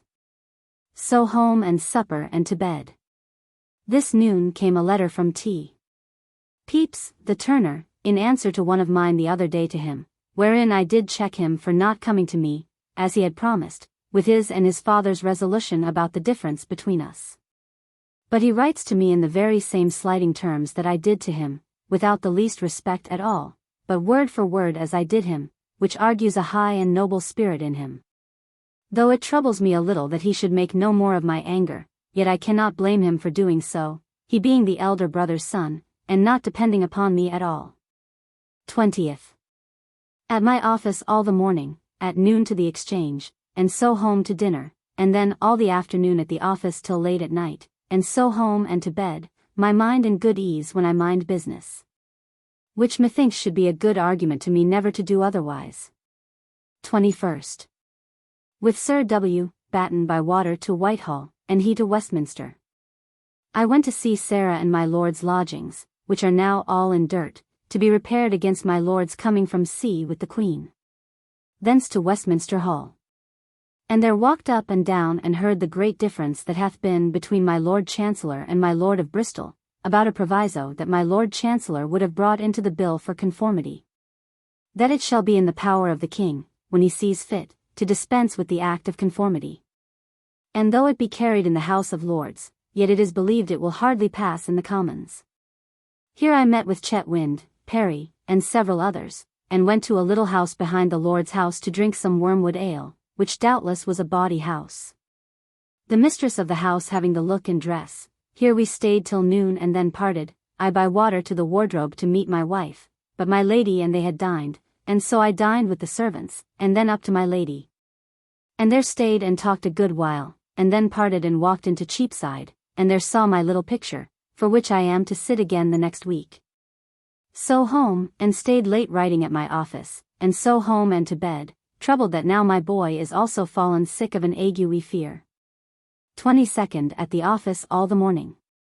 At noon Sir Williams both and I by water down to the Lewes, Captain Dekins, his ship, a merchantman, where we met the owners, Sir John Lewes and Alderman Lewes, and several other great merchants. Among others one Jefferies, a merry man that is a fumbler, and he and I called brothers, and he made all the mirth in the company. We had a very fine dinner, and all our wives' healths, with 7 or 9 guns apiece. And exceeding merry we were, and so home by barge again, and I vexed to find Griffin leave the office door open, and had a design to have carried away the screw or the carpet in revenge to him, but at last I would not, but sent for him and chid him. And so to supper and to bed, having drank a great deal of wine. 23rd, Lord's Day. This morning was brought me my boy's fine livery, which is very handsome, and I do think to keep to black and gold lace upon grey, being the colour of my arms, for ever. To church in the morning, and so home with Sir W. Batten, and there eat some boiled great oysters, and so home, and while I was at dinner with my wife I was sick, and was forced to vomit up my oysters again, and then I was well. By and by a coach came to call me by my appointment, and so my wife and I carried to Westminster to Mrs. Hunt's, and I to Whitehall, Worcester House, and to my Lord Treasurer's to have found Sir G. Carteret, but missed in all these places. So back to Whitehall, and there met with Captain Isham, this day come from Lisbon, with letters from the Queen to the King. And he did give me letters which speak that our fleet is all at Lisbon. One of these letters was probably from John Creed. Mr. S. J. Davy, of 47 Great Russell Street, Bloomsbury, in 1889 had in his possession 9 long letters from Creed to Pepys. In the first of these, dated from Lisbon, March, 1662, Creed wrote, My Lord Ambassador doth all he can to hasten the Queen's Majesty's embarkment, there being reasons enough against suffering any unnecessary delay. There appear to have been considerable delays in the arrangements for the following declaration of Charles II. Was dated June 22, 1661, Charles R., whereas his Maj. is resolved to declare, under his royal hand and seal, the most illustrious Lady Infanta of Portugal to be his lawful wife, before the treaty shall be signed by the King of Portugal, which is to be done only for the better expediting the marriage, without sending to Rome for a dispensation, which the laws of Portugal would require if the said most illustrious Infanta were to be betrothed in that kingdom, and that the Queen do not intend to embark sooner than tomorrow come fortnight. So having sent for my wife, she and I to my Lady Sandwich, and after a short visit away home. She home, and I to Sir G. Carteret about business, and so home too, and Sarah having her fit we went to bed. 24th. Early Sir G. Carteret, both Sir Williams and I on board the Experiment, to dispatch her away, she being to carry things to the Madeiras with the East India fleet. Here, Sir W. Penn going to Deptford to send more hands, we stayed till noon talking, and eating and drinking a good ham of English bacon, and having put things in very good order home, where I found Jane, my old maid, come out of the country. And I have a mind to have her again. By and by comes La Belle Pierce to see my wife, and to bring her a pair of perukes of hair, as the fashion now is for ladies to wear, which are pretty, and are of my wife's own hair, or else I should not endure them. After a good while's stay, I went to see if any play was acted, and I found none upon the post, it being Passion Week. So home again, and took water with them towards Westminster. But as we put off with the boat, Griffin came after me to tell me that Sir G. Carteret and the rest were at the office, so I intended to see them through the bridge and come back again, but the tide being against us, when we were almost through we were carried back again with much danger, and Mrs. Pierce was much afeared and frightened. So I carried them to the other side and walked to the bier, and sent them away, and so back again myself to the office, but finding nobody there I went again to the Old Swan, and thence by water to the New Exchange, and there found them. And thence by coach carried my wife to Bowes to buy something, and while they were there went to Westminster Hall, and there bought Mr. Grant's Book of Observations upon the Weekly Bills of Mortality, which appear to me upon first sight to be very pretty. So back again and took my wife, calling at my brother Tom's, whom I found full of work, which I am glad of, and thence at the New Exchange and so home, and I to Sir W. Batten's, and supped there out of pure hunger and to save getting anything ready at home, which is a thing I do not nor shall not use to do. So home and to bed.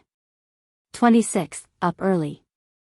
This being, by God's great blessing, the 4th solemn day of my cutting for the stone this day 4 years, and am by God's mercy in very good health, and like to do well, the Lord's name be praised for it. To the office and Sir G.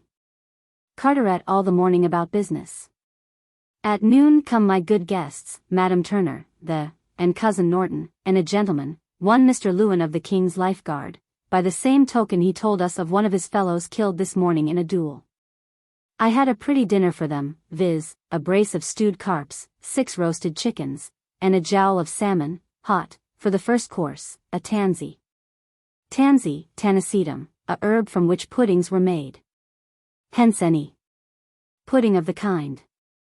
Selden, Table Talk, says, our tansies at Easter have reference to the bitter herbs.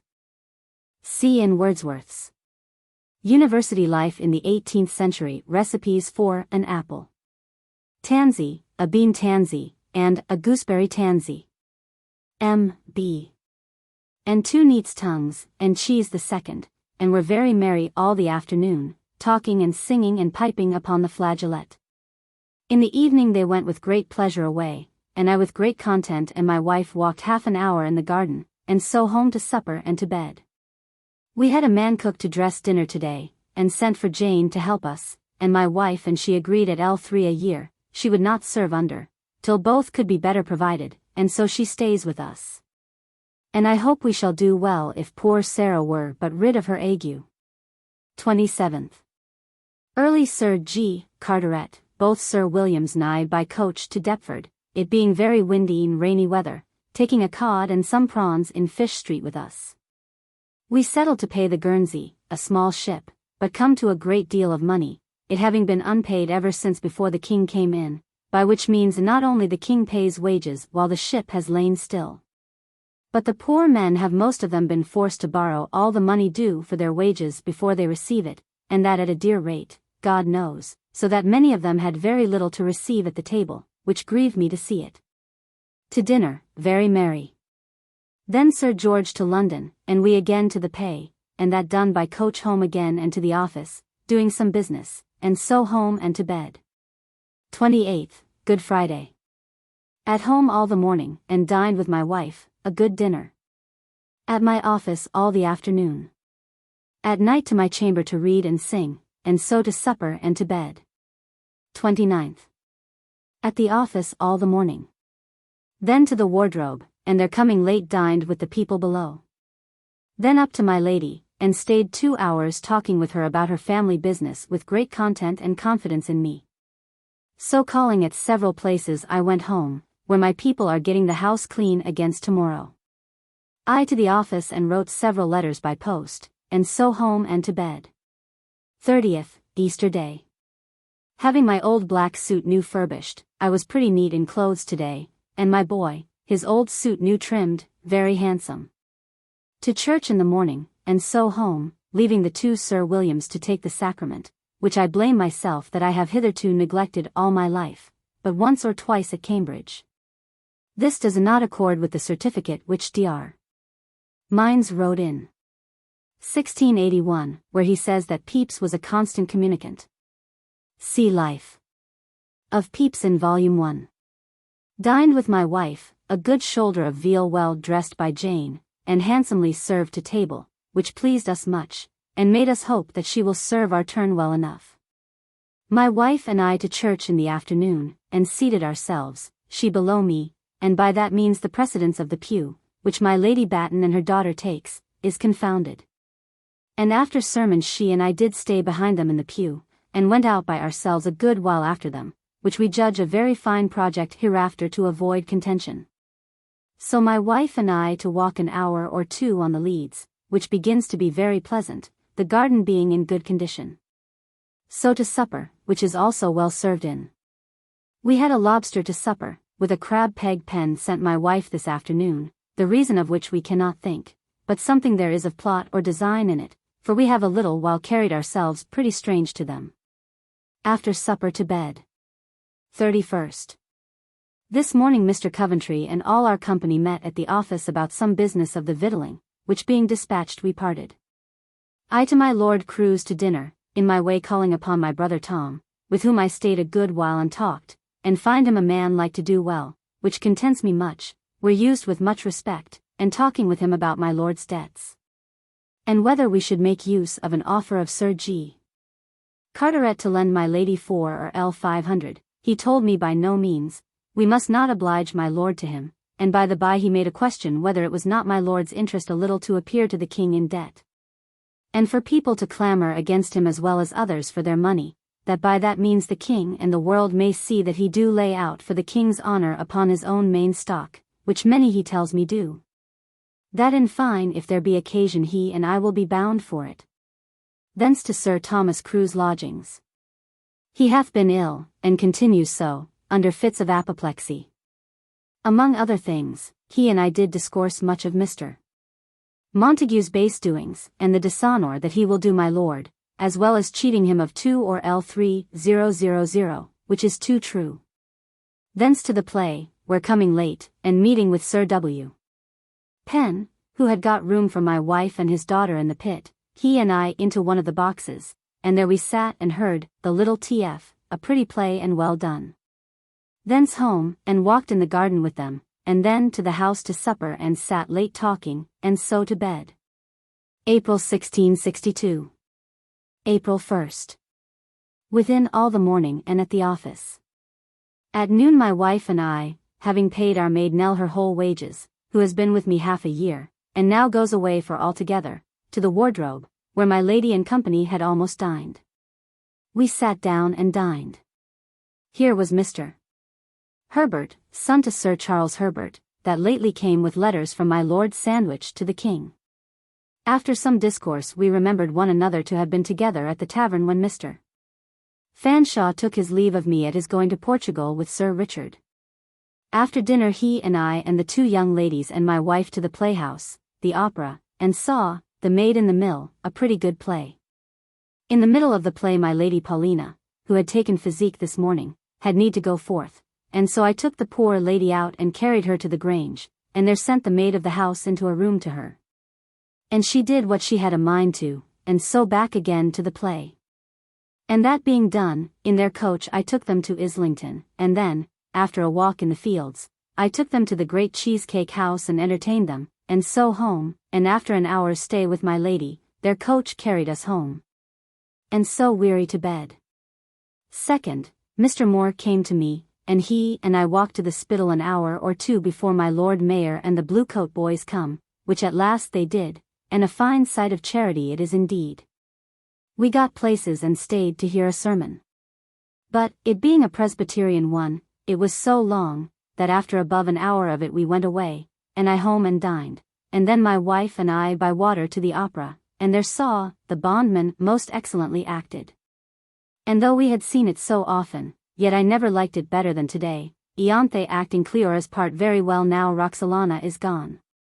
We are resolved to see no more plays till Whitsuntide, we having been 3 days together. Met Mr. Sanchy, Smithies, Gale, and Edlin at the play, but having no great mind to spend money, I left them there. And so home and to supper, and then dispatch business, and so to bed. 3rd. At home and at the office all day. At night to bed. 4th. By barge Sir George, Sir Williams both and I to Deptford, and there fell to pay off the Drake in Hampshire, then to dinner, Sir George to his lady at his house, and Sir William Penn to Woolwich, and Sir W. Batten and I to the tavern, where much company came to us and our dinner, and somewhat short by reason of their taking part away with them. Then to pay the rest of the Hampshire and the Paradox, and were at it till 9 at night, and so by night home by barge safe, and took Tom Hayter with some that the clerks had to carry home along with us in the barge. The rest staying behind to pay tickets, but came home after us that night. So being come home, to bed. I was much troubled today to see a dead man lie floating upon the waters, and had done, they say, these 4 days, and nobody takes him up to bury him, which is very barbarous. 5th. At the office till almost noon, and then broke up. Then came Sir G. Carteret, and he and I walked together alone in the garden, taking notice of some faults in the office, particularly of Sir W. Batten's, and he seemed to be much pleased with me, and I hope will be the ground of a future interest of mine in him, which I shall be glad of. Then with my wife abroad, she to the wardrobe and there dined, and I to the Exchange and so to the wardrobe, but they had dined. After dinner my wife and the 2 ladies to see my Aunt White, and thence met me at home. From thence, after Sir W. Batten and I had viewed our houses with a workman in order to the raising of our roofs higher to enlarge our houses, I went with them by coach first to Moorfields and there walked, and thence to Islington and had a fine walk in the fields there. And so, after eating and drinking, home with them, and so by water with my wife home, and after supper to bed. 6th, Lord's Day. By water to Whitehall, to Sir G. Carteret, to give him an account of the backwardness of the ships we have hired to Portugal, at which he is much troubled. Thence to the chapel, and there, though crowded, heard a very honest sermon before the King by a canon of Christ Church, upon these words, having a form of godliness, but denying, and, among other things, did much insist upon the sin of adultery, which methought might touch the King, and the more because he forced it into his sermon, methinks, besides his text. So up and saw the king at dinner, and thence with Sir G. Carteret to his lodgings to dinner, with him and his lady, where I saluted her, and was well received as a stranger by her. She seems a good lady, and all their discourse, which was very much, was upon their sufferings and services for the king. Yet not without some trouble, to see that some that had been much bound to them, do now neglect them, and others again most civil that have received least from them, and I do believe that he hath been a good servant to the king. Thence to walk in the park, where the king and duke did walk round the park. After I was tired I went and took boat to Milford Stairs, and so to Gray's Inn Walks, the first time I have been there this year, and it is very pleasant and full of good company. When tired I walked to the Wardrobe, and there stayed a little with my lady, and so by water from Paul's Wharf, where my boat stayed for me, home and supped with my wife with Sir W. Penn, and so home and to bed. 7th. By water to Whitehall and thence to Westminster, and stayed at the Parliament door long to speak with Mr. Coventry, which vexed me. Thence to the Lord's house, and stood within the house, while the bishops and lords did stay till the chancellor's coming, and then we were put out, and they to prayers. There comes a bishop. And while he was rigging himself, he bid his man listen at the door, whereabout in the prayers they were, but the man told him something, but could not tell whereabouts it was in the prayers, nor the bishop neither, but laughed at the conceit. So went in, but, God forgive me, I did tell it by and by to people, and did say that the man said that they were about something of saving their souls, but could not tell whereabouts in the prayers that was. I sent in a note to my Lord Privy Seal, and he came out to me, and I desired he would make another deputy for me, because of my great business of the navy this month, but he told me he could not do it without the king's consent, which vexed me. So to Dr. Castle's, and there did get a promise from his clerk that his master should officiate for me tomorrow. Thence by water to Tom's, and there with my wife took coach and to the Old Exchange, where having bought 6 large Holland bands, I sent her home, and myself found out my uncle White and Mr.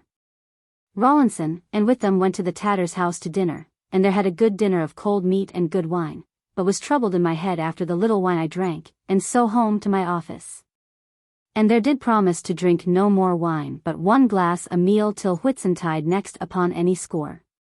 Mrs. Bowyer and her daughters being at my house I forbore to go to them, having business and my head disturbed, but stayed at my office till night, and then to walk upon the leads with my wife, and so to my chamber and thence to bed. The great talk is, that the Spaniards and the Hollanders do intend to set upon the Portuguese by sea, at Lisbon, as soon as our fleet is come away, and by that means our fleet is not likely to come yet these 2 months or 3. Which I hope is not true. 8th, up very early and to my office, and there continued till noon. So to dinner, and in comes Uncle Fenner and the 2 Joyces. I sent for a barrel of oysters and a breast of veal roasted, and were very merry. But I cannot down with their dull company and impertinent. After dinner to the office again. So at night by coach to Whitehall, and Mr. Coventry not being there I brought my business of the office to him, it being almost dark, and so came away and took up my wife. By the way home and on Ludgate Hill there being a stop I bought 2 cakes, and they were our supper at home. 9th. Sir George Carteret, Sir Williams both and myself all the morning at the office passing the victuallers' accounts, and at noon to dinner at the Dolphin, where a good chine of beef and other good cheer. At dinner Sir George showed me an account in French of the great famine, which is to the greatest extremity in some part of France at this day, which is very strange. On the 5th of June following, Louis, notwithstanding the scarcity, gave that splendid carousal in the court before the Tuileries, from which the place has ever since taken its name. B. So to the Exchange, Mrs. Turner, who I found sick in bed, and several other places about business, and so home. Supper and to bed. 10th. To Westminster with the 2 Sir Williams by water, and did several businesses, and so to the Wardrobe with Mr. Moore to dinner. Yesterday came Colonel Talbot with letters from Portugal, that the Queen is resolved to embark for England this week. Thence to the office all the afternoon. My Lord Windsor came to us to discourse of his affairs, and to take his leave of us. He being to go governor of Jamaica with this fleet that is now going. Late at the office. Home with my mind full of business. So to bed. 11th, up early to my lute and a song, then about 6 o'clock with Sir W. Penn by water to Deptford. And among the ships now going to Portugal with men and horse, to see them dispatched. So to Greenwich, and had a fine pleasant walk to Woolwich, having in our company Captain Minns, with whom I was much pleased to hear him talk in fine language, but pretty well for all that. Among other things, he and the other captains that were with us tell me that Negroes drowned look white and lose their blackness, which I never heard before. At Woolwich, up and down to do the same business. And so back to Greenwich by water, and there while something is dressing for our dinner, Sir William and I walked into the park, where the king hath planted trees and made steps in the hill up to the castle, which is very magnificent. So up and down the house, which is now repairing in the Queen's lodgings. So to dinner at the Globe, and Captain Lambert of the Duke's pleasure boat came to us and dined with us, and were merry, and so home, and I in the evening to the Exchange, and spoke with Uncle White. And so home and walked with my wife on the leads late, and so the barber came to me, and so to bed very weary, which I seldom am. 12th. At the office all the morning, where, among other things, being provoked by some impertinence of Sir W. Batten's, I called him unreasonable man, at which he was very angry and so was I, but I think we shall not much fall out about it. After dinner to several places about business, and so home and wrote letters at my office, and one to Mr. Coventry about business, and at the close did excuse my not waiting on him myself so often as others do for want of leisure. So home and to bed. 13th, Lord's Day. In the morning to Paul's, where I heard a pretty good sermon, and thence to dinner with my lady at the Wardrobe. And after much talk with her after dinner, I went to the Temple to church, and there heard another, by the same token a boy, being asleep, fell down a high seat to the ground, ready to break his neck, but got no hurt. Thence to Gray's in walks. And there met Mr. Pickering and walked with him 2 hours till 8 o'clock till I was quite weary. His discourse most about the pride of the Duchess of York, and how all the ladies envy my Lady Castlemaine. He intends to go to Portsmouth to meet the Queen this week, which is now the discourse and expectation of the town. So home, and no sooner come but Sir W. Warren comes to me to bring me a paper of Field's, with whom we have lately had a great deal of trouble at the office. Being a bitter petition to the King against our office for not doing justice upon his complaint to us of embezzlement of the King's stores by one Turpin. I took Sir William to Sir W. Penn's, who was newly come from Walthamstow, and there we read it and discoursed, but we do not much fear it, the King referring it to the Duke of York. So we drank a glass or two of wine, and so home and I to bed, my wife being in bed already. 14th. Being weary last night I lay very long in bed today, talking with my wife, and persuaded her to go to Brampton, and take Sarah with her, next week, to cure her ague by change of air, and we agreed all things therein. We rose, and at noon dined, and then we to the painter's, and there sat the last time for my little picture, which I hope will please me. Then to Paternoster Row to buy things for my wife against her going. So home and walked upon the leads with my wife, and whether she suspected anything or no I know not, but she is quite off of her going to Brampton, which something troubles me. And yet all my design was that I might the freer go to Portsmouth when the rest go to pay off the yards there, which will be very shortly. But I will get off if I can. So to supper and to bed. 15th. At the office all the morning. Dined at home. Again at the office in the afternoon to dispatch letters and so home, and with my wife, by coach, to the New Exchange, to buy her some things.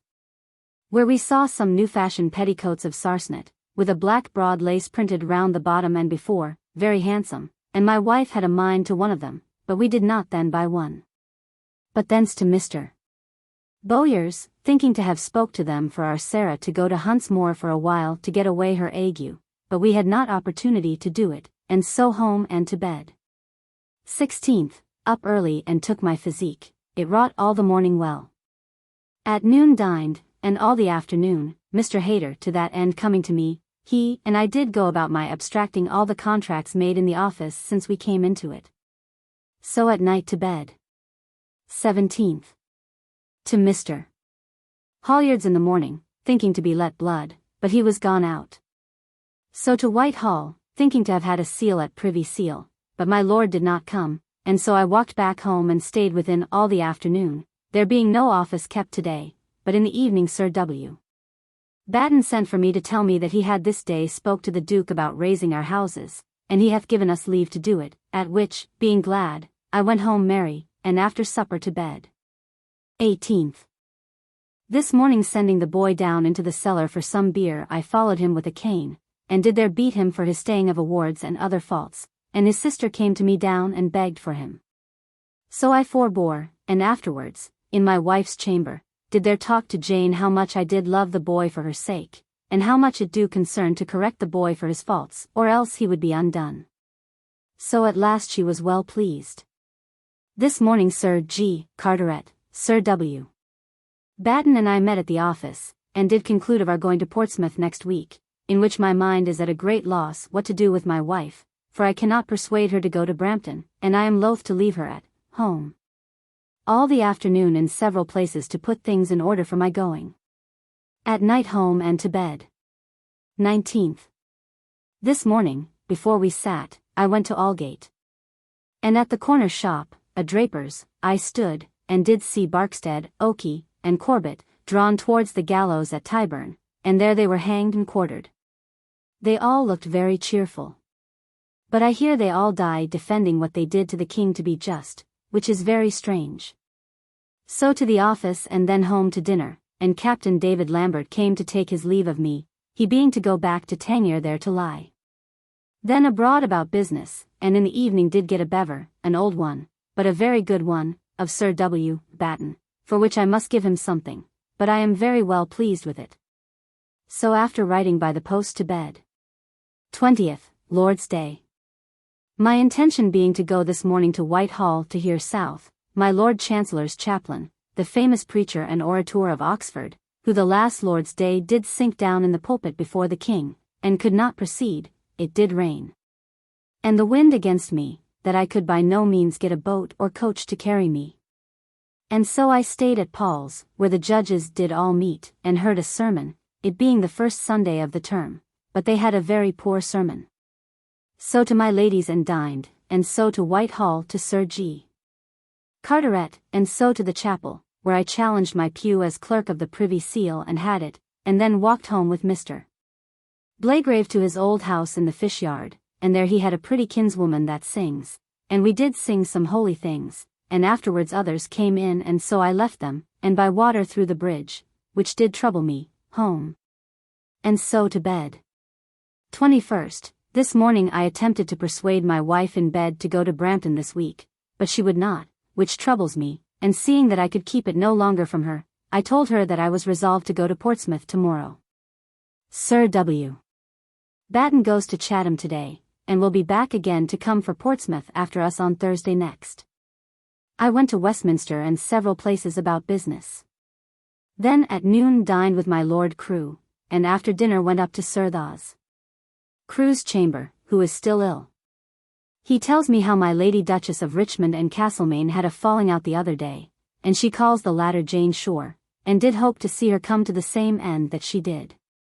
Coming down again to my lord, he told me that news was come that the Queen is landed, at which I took leave, and by coach hurried to Whitehall, the bells ringing in several places, but I found there no such matter, nor anything like it. So I went by appointment to Anthony Joyce's, where I sat with his wife and Matt Joyce an hour or two, and so her husband not being at home, away I went and in Cheapside spied him and took him into the coach home, and there I found my Lady Jemima, and Anne, and Mademoiselle come to see my wife, whom I left, and to talk with Joyce about a project I have of his and my joining. To get some money for my brother Tom and his kinswoman to help forward with her portion if they should marry. I mean in buying of tallow of him at a low rate for the king, and Tom should have the profit, but he tells me the profit will be considerable, at which I was troubled, but I have agreed with him to serve some in my absence. He went away, and then came Mr. Moore and sat late with me talking about business, and so went away and I to bed. 22nd. After taking leave of my wife, which we could hardly do kindly, because of her mind to go along with me, Sir W. Penn and I took coach and so over the bridge to Lambeth, W. Bottom and Tom Hewitt going as clerks to Sir W. Penn, and my will for me. Here we got a dish of buttered eggs, and there stayed till Sir G. Carteret came to us from Whitehall, who brought Dar. Clerk with him, at which I was very glad, and so we set out, and I was very much pleased with his company, and were very merry all the way. We came to Guildford and there passed our time in the garden, cutting of asparagus for supper, the best that ever I eat in my life but in the house last year. Supped well, and the doctor and I to bed together, calling cousins from his name and my office. 23d, up early, and to Petersfield, and there dined well, and thence got a countryman to guide us by Havant, to avoid going through the forest. But he carried us much out of the way, and upon our coming we sent away an express to Sir W. Batten to stop his coming, which I did project to make good my oath, that my wife should come if any of our wives came, which my Lady Batten did intend to do with her husband. The doctor and I lay together at Wyard's, the chirurgeon's, in Portsmouth, his wife a very pretty woman. We lay very well and merrily. In the morning, concluding him to be of the eldest blood and house of the clerks, because that all the fleas came to him and not to me. 24th, up and to Sir G. Carteret lodgings at Mrs. Stevens's, where we keep our table all the time we are here. Thence all of us to the pay house, but the books not being ready, we went to church to the lecture, where there was my Lord Ormond and Manchester, and much London company, though not so much as I expected.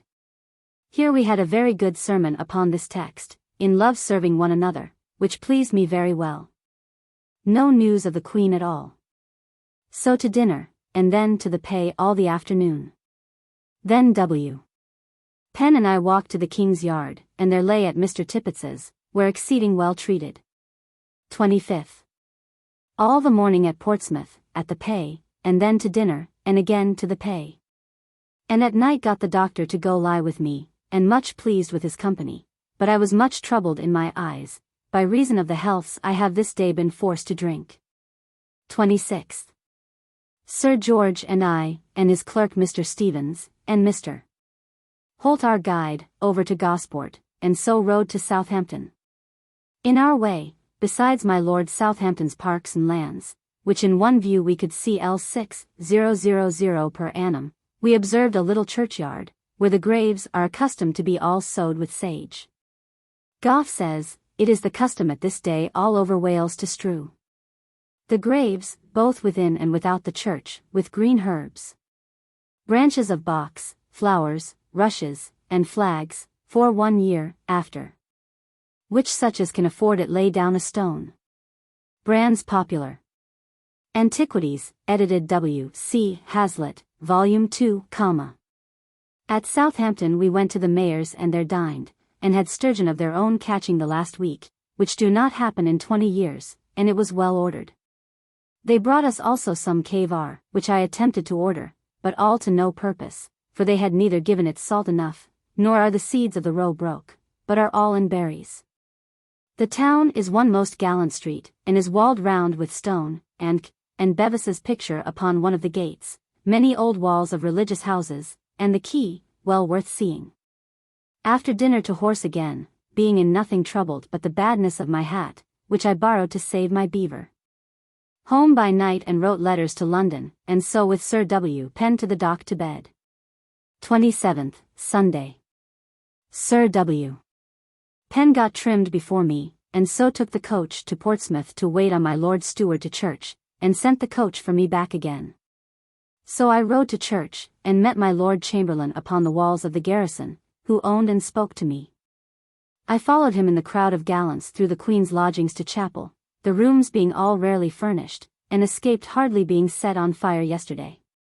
At chapel we had a most excellent and eloquent sermon. And here I spoke and saluted Mrs. Pierce, but being in haste could not learn of her where her lodgings are, which vexes me. Thence took Ned Pickering to dinner with us, and the two Marshes, father and son, dined with us, and very merry.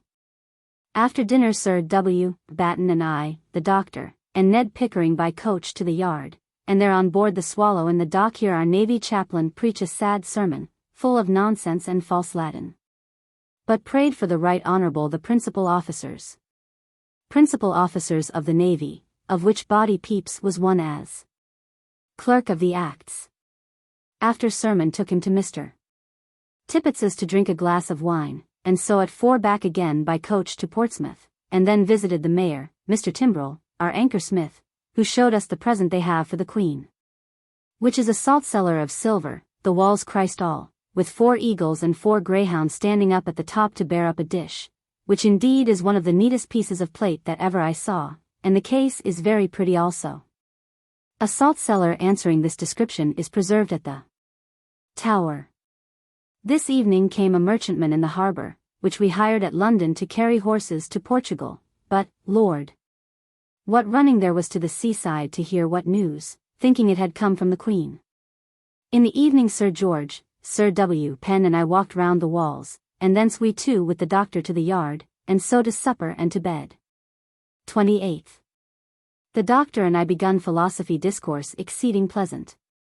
He offers to bring me into the College of Virtuosos, the Royal Society, and my Lord Brounker's acquaintance, and to show me some anatomy, which makes me very glad. And I shall endeavour it when I come to London. Sir W. Penn, much troubled upon letters, came last night. Showed me one of Dr. Owen's. John Owen, D.D. A learned nonconformist divine, and a voluminous theological writer, born 1616, made Dean of Christ Church in 1653 by the Parliament, and ejected in 1659–60. He died at Ealing in 1683. To his son, William Penn, the celebrated Quaker. Whereby it appears his son is much perverted in his opinion by him, which I now perceive is one thing that hath put Sir William so long off the hooks. By coach to the payhouse, and so to work again, and then to dinner, and to it again, and so in the evening to the yard, and supper and bed. 29th. At the pay all the morning, and so to dinner. And then to it again in the afternoon, and after our work was done, Sir G. Carteret, Sir W. Penn and I walked forth, and I spied Mrs. Pierce and another lady passing by. So I left them and went to the ladies, and walked with them up and down, and took them to Mrs. Stevens, and there gave them wine and sweetmeats, and were very merry. And then comes the doctor, and we carried them by coach to their lodging, which was very poor, but the best they could get, and such as made much mirth among us. So I appointed one to watch when the gates of the town were ready to be shut, and to give us notice. And so the doctor and I stayed with them playing and laughing, and at last were forced to bid good night for fear of being locked into the town all night. So we walked to the yard, designing how to prevent our going to London tomorrow, that we might be merry with these ladies, which I did. So to supper and merrily to bed. 30th. This morning Sir G. Carteret came down to the yard, and there we mustered over all the men determined of some regulations in the yard, and then to dinner, all the officers of the yard with us, and after dinner walked to Portsmouth, there to pay off the success. Which we did pretty early, and so I took leave of Sir W. Penn, he desiring to know whither I went, but I would not tell him. I went to the ladies, and there took them and walked to the mayor's to show them the present, and then to the dock, where Mr. Tippets made much of them, and thence back again, the doctor being come to us to their lodgings, whither came our supper by my appointment, and we very merry, playing at cards and laughing very merry till 12 o'clock at night. And so having stayed so long, which we had resolved to stay till they bade us be gone, which yet they did not do but by consent, we bade them good night, and so passed the guards, and went to the doctor's lodgings, and there lay with him. Our discourse being much about the quality of the lady with Mrs. Pierce, she being somewhat old and handsome, and painted and fine, and had a very handsome maid with her, which we take to be the marks of a bawd. But Mrs. Pierce says she is a stranger to her and met by chance in the coach, and pretends to be a dresser. Her name is Eastwood. So to sleep in a bad bed about 1 o'clock in the morning. This afternoon after dinner comes Mr. Stevenson, one of the burgesses of the town, to tell me that the mayor and burgesses did desire my acceptance of a burgess-ship, and were ready at the mayor's to make me one. So I went, and there they were all ready, and did with much civility give me my oath, and after the oath, did by custom shake me all by the hand. So I took them to a tavern and made them drink, and paying the reckoning, went away. They having first in the tavern made Mr. Waith also a burgess, he coming in while we were drinking. It cost me a piece in gold to the town clerk, and tens to the bailiffs, and spent success. May 1662. May 1st. Sir G. Carteret, Sir W. Penn, and myself, with our clerks, set out this morning from Portsmouth very early, and got by noon to Petersfield, several officers of the yard accompanying us so far. Here we dined and were merry. At dinner comes my Lord Carlingford from London, going to Portsmouth, tells us that the Duchess of York is brought to bed of a girl, Mary, afterwards Queen of England. At which I find nobody pleased. And that Prince Rupert and the Duke of Buckingham are sworn of the Privy Council. He himself made a dish with eggs of the butter of the asparagus, which is very fine meat, which I will practice hereafter. To horse again after dinner, and got to Guildford, where after supper I to bed, having this day been offended by Sir W. Penn's foolish talk, and I offending him with my answers. Among others he in discourse complaining of want of confidence, did ask me to lend him a grain or two, which I told him I thought he was better stored with than myself, before Sir George. So that I see I must keep a greater distance than I have done, and I hope I may do it because of the interest which I am making with Sir George.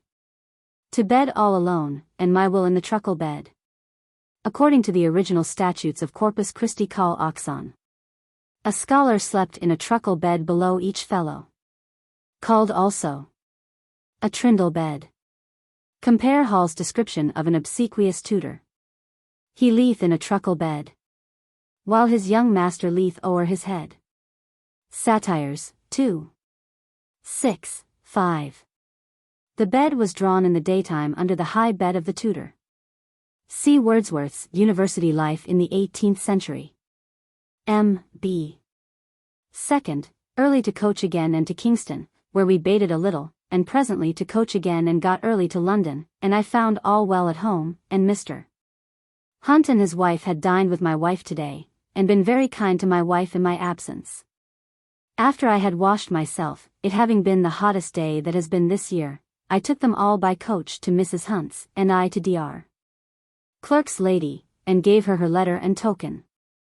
She is a very fine woman, and what with her person and the number of fine ladies that were with her, I was much out of countenance, and could hardly carry myself like a man among them.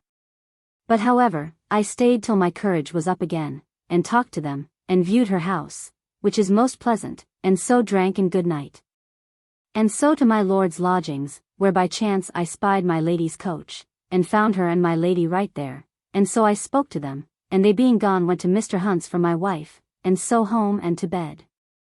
3rd. Sir W. Penn and I by coach to St. James's, and there to the Duke's chamber, who had been hunting this morning and is come back again. Thence to Westminster, where I met Mr. Moore, and hear that Mr. Watkins is suddenly dead since my going. To dinner to my Lady Sandwich, and Sir Thomas Crewe's children coming thither, I took them and all my lattice to the Tower and showed them the lions. The Tower menagerie was not abolished until the reign of William IV. And all that was to be shown, and so took them to my house, and there made much of them, and so saw them back to my lady's. Sir Thomas Crewe's children being as pretty and the best behaved that ever I saw of their age. Thence, at the goldsmith's, took my picture in little miniature by Saville, which is now done, home with me, and pleases me exceedingly and my wife. So to supper and to bed, it being exceeding hot. 4th, Lord's Day. Lay long talking with my wife, then Mr. Holliard came to me and let me blood, about 16 ounces, I being exceedingly full of blood and very good.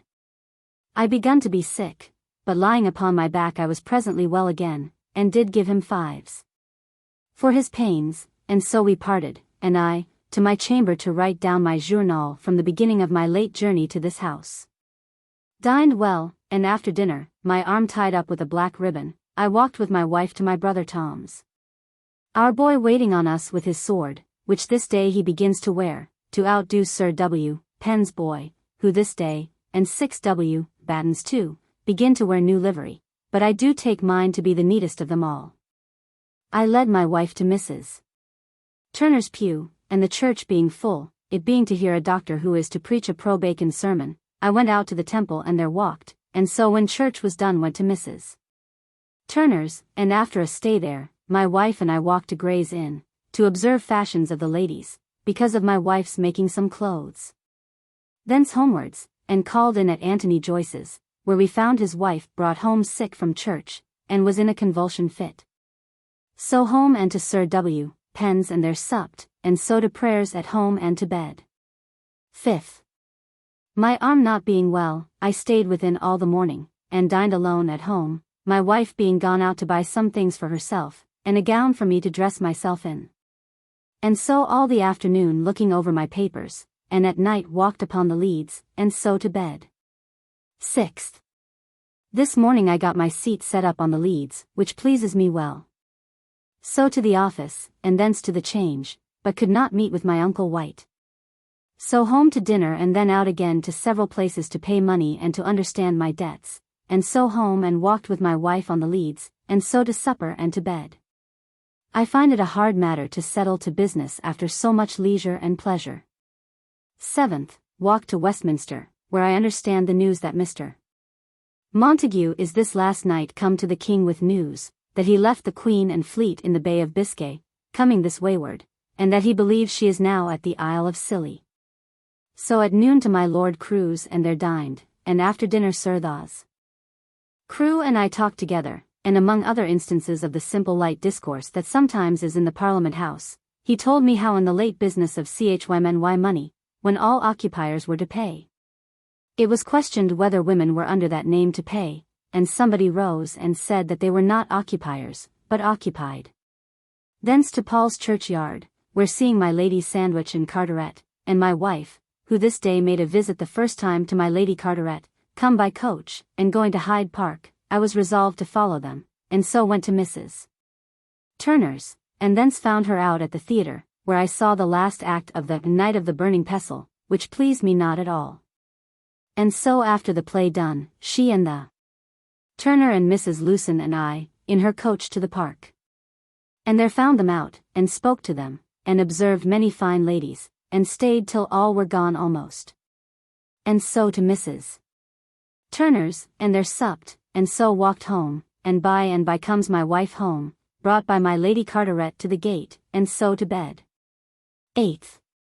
At the office all the morning doing business alone, and then to the wardrobe, where my lady going out with the children to dinner I stayed not, but returned home, and was overtaken in St. Paul's Churchyard by Sir G. Carteret in his coach, and so he carried me to the Exchange, where I stayed a while. He told me that the Queen and the fleet were in Mounts Bay on Monday last, and that the Queen endures her sickness pretty well. He also told me how Sir John Lawson hath done some execution upon the Turks in the Strait, of which I am glad, and told the news the first on the Exchange, and was much followed by merchants to tell it.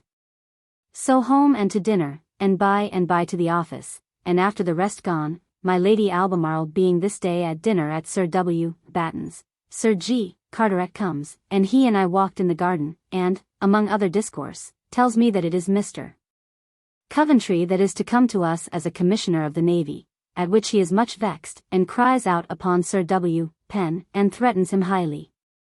And looking upon his lodgings, which are now enlarging, he in passion cried, Guarda mi spada. For, by God, I may chance to keep him in Ireland, when he is there, for Sir W. Penn is going thither with my Lord Lieutenant. But it is my design to keep much in with Sir George, and I think I have begun very well towards it. So to the office, and was there late doing business, and so with my head full of business I to bed. 9th, up into my office, and so to dinner at home, and then to several places to pay my debts, and then to Westminster to Dr. Castle, who discoursed with me about Privy Seal business, which I do not much mind, it being little worth, but by Watkins's, clerk of the Privy Seal, late sudden death we are like to lose money. Thence to Mr. de Cretz, and there saw some good pieces that he hath copied of the King's pieces, some of Raphael and Michael Angelo, and I have borrowed an Elizabeth of his copying to hang up in my house, and send it home by will. Thence with Mr. Salisbury, who I met there, into Covent Garden to an alehouse, to see a picture that hangs there, which is offered for 20s, and I offered 14, but it is worth much more money, but did not buy it, I having no mind to break my oath. Thence to see an Italian puppet play that is within the rails there, which is very pretty, the best that ever I saw, and great resort of gallants. So to the temple and by water home, and so walk upon the leads, and in the dark there played upon my flageolet, it being a fine still evening, and so to supper and to bed. This day I paid Godfrey's debt of 40 and odd pounds. The Duke of York went last night to Portsmouth, so that I believe the Queen is near. 10th. By myself at the office all the morning drawing up instructions for Portsmouth Yard in those things wherein we at our late being there did think fit to reform, and got them signed this morning to send away tonight, the Duke being now there. At noon to the wardrobe, there dined. My lady told me how my Lady Castlemaine do speak of going to lie in at Hampton Court. Which she and all our ladies are much troubled at, because of the King's being forced to show her countenance in the sight of the Queen when she comes. Back to the office and there all afternoon, and in the evening comes Sir G. Carteret, and he and I did hire a ship for Tangier and other things together, and I find that he do single me out to join with me apart from the rest, which I am much glad of. So home, and after being trimmed, to bed. 11th, Lord's Day. To our church in the morning, where, our minister being out of town, a dull, flat presbyter preached. Dined at home, and my wife's brother with us, we having a good dish of stewed beef of Jane's own dressing, which was well done, and a piece of sturgeon of a barrel sent me by Captain Cock. In the afternoon to Whitehall. And there walked an hour or two in the park, where I saw the King now out of mourning, in a suit laced with gold and silver, which it was said was out of fashion. Thence to the wardrobe. And there consulted with the ladies about our going to Hampton Court tomorrow, and thence home, and after settled business there my wife and I to the wardrobe, and there we lay all night in Captain Ferrers' chambers. But the bed so soft that I could not sleep that hot night. 12th, Mr. Townsend called us up by 4 o'clock, and by 5 the 3 ladies, my wife and I, and Mr. Townsend, his son and daughter, were got to the barge and set out. We walked from Mortlake to Richmond, and so to boat again. And from Teddington to Hampton Court Mr. Townsend and I walked again.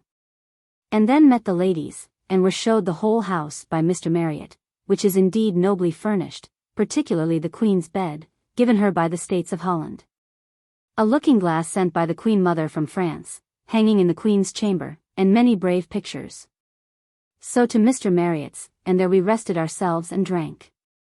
And so to barge again, and there we had good victuals and wine, and were very merry, and got home about 8 at night very well.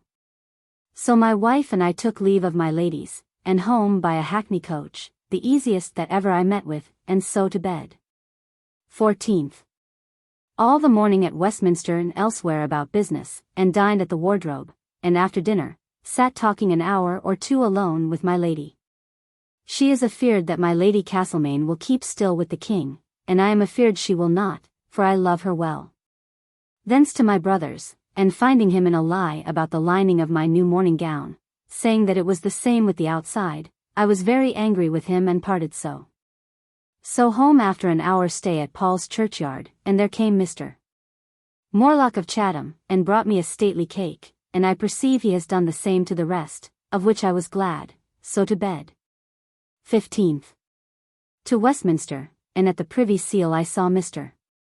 Coventry's seal for his being commissioner with us, at which I know not yet whether to be glad or otherwise. So doing several things by the way, I walked home, and after dinner to the office all the afternoon. At night, all the bells of the town rung, and bonfires made for the joy of the Queen's arrival, who came and landed at Portsmouth last night. But I do not see much thorough joy, but only an indifferent one, in the hearts of people, who are much discontented at the pride and luxury of the court, and running in debt. 16th, up early, Mr. Hayter and I to the office, and there I made an end of my book of contracts which I have been making an abstract of. Dined at home, and spent most of the day at the office. At night to supper and bed. 17th. Upon a letter this morning from Mr. Moore, I went to my cousin Turner's chamber, and there put him drawing a replication to Tom Trice's answer speedily. So to Whitehall and there met Mr. Moore, and I walked long in Westminster Hall, and thence with him to the wardrobe to dinner, where dined Mrs. Sanderson, the mother of the maids, and after dinner my lady and she and I on foot to Paternoster Row to buy a petticoat against the Queen's coming for my lady, of plain satin, and other things, and being come back again, we there met Mr. Nathaniel Crewe. Nathaniel Crewe, born 1633, fifth son of John, 1st Lord Crewe, he himself became 3rd Lord Crewe in 1697. Sub-rector of Lincoln College, Oxford, 1659. Took orders in 1664, and was rector of Lincoln College in 1668. Dean of Chichester, 1669, Bishop of Oxford.